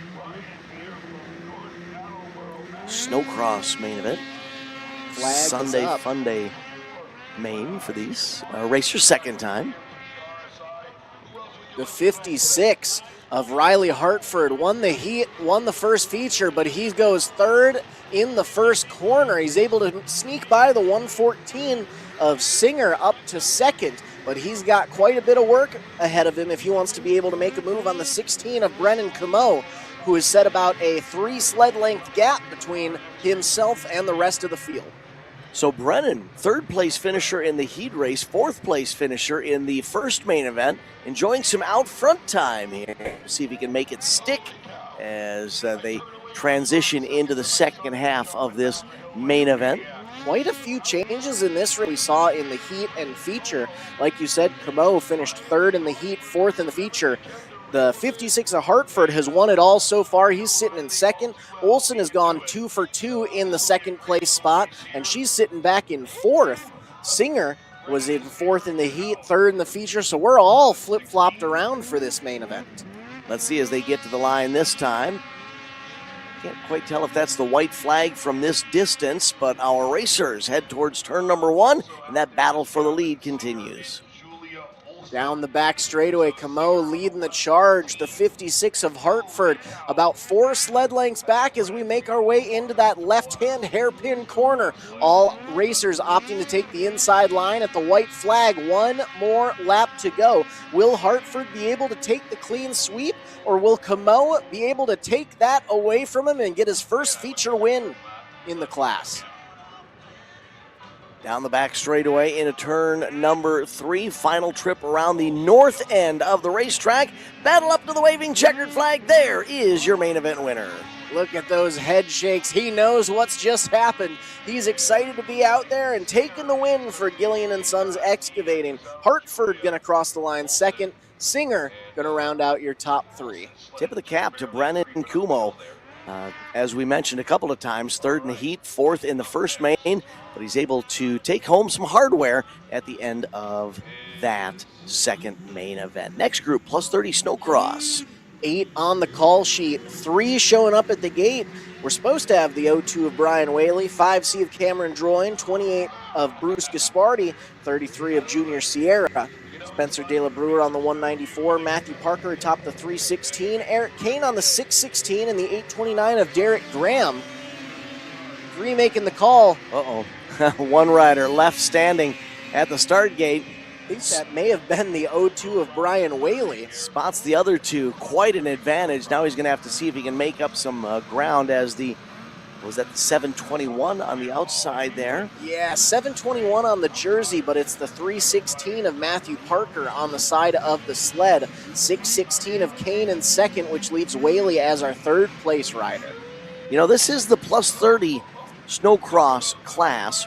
And once you've got more than 30 birthday candles on your birthday cake, a long weekend like this can take it out of you. So that may explain why we only have 3 of the expected 8 racers on the track at this point in time. I will say, though, one thing needs to be pointed out. So Matthew Parker, our current leader, a spry 29 years old, so he must have squeaked his way into this plus 30 snowcross class. Kane, 31, but Brian Whaley, the elder of the class, 41 years young, and yesterday did a full clean sweep on the hillcross portion. We saw how long it took him to get out of the gate, and he is already battling for the lead right now. Yeah, so just because he's got a lot of candles on the birthday cake doesn't mean that he's counted out quite yet. Here's Whaley's charge to the inside, trying to get up alongside of the leader, and just like that, on the back straightaway, Brian Whaley goes from worst to first, spotting the 2 competitors. Quite a gap from the gate, gets the white flag. 1 more lap to go for Brian Whaley. Pointed this out a couple times yesterday, but I just find it so funny. I'd like to say it again. In the press release for this race, it calls HK owner, operator Brian Whaley a former racer, but just because it says former doesn't mean it's any less than that, as he takes yet another checkered flag on the weekend. Brian Whaley, sponsored by HK Power Sports, putting in a heck of a show all weekend long here for the X Racing Snowmobile Mountain Madness. Up next will be race number 7. We have a double class coming at you, all alone in the Wedge Life 1989 to 98 700cc class is the 1998 of Daytona Gold from Dexter, Maine. In the Ditchbanger triples class, 5 racers on the call sheet, including the 176 of Kyle Burdick, the 369 of Adam Young, 00 of Mark Harrington, Craig Tochi on the 74, and Carmen Pelkey atop the 141. There we see Pelkey on the far left of the starting gate, getting ready to go. Flagman gives them the sign. Green flag is away, and we are racing. 1 sled left idle back at the start gate. 2 sleds off the side of the racetrack. They're going to have to join the front straightaway proper after the start-finish line, but the top 4 pulling away in our Ditchbanger triples class. See the 369 of Young holding on to that 4th place spot right now. Our top 3 racers still trying to catch a number amongst them, but we've got a little bit of spreaded out traffic so far already. It was only 1 lap in. It was a wild start for this one, as One sled stalled in the gate, then we had 4 of them all on the outside of the front straightaway. They simply ran out of room. A couple of them had to exit the track to the right. So now they're all trying to regain some lost momentum. There's your top 2 finishing a lap. Relatively tight, nose to tail. Drone following them into turn 1, out of turn 2, down the back straightaway as the battle for the lead rages on. If my eyes do not mistake me, I believe I saw that our leader may be sporting the 141, which would make that Carmen Pelkey leading the charge, potentially. Carmen lined up far left. No. Sorry, just couldn't quite make it out. The number on the sled there. I thought it was Carmen that had lined up riders left in the start gate. Got a good start. You are correct. I caught the numbers on a different sled. So Pelkey, I believe, currently sitting in 6th place overall. Now they're closing in on traffic at the tail end of the lead lap. So will this play into the finishing order in that top 2 battle for position? It may, because they're all using that inside lane. Another lap in the books, side-by-side battle. Change of position. Checkered flag is in the air, and that will wrap up our Ditchbanger Triples second main event. Up next, we have our 600 Open 18-plus class, which includes the 5C of Cameron Droyne, 194 of Spencer De La Brue, and the 76 of Tyler Avery. Thomas Sylvester out of the Forks pit was riding the 207. Brendan Combs on the 603. Brian Shaw on the 717. And Whitney Roberts might be in the mix, but of the expected 7 racers, we have 4 of them in the start gate. I believe that's Whitney Roberts racing the 28 machine over on the side, as she has ran that number in a couple races this weekend. Not quite sure if this is specifically her again or not, or if we've had another sled swap. So 4 racers in the start gate, but our starter not there, so I believe we might be tending to something up track here. Might give us an opportunity to thank some of our supporters real quickly of MBTV Sports live streaming coverage. Henko Utilities, MBTV Sports, Bikeman Performance, Caliber Speedworks, Moto Pros, Staging Pro, Omara Motorsports, Chopper Power Sports, Waldock Customs, and Bodywise Chiropractic, all along for the ride for the 2025-2026 season. So we get ready for another green flag drop. There you see the 112 machine, the 603 of Brendan Combs, 603 on the jersey, 112 on the sled. Green flag is in the air, and Brendan Combs going to try to get a hole shot out of the start gate. Side by side, they go onto the front straightaway. Can't quite make it happen. We have a new race leader in turn number 1. The purple machine there. 28 machine holding on to the lead. I believe that might potentially be Whitney Roberts. We got the 76 of Tyler Avery hot on their tail right behind, trying to make a move, and don't count out the 603 of Brendan Combs holding on to that 3rd place position. Those top 3 sleds were pretty close, nose to tail as they got into turns 3 and 4. 4th place sled tried to close the gap and then blew the berm exiting turn number 4. Couldn't quite get the ski bite that he had hoped for coming out of that turn. Lost a lot of, a little contact there and a challenge for the lead. Going to take the outside line, barely saving it, which gives the 603 of Brendan Combs a chance to move up to 2nd and might be seeing a battle for position. Whitney Roberts, your race leader. Combs right behind. Combs in the blue racewear there. Roberts in the pink and purple racewear, and then the 16, or is that the 76, excuse me, of Avery in 3rd. 76 of Avery holding on to 3rd place. Almost went down a lap before, but has already been able to regain partial position in the top 3 there and is back up battling for the lead. We might be seeing a 3-wide battle for the top spot developing. Ooh, Avery had a wild ride over the jump there. Oh, we've got a challenge for the lead. And the 603 of Brendan Combs muscles his way underneath Whitney Roberts. Roberts goes from 1st to 3rd, maybe even 4th. We will see if Whitney was able to refire that sled before dropping to 4th. No, I think she did drop all the way to 4th. One final time through the left-hand hairpin corner on the north end of the track. Checkered flag is in their sights. And after a hard-fought battle, it is the 603 of Brennan Combs coming home with the feature race win in the 600 Open 18-plus class. 76 of Tyler Avery going to have to settle for second as the rest of the field comes in tow behind. Up next, we have our Ditchbanger 90-09 class. 12 racers on the lineup, 6 in the gate, which include the 21 of Ryan Darcy looking for a clean sweep on the weekend. We also have the 71 of Timmy Bill Doe, the 176 of Kyle Burdick, and the 74 of Craig Tochi.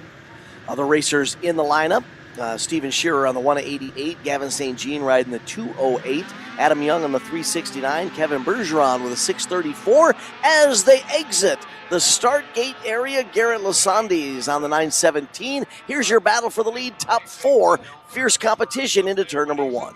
Look at those side-by-side battles raging on in the top spots of the track right over here as we make our way through that first left-hand hairpin corner. Top 3 have separated themselves from the rest of the field, and I believe, like we've seen all day, it is the 21 of Ryan Darcy looking for the clean sweep out front and pulling away from that battle for second and third. Turn number 1 and the back straightaway broke up the 4-rider battle for the lead. It's now a 3-rider battle at the front of the pack with your race leader trying to maybe pull away a little bit. Is it going to leave us with a 2-rider battle for second, or will they regroup and battle each other for the W? Relatively close there at the start-finish line. Nose to tail, single file to finish the front straightaway and get into turn 1. And it seems as though I was mistaken. That's not the 21 of Ryan Darcy out front. That's the 71 of Timmy Bill Doe holding on to that feature race lead so far. He has been able to set some distance between himself and the rest of the field, given a little bit of gain there. Bill Doe finished second in the heat, wasn't even in the top 2 for the last feature. We have the 188, I believe that is, sitting in second. Would that be Steven Shearer? Bill Doe, though, your race leader. Open track ahead of him, so he's able to put that sled wherever he wants it. White flag is down, more lap to go. Meanwhile, the 2 racers battling for third, battling each other and are losing sight of the race leader.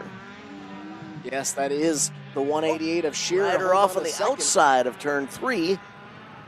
They're bumping and banging for second and third. And out front, the checkered flag flies. It is going to be the 71 of Timmy Bill Doe taking the win for A1 Services of New Hampshire. The 188 of Steven Shearer able to hold on for that second place finish. The rest of the field going to follow behind for race number 9.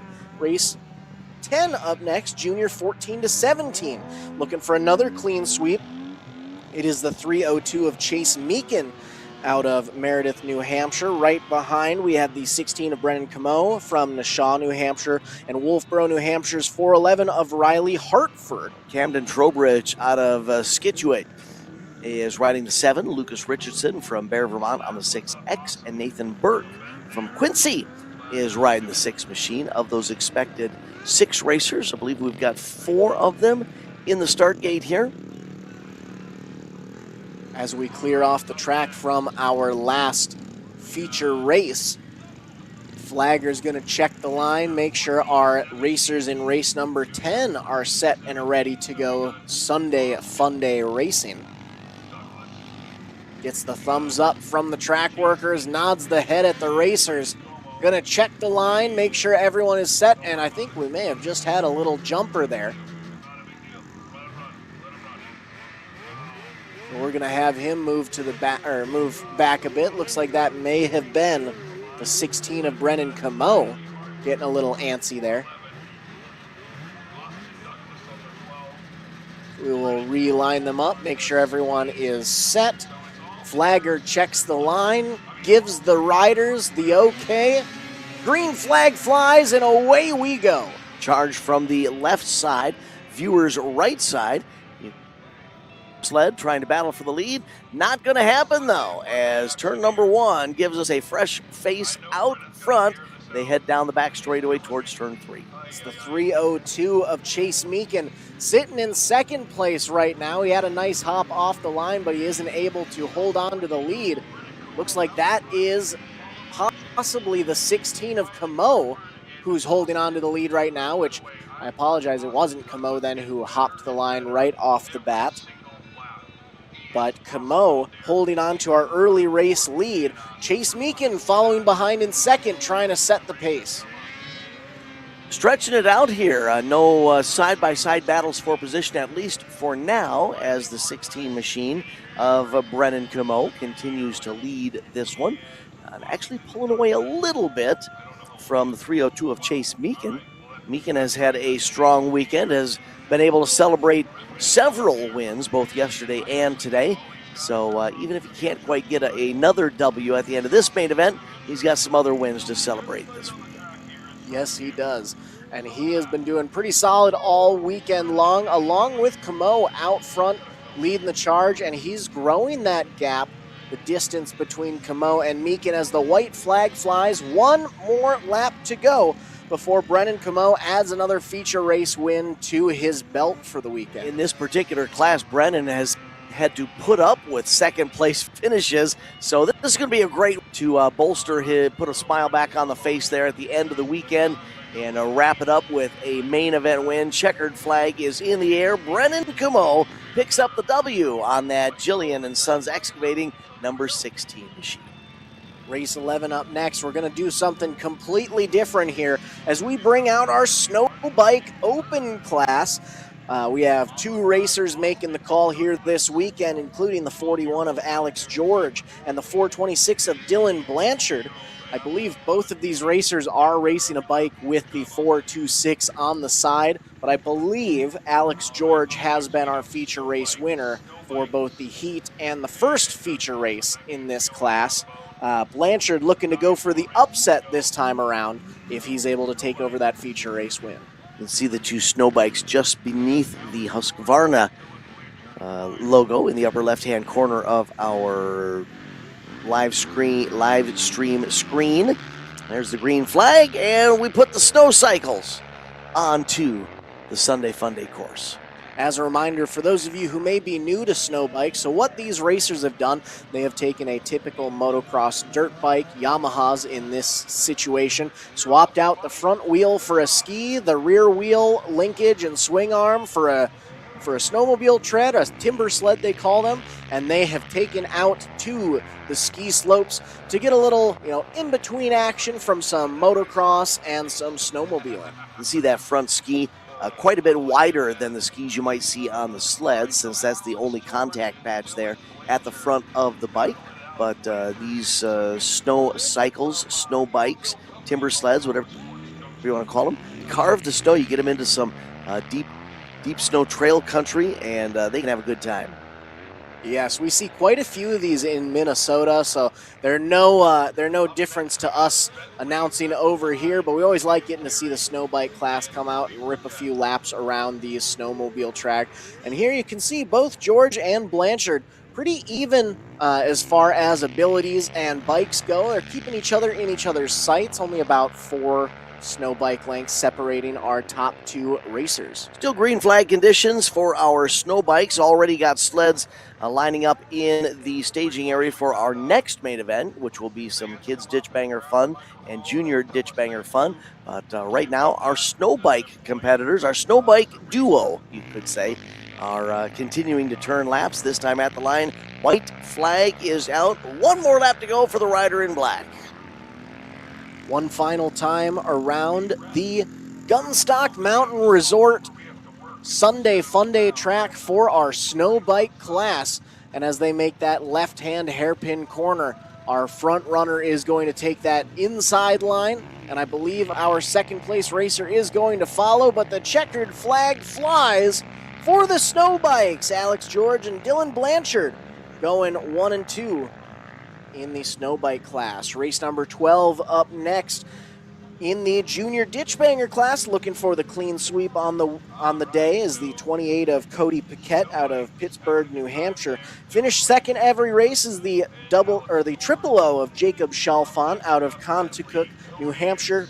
And all alone in the kids Ditchbanger class, looking for a third place finish yet again, 42 of Samuel Carey, just half the age of his other two competitors out there. Green flag flies. And like we've seen all day long, it's the 28 of Cody Paquette with the early race lead.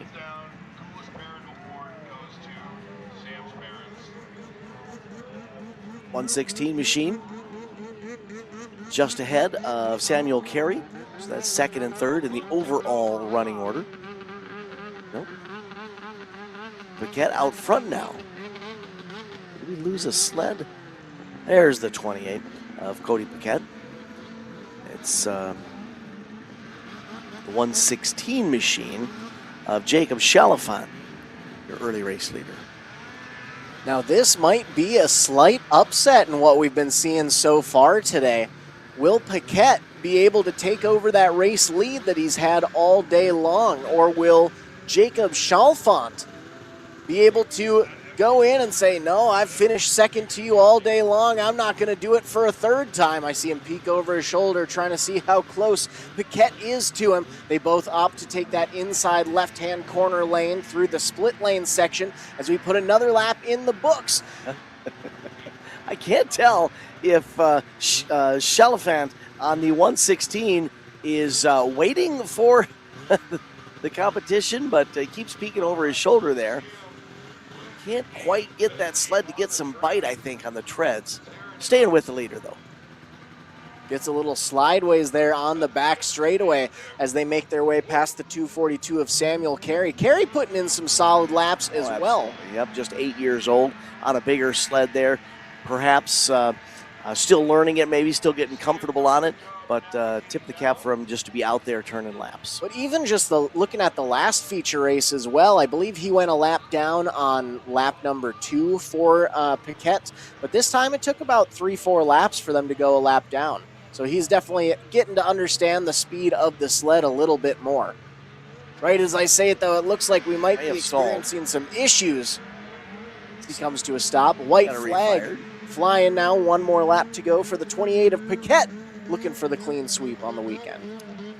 Once Paquette was able to get around the 116 machine of Chalfant, then he was able to open up the lead, and you can see it's become almost the entire length of the back straightaway, right down to that dogleg right-hander to get into turn number 3. Final time out of turn number 4. Checkered flag is in the air. Cody Paquette picks up another main event win. Up next, race number 13. We got a dual class hitting at you. Supposed to have 9 on the line, but it looks like we only have 5 showing up for the call. In the Ditchbanger 2009 class, looking for another clean sweep on the weekend. It's the 21 of Ryan Darcy, racing for MRB Darcy. Going 2 for 2 in the second place is the 28 of Bruce Gaspardi out of North Adams, Massachusetts. We had the 603 of Brennan Combs out of Center Harbor, New Hampshire, finishing third during the first feature race. Eric Mayer from Pelham on the 18 machine. Cameron Pelkey out of Essex Junction riding the 141 on the 123X. Frederick Apt, Matt Truman on the 85, and Bill Haddam riding the 340. Of the expected 9 racers, looks like we currently have 5 of them in the start gate. Flagger is going to check the line, make sure our 5 riders are set and ready to go. Our middle racer there getting all situated on the sled so that he can turn some laps at the Gunstock Mountain Resort Sunday Funday track. And I believe, yes, looking ahead, this is our final Sunday Funday race, not only of the day, but of the year as well, as our next class heading out there will be opening things up for the full snowcross course. So our starter gets ready, really gets into position, doesn't he? He's got the stance down. Green flag is ready, he checks in on the racers. Green flag is up and away they go. The 85 of Matt Truman with a nice hop on the inside. Not going to be able to capitalize on that for the lead, but the 28 of Gaspardi able to take over that top spot. Or there's a name that we have said quite a bit this weekend. Gaspardi has been able to enjoy some great runs and starts this Ditchbanger main event out at the front of the field. And I think that may have been the 340 of Bill Hayden sitting in second. Now he's going to drop back to third, but Hayden sitting in the trail class against a bunch of Ditchbangers. He's able to keep his own there as the 85 of Truman moves up to second. Hayden's going to roll back to third, and I believe that is the 603 of Combs sitting in fourth. Let's see if Truman on the 85 can get up there and challenge Gaspardi, our race leader. What would you call that separation? 3, 4, 5 sled lengths maybe, and growing as they cross the finish line. It tightens up a little bit into turn number 1, but then it grows again down the back straightaway. Truman maybe a little quicker on the back stretch than is Gaspardi. Gaspardi stronger on the front straightaway.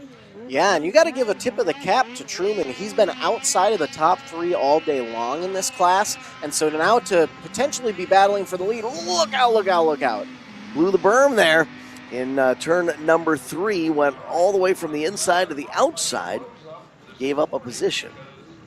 But yes, Truman doing well here, stayed outside of the top 3 during the heat and feature, but now he's getting close to a battle for the lead as he's slowly bringing it down. White flag is out, 1 more lap to go for Gaspardi. Not quite sure if Truman will be able to battle for that top spot, but we've still got a close battle either way.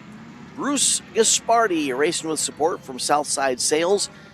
That Polaris with additional support from Rocks Woody's CNA Pro. The number 28 machine heads into turn 3, skips over the dirt, exits turn 4, and heads towards the waving checkered flag. Gaspardi gets the W in the Ditchbanger final main event on the Sunday Funday course. Mark Truman going to cross the line second on the 85 as we get ready for our next race. We do not have the lineup quite yet, as we are going to take a brief intermission here before heading. We'll do some flybys of the micro track if there's still action going on over there, but otherwise we will be back for some snowcross racing action here momentarily. Stick around for a word from our sponsors.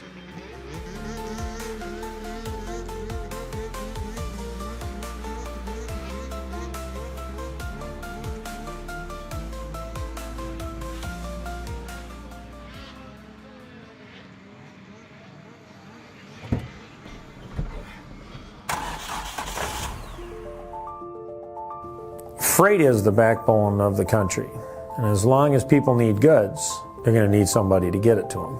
My name is Matt Bohl with QualityFreightRate.com, powered by T-Force Worldwide. We provide LTL, truckload, and expedited freight services across this country. If your freight weighs over 120 pounds going over 120 miles, that's where my shipping rates kick in. We help companies ship easier for less. With our system, our customers are able to quote and book shipments with ease 24 hours a day, 7 days a week. If you're having trouble with damages, lost freight, claims of any sort, we can help you with our experience, solve the problem, tell you why it's happening and what you should do to prevent it in the future. Me and my team have been together for over 20 years. We know this industry. We can help all size business, big or small. We love them all, but we have a special spot for small business. Small businesses are pillars in the community. Low rates are critical for a small business because the margins are generally pretty small. They need to have competitive rates. They can't be getting gouged or they lose the sale. Freight is simple. People make it difficult. We work as consultants in the industry, so it doesn't matter what your problem is, we'll solve it. We educate the customers. We solve problems, and we lower their shipping rates. And that's what I've been doing for 28 plus years.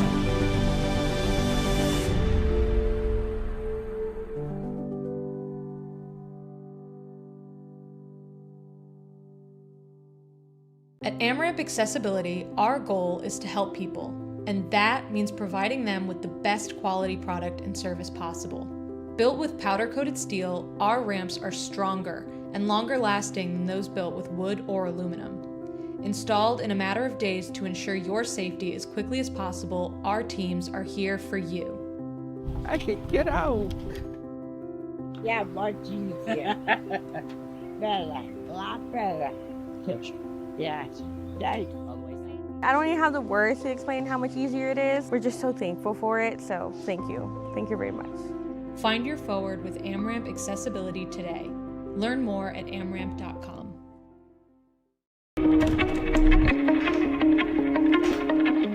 My name is John O'Connor. I'm a snowboarder for life and a business owner in Windham, New York. We run a restaurant and inn here. This is our backyard.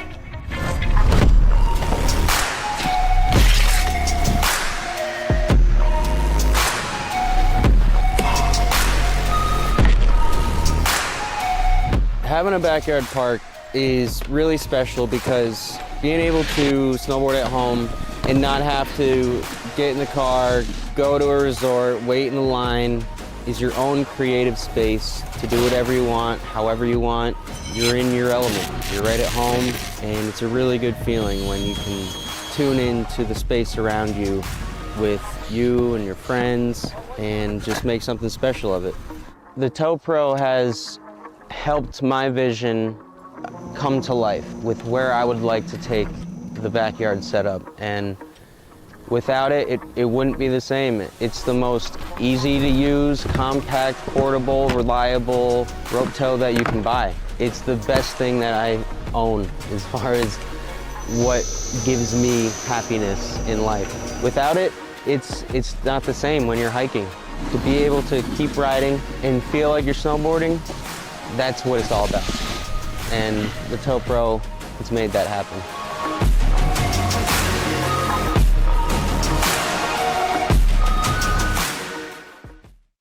Yeah, Butler-Built has been a supporter of mine for a long time. I've always run Butler-Built seats ever I got into 410 sprint car racing, and I feel like they have the nicest aluminum seats out there. The craftsmanship, the welding on it is top notch, and now they're pouring my inserts and have the gravel cut seat and gives you a lot of clearance for your hybrid or your Hans, and I feel like, you know, there's no better seat out there. Yeah, I mean, a little bit of feedback, right? These guys do it every day, so as me as a sprint car driver specifically, you know, every form of dirt racing, the seats are built different, and guys like us, you know, drivers are wearing holes in their hybrids because they're rubbing on the seats, and felt like there was a need for a little bit of a new design and a new generation of the sprint car advantage seat. So, yeah, it's been a fun ride, and hope to continue the relationship for a long time.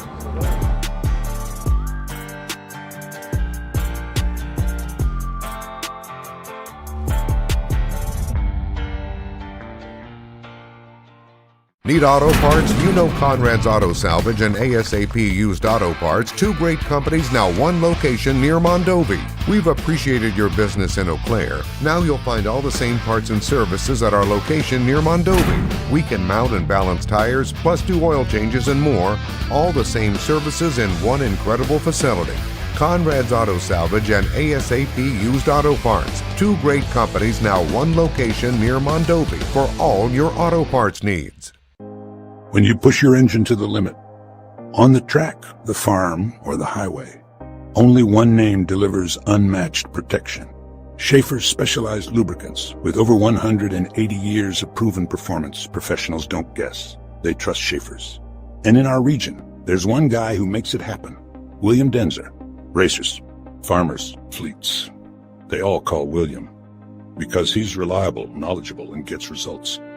So support the brands and people who support racing. Call William today, 651-253-0999, or email denzer.schaefer.sales@gmail.com. Schaefer's, trusted since 1839. Power in every drop. Painful steps shouldn't be part of your daily routine. At Foot and Ankle Clinics, PA, we specialize in diagnosing and treating a wide range of foot and ankle conditions, from heel pain and bunions to diabetic foot care and sports injuries. Our board-certified podiatrists, Dr. Jeff Pellersells and Dr. Russell John Hill, bring decades of experience and a compassionate approach to every patient. At our clinic, we are dedicated to serving the community with the highest level of care. Your well-being is our top priority. Serving the communities of Woodbury, West St. Paul, and Edina, we're committed to providing personalized care tailored to your needs. Don't let foot or ankle pain hold you back. Visit footandankleclinics.com to schedule your appointment today.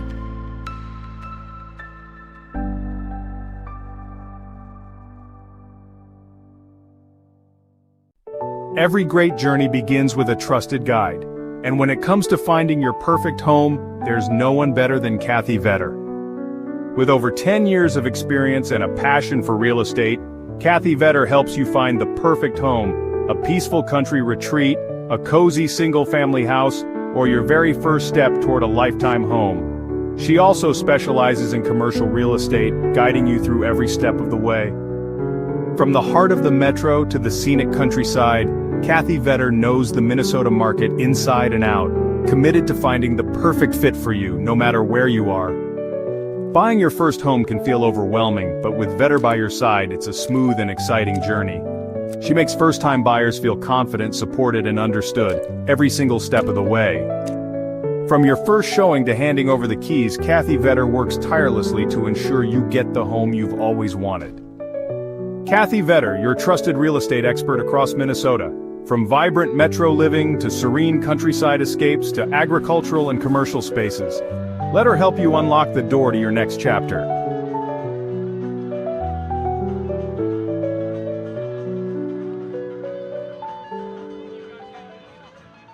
Kevco has been an industry leader in high-performance oil pans and components for over 35 years. Made in Fairmont, Minnesota, Kevco prides itself on being American-made.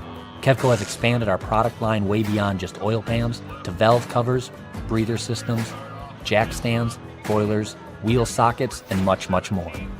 Check out KevcoRacing.com to see everything we have to offer, including our line of street, off-road, and performance oil pans and accessories. Or call 800-770-3557 to talk with our friendly customer service today.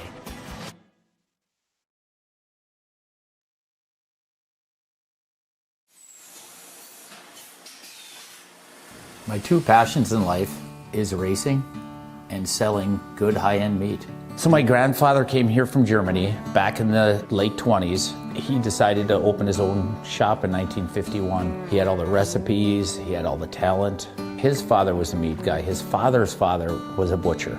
They weren't football players, basketball players. They were in the meat business. And that's our family. That's what we're good at. Old World Meats was derived from Frank's Meats. That was my grandfather's name. I know the quality of my beef is the best because I've purchased it directly from the ranchers that certified Angus beef. We know what our beef is continuously, and it's very consistent. So we're located up here in Duluth on beautiful Lake Superior, just a stone throw off of Highway 61. I've lived here my whole life, and it's where I wanted to raise my family. To be successful, you need to have a talent. And I knew I was going to be in the meat business. I can taste spices, I can pick out flavors, where they need to come in, where they need to stop. So knowing your strengths are important and knowing where you came from. We have a hot snack stick that's got actually 8 different spices of heat in that, and it layers the flavors in the heat. That's what makes the difference with our product. The most exciting part was becoming coast to coast with the Old World Meats snack sticks. My neighbor stopped me on the street and said, "Paul, I was just down in Georgia and this gas station had your product." It was one of the highlights of the year. I don't know of a state at this point that we haven't had product in. Being in business in a small town really puts things into perspective. It's the little things for me to be appreciated and respected. So this whole operation here, it doesn't have to be the biggest, but it needs to have passion. And today, I'm changing lives of people that work with me. My guys are learning lifelong skills and values. That's the good stuff. Let's make the world a better place. Let's have a good time at it.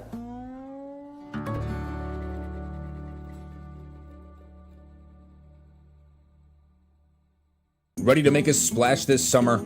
Grab your friends and head to River's Edge on the scenic Apple River. Whether you're looking to float the day away, camp under the stars, or catch live music and weekend events, River's Edge has everything you need for an unforgettable time. Book your tube, campsite, or party package now. River's Edge on the Apple River. Your summer starts here.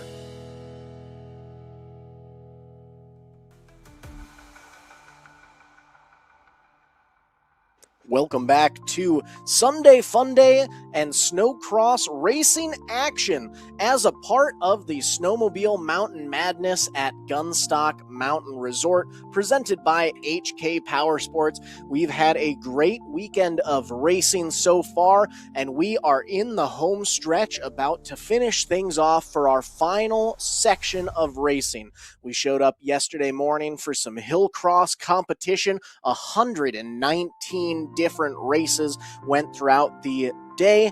Then we moved into some snowcross and Sunday Funday racing last night before we ended up today with 96 races across 3 separate tracks for some Sunday Funday and snowcross racing action.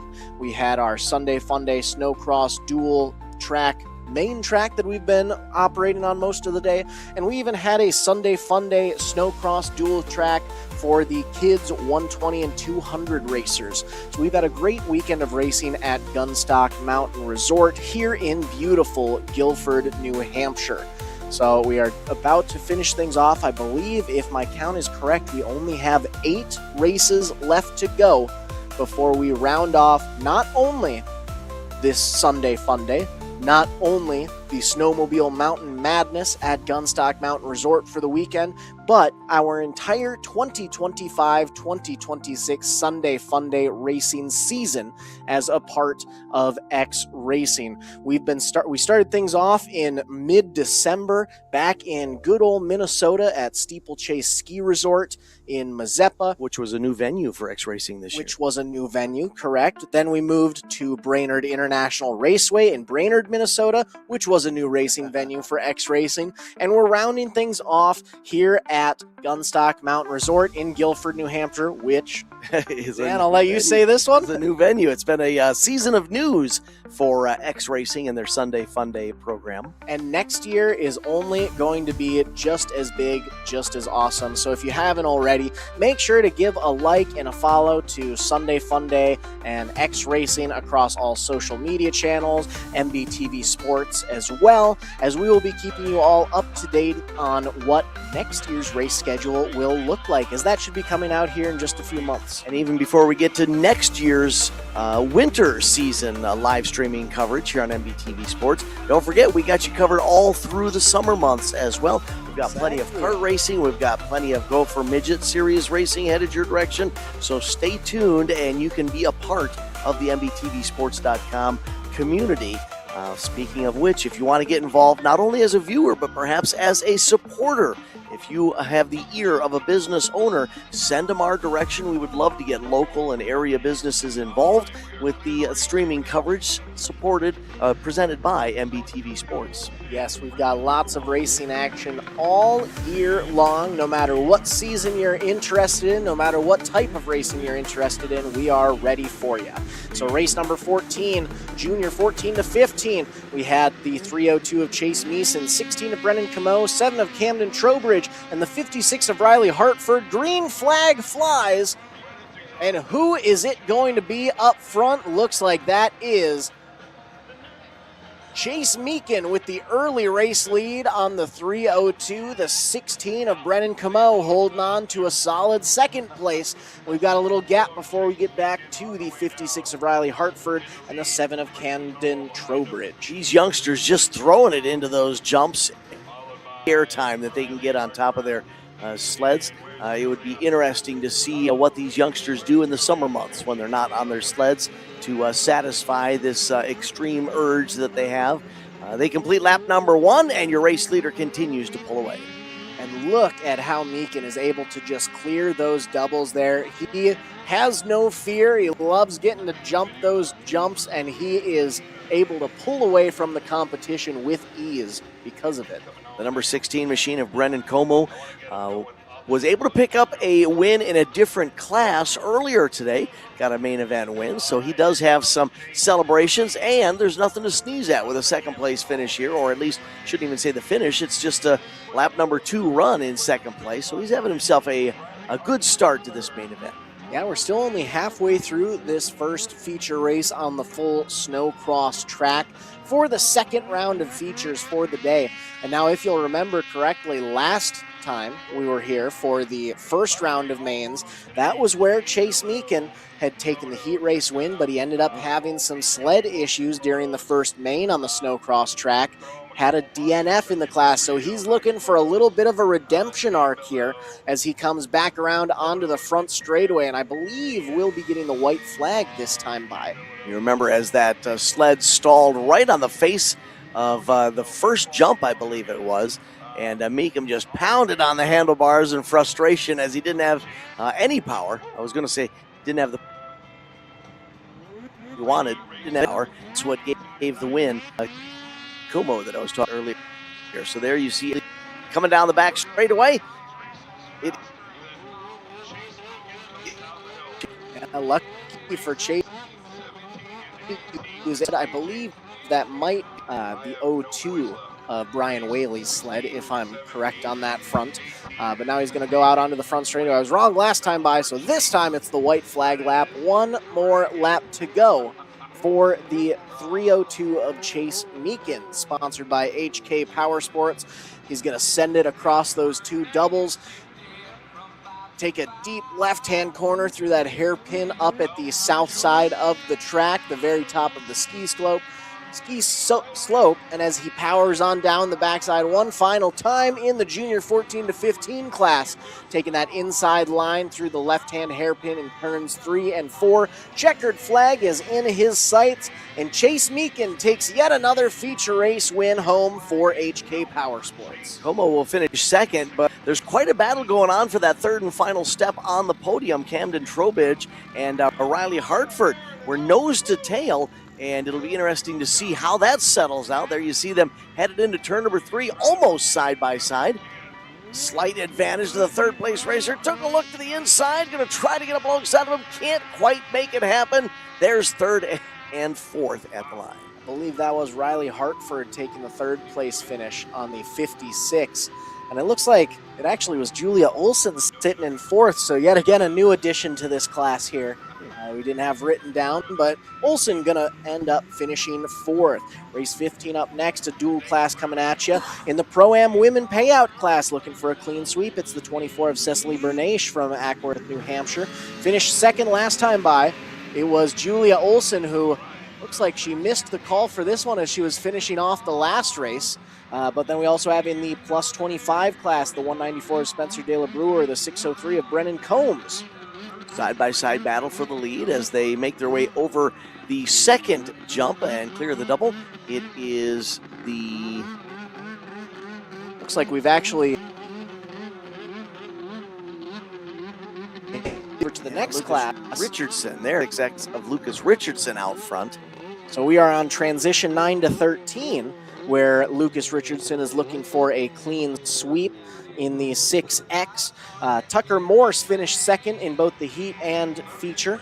Pierce Koopman finished third, and that's where Pierce is running right now. There you see them coming out of turn number 4. Second place rider there. There we've got Tucker Morse atop the 340 machine, putting some solid laps in, but don't count out the 120 of Pierce Cooperman. Earlier today, him and Morse were going at it side by side. We've seen Cooperman finish second. We've seen Morse finish third. We've seen Morse finish second. We've seen Cooperman finish third. They've done a little bit of back to back. So we'll see what we might be able to do through this transition 9 to 13-year-old race. Still green flag conditions, still laps to turn in this transition event on the big track, the snowcross track. Just love seeing them clearing those doubles. Man, nice seeing the youngsters go out there and give it their absolute all. I mean, those are some jumps that seem big for some of those bigger sleds, but to have the kiddos, the young bucks, go through and give it their all to make those jumps happen, pretty awesome to see. Back down the back straightaway, Richardson is extending his lead. Lap in and lap out, putting some solid showings on. He's going to make his way onto the front stretch, put another lap in the books here. As a quick reminder, we have some light action out on the track. Thank you to a few of our sponsors. If it weren't for them, we wouldn't be able to bring some great racing action to the beautiful slopes of Gunstock Mountain Resort. Playstead Companies Incorporated, Rugged Radios, Rock Speed Effects, Thomas Snow Sports, Fly Racing, Professional Mechanical Services, USI, Olson Plumbing and Heating Incorporated, QualityFreightRate.com, Custodio Home Group, Olson Power and Equipment, and Grandpa Bob's Real Log Cabins all along for the ride for the full 2025-2026 racing season. There you see Tucker Morse working down the back straightaway as the white flag continues to fly for your race leader. On the 6, it's Lucas Richardson. This one well under control. Actually, as he turns and exits turn number 2 here, he could almost see the other 2 racers in the field as they coming out of turn number 4. So it's about a half lap advantage that he's got. One final time, taking that left-hand split lane turn through 3 and 4 at the north end of the track. Checkered flag is in his sights. He's no stranger to victory lane, and Lucas Richardson adds another feature race win under his belt for Amsoil CNA Pro Skis, Rathburn Performance, A's Mobile Sandblast, Aber Lawn Care, Laparelle Enterprises, and Donna's Car Store. That is the 6X of Lucas Richardson. Tucker Morse is going to hold on for a second place finish. Pierce Koopman across the line in third to wrap up our transition main event. Up next, Pro Plus 30 payout class. Looking for a clean sweep is the 748 of Mike Palat out of Sandampshire. We have the 8X of Ryan DuPont racing from North Adams, Massachusetts, along with the 829 of Derek Graham from Woodsville. 3 of the competitors on the track, the 748, the 02, and the 8X. Those will be the 3 racers that we're looking at. Derek Graham not making the call. Cameron Druin not making the call for this second main event in the Pro Plus 30 class. So it's the 02 of Brian Whaley from Laconia, New Hampshire that rounds out the field. I gotta tell you, all 3 of these racers quite quick, so this could be a fierce battle. Don't let the limited numbers of competitors lull you to sleep.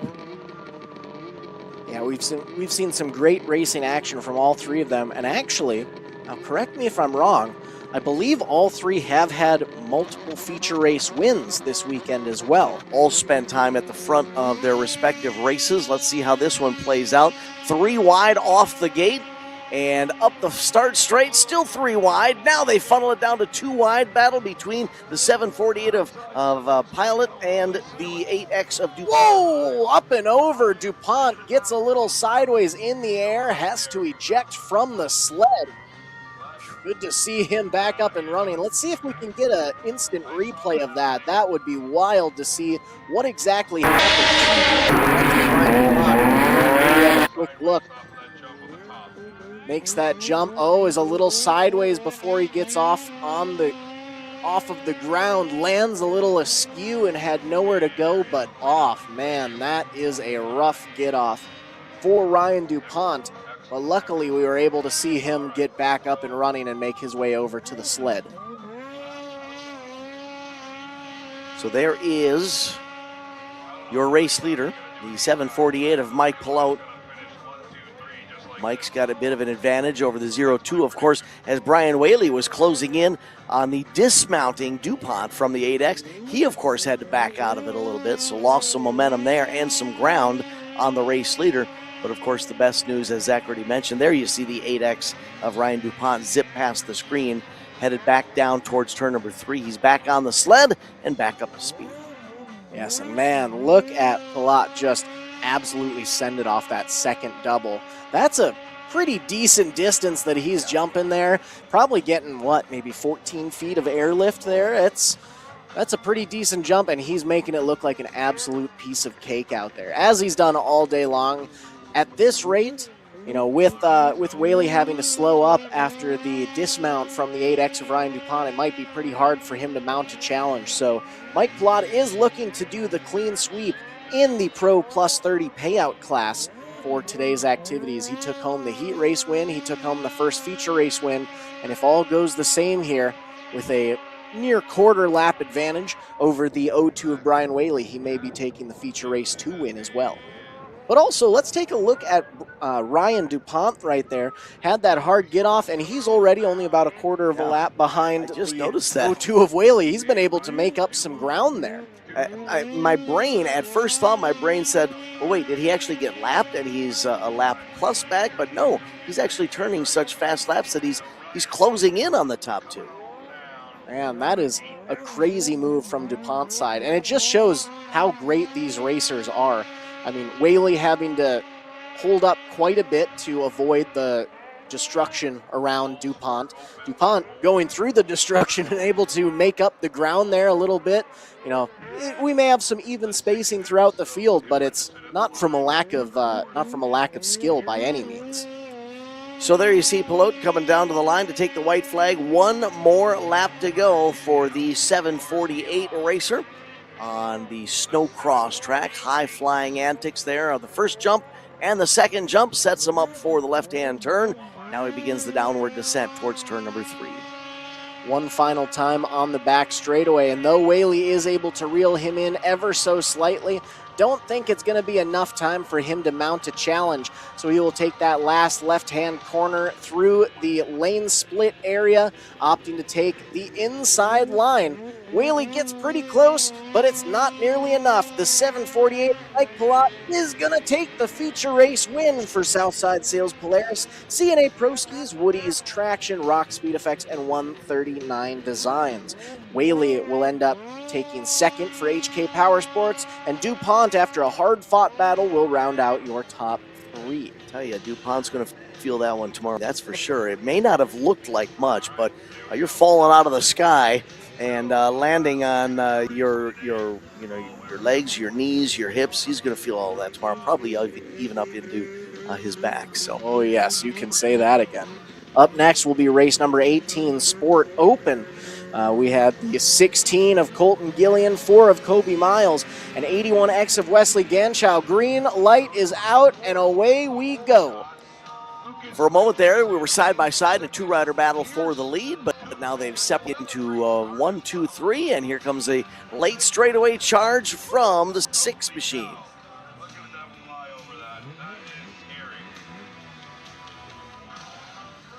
My apologies, I actually pulled up the wrong starting order.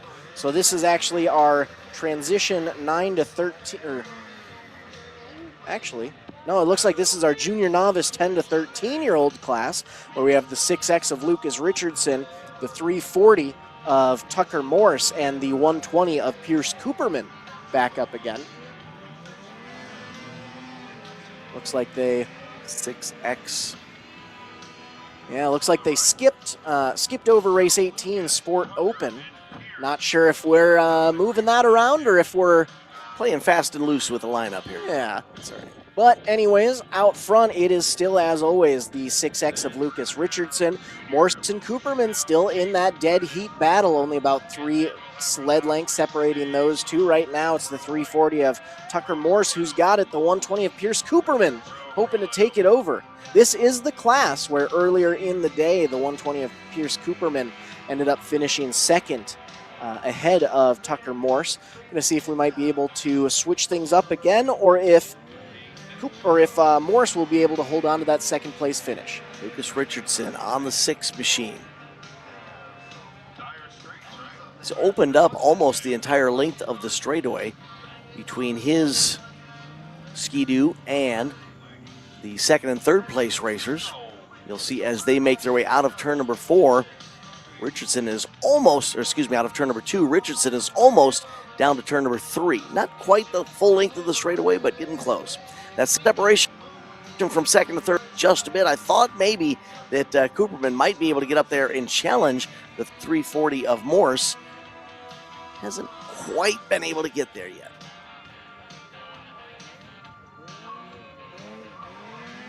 Onto the front straightaway once again. Another lap in the books for Morse and Cooperman. That's Tucker Morse there that you're focusing on if you are watching from home, or as you are watching from home. Tucker is able to get some air over both of those jumps, and then Cooperman also able to get a little bit of air. Quite as much as Morse, and then not quite as much as Richardson. Morse starting to develop a little bit larger gap between himself and Cooperman. Put some space there to slightly secure his second place finish a little more. White flag is out. One more lap to go for yet another clean sweep for the 6X of Lucas Richardson. Sponsored by Donna's Car Wash, or Donna's Car Store, La Pearl Enterprises, Hebert Lawn Care, A's Mobile Sandblast, Rathburn Performance, CNA Pro Skis, and Amsoil. It is the 6X of Bear, Vermont's Lucas Richardson taking his final turn onto the front straightaway. Checkered flag is going to fly, and he clean sweeps the junior novice 10-13 class. Strong weekend for Richardson, flexing his muscles there and enjoying yet another main event win in the junior novice class. Then it will be Tucker Morse on the 320 and Pierce Cooperman on the 120, wrapping up second and third in the running order. Race 20 up next, junior 16-17.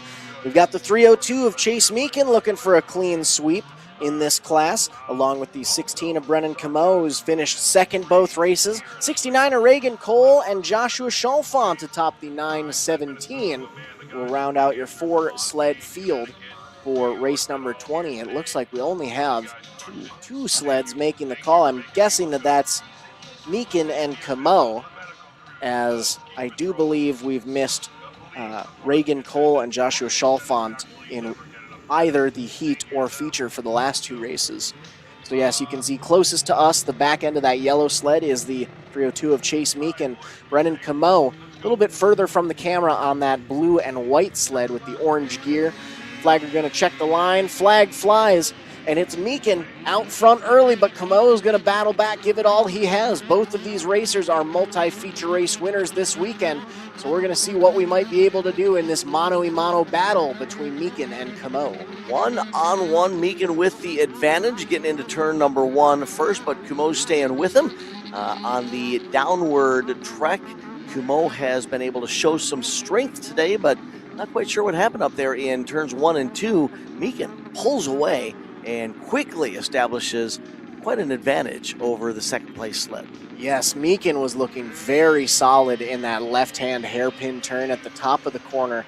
And I saw Camo was struggling a little bit to pivot the back end of that sled, whereas Meekin was able to smoothly turn around it in one go. Camo kind of made it into like 3 little mini straightaways, which lost him quite a bit of ground there on the 302 of Camo, or 302 of Meekin, apologies. So that sled wants to push out of the turns. He's on the power, but he can't quite get the skis to bite, and that's what begins to develop the scenario that Zach was just explaining, where it's almost like turn straight, turn straight, turn straight, whereas Meekin is able to get that sled to rotate quickly and then fire out of the turn and head on down the back straightaway.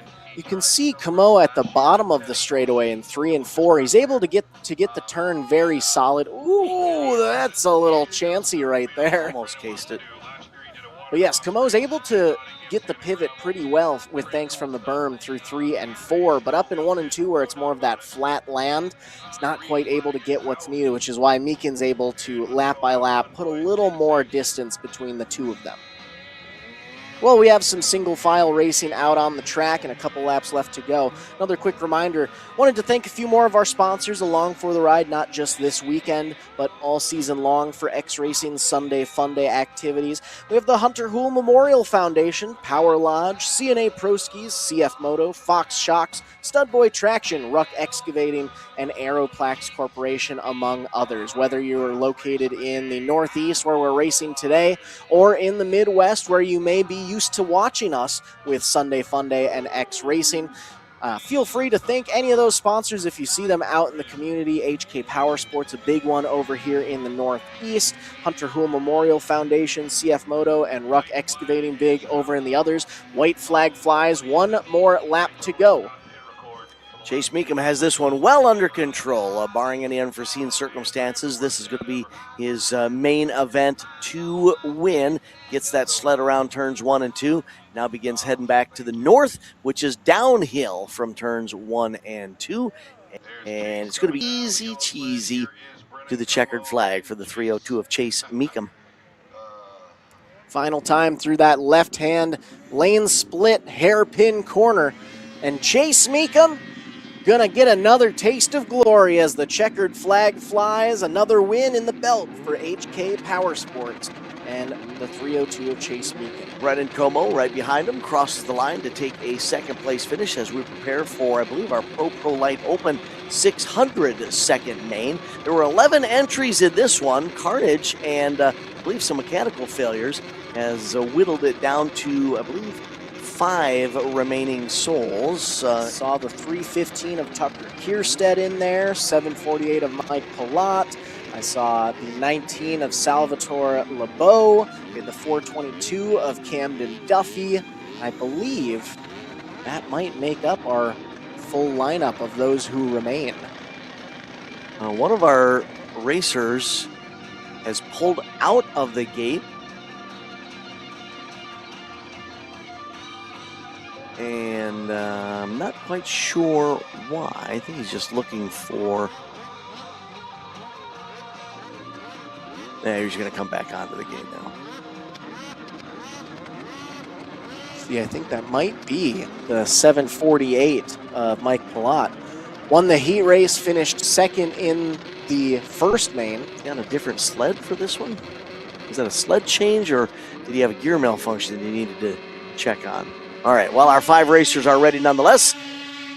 Green flag is up. Palat gets the go and gets the lead, and he's at the front of the field. Now keep an eye on the 422 of Duffy, because this is just what happened last feature race with him, where he started a little further back. Right now he's sitting in 4th, but he was able to muscle his way up to the lead, where he was able to take over the eventual feature race win. So I wonder if we'll be seeing that from Duffy yet again, as now he's battling in the 3rd place position. He's able to sneak on by. Duffy officially up to... Oh! Rider down, 3 sleds involved, and that allows Ryan DuPont on the 8X, your race leader, to pull away. Nice to see all 3 of our racers up and under their own power. Boy, oh boy, that was a whole lot of carnage going on there. Wonder if we can take a look at the instant replay, see what happened there, as the 748 of Mike Palat now has nearly a full lap advantage over a majority of our track. Let's see here, we go up and over that first jump, and through that left-hand corner, we try to go 3 wide, and that's, let's see, that's the 315 of Kierstead that goes up and over. The 3 almost getting into the side of him. Duffy gets trapped underneath his sled. Duffy's front skis, not Duffy the person, but his front skis get trapped under there, so he's got nowhere else to go. So Palat has about a full lap advantage over most of the field with one of our racers. I think that may have been the 422 of Duffy, perchance, is able to get a little bit of a added boost there. Well, that track is developing some character on that final jump at the bottom of the back straightaway. By the way, that is Palat, as Zach's been saying, on the 740, but he's riding the 8X of Ryan DuPont. So that was a sled change there at the start gate. Apparently he heard something in the sled that didn't sound right, because he was able to ride away from the start gate, but perhaps the engine not sounding right. Zipped back behind the staging area, did a sled change. Now he's on the 8X that Ryan DuPont has been riding through the day. And I think it's interesting, because one of our other racers, the 3 that's out there, we don't have a 3 on our lineup sheets, but I think that might be the 8X of DuPont, as I thought I saw that on the back of his jersey. So we've got all sorts of swipping and swapping here for the sleds in action right now. There's a racer that Zach was talking about earlier who had to battle his way through the field in the prior main event, still stuck in 4th, but again, he was in that mix-up down there in turn number 3. He was the last to the scene, got his skis stuck underneath the competitor's sled. Oh, did we lose another rider there? I think we did. Right into turn number 3. Had her rider get off.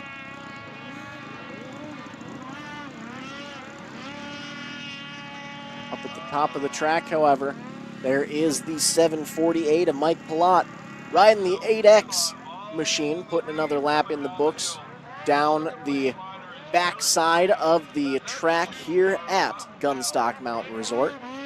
Yeah, Gunstock is chewing them up and spitting them out today. We've seen several hard get-offs, but thankfully all of our riders have been able to bounce back up. I believe we also have the 708 of Thomas Levi out there as well. Challenge into 1 maybe? He didn't quite have the position he wanted. It was a 3-rider battle for 2nd, 3rd, and 4th. Definitely heating up. I mean, we saw during the ProLite Open 600 first feature race that just about anything can happen.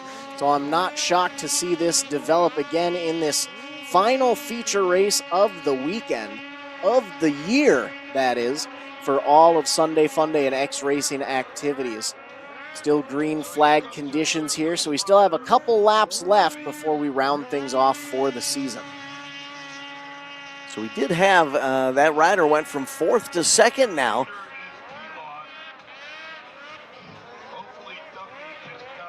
Is that the... That's the 422 of Duffy, but he is a lap down. Oh, did he go a lap down? Okay. Yeah, he got stuck within the, underneath the snowmobile of 315 of Kierstead. But you can see that he's faster than our race leader on the 8 machine. Might be able to get onto the lead lap. I mean, this is what we saw last race. Duffy was able to sneak by the 748 of ProLite there right at the end. There, just like we've seen Duffy able to move on by onto the lead lap now. So slight change in the track look, but no change as far as the positions go. White flag is out. 1 more lap to go for our racers. Boy, Duffy just sends it off that 2nd jump. Flying further than anybody.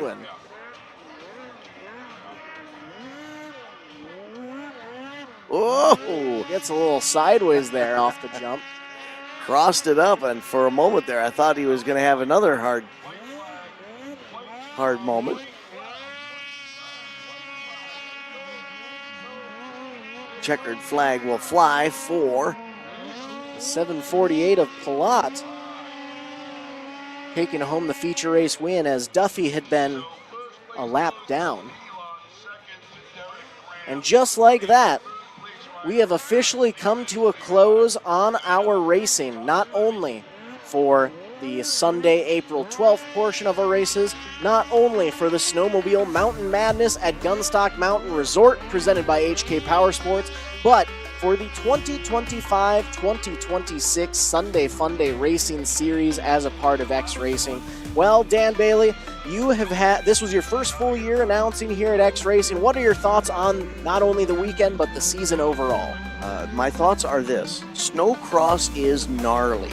You can say that again. It is a wild sport and a tip of my cap to all the competitors, whether they're 4 years old, 40 years old, or 84 years old. They all came out, they sent at every event, and they had themselves some fun, which is the whole point of Sunday Funday action by X Racing. Exactly. Well, we're happy to provide some great coverage and racing action for you guys all season long as a part of MBTV Sports.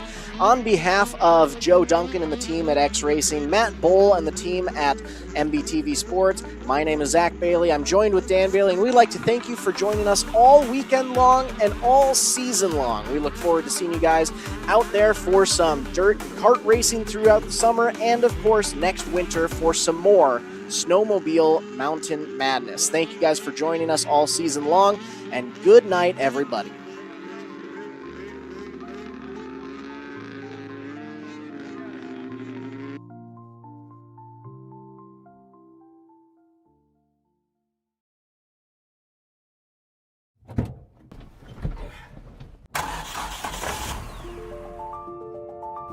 Freight is the backbone of the country. And as long as people need goods, they're going to need somebody to get it to them. My name is Matt Bohl with QualityFreightRate.com, powered by T-Force Worldwide. We provide LTL, truckload, and expedited freight services across this country. If your freight weighs over 120 pounds going over 120 miles, that's where my shipping rates kick in. We help companies ship easier for less. With our system, our customers are able to quote and book shipments with ease 24 hours a day, 7 days a week. If you're having trouble with damages, lost freight, claims of any sort, we can help you with our experience, solve the problem, tell you why it's happening and what you should do to prevent it in the future. Me and my team have been together for over 20 years. We know this industry. We can help all size business, big or small, we love them all. But we have a special spot for small business. Small businesses are pillars in the community. Low rates are critical for a small business because the margins are generally pretty small. They need to have competitive rates. They can't be getting gouged or they lose the sale. Freight is simple. People make it difficult. We work as consultants in the industry, so it doesn't matter what your problem is, we'll solve it. We educate the customers, we solve problems, and we lower their shipping rates. And that's what I've been doing for 20 plus years.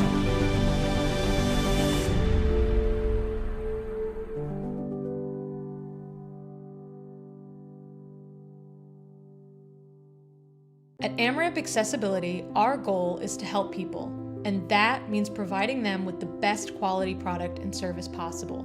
Built with powder-coated steel, our ramps are stronger and longer lasting than those built with wood or aluminum. Installed in a matter of days to ensure your safety as quickly as possible, our teams are here for you. I can get out. Yeah, much easier. Better, a lot better. Yes, thanks. I don't even have the words to explain how much easier it is. We're just so thankful for it, so thank you. Thank you very much. Find your forward with AmRamp Accessibility today. Learn more at amramp.com.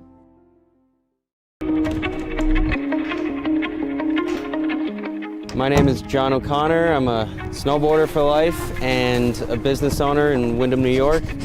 We run a restaurant and inn here. This is our backyard.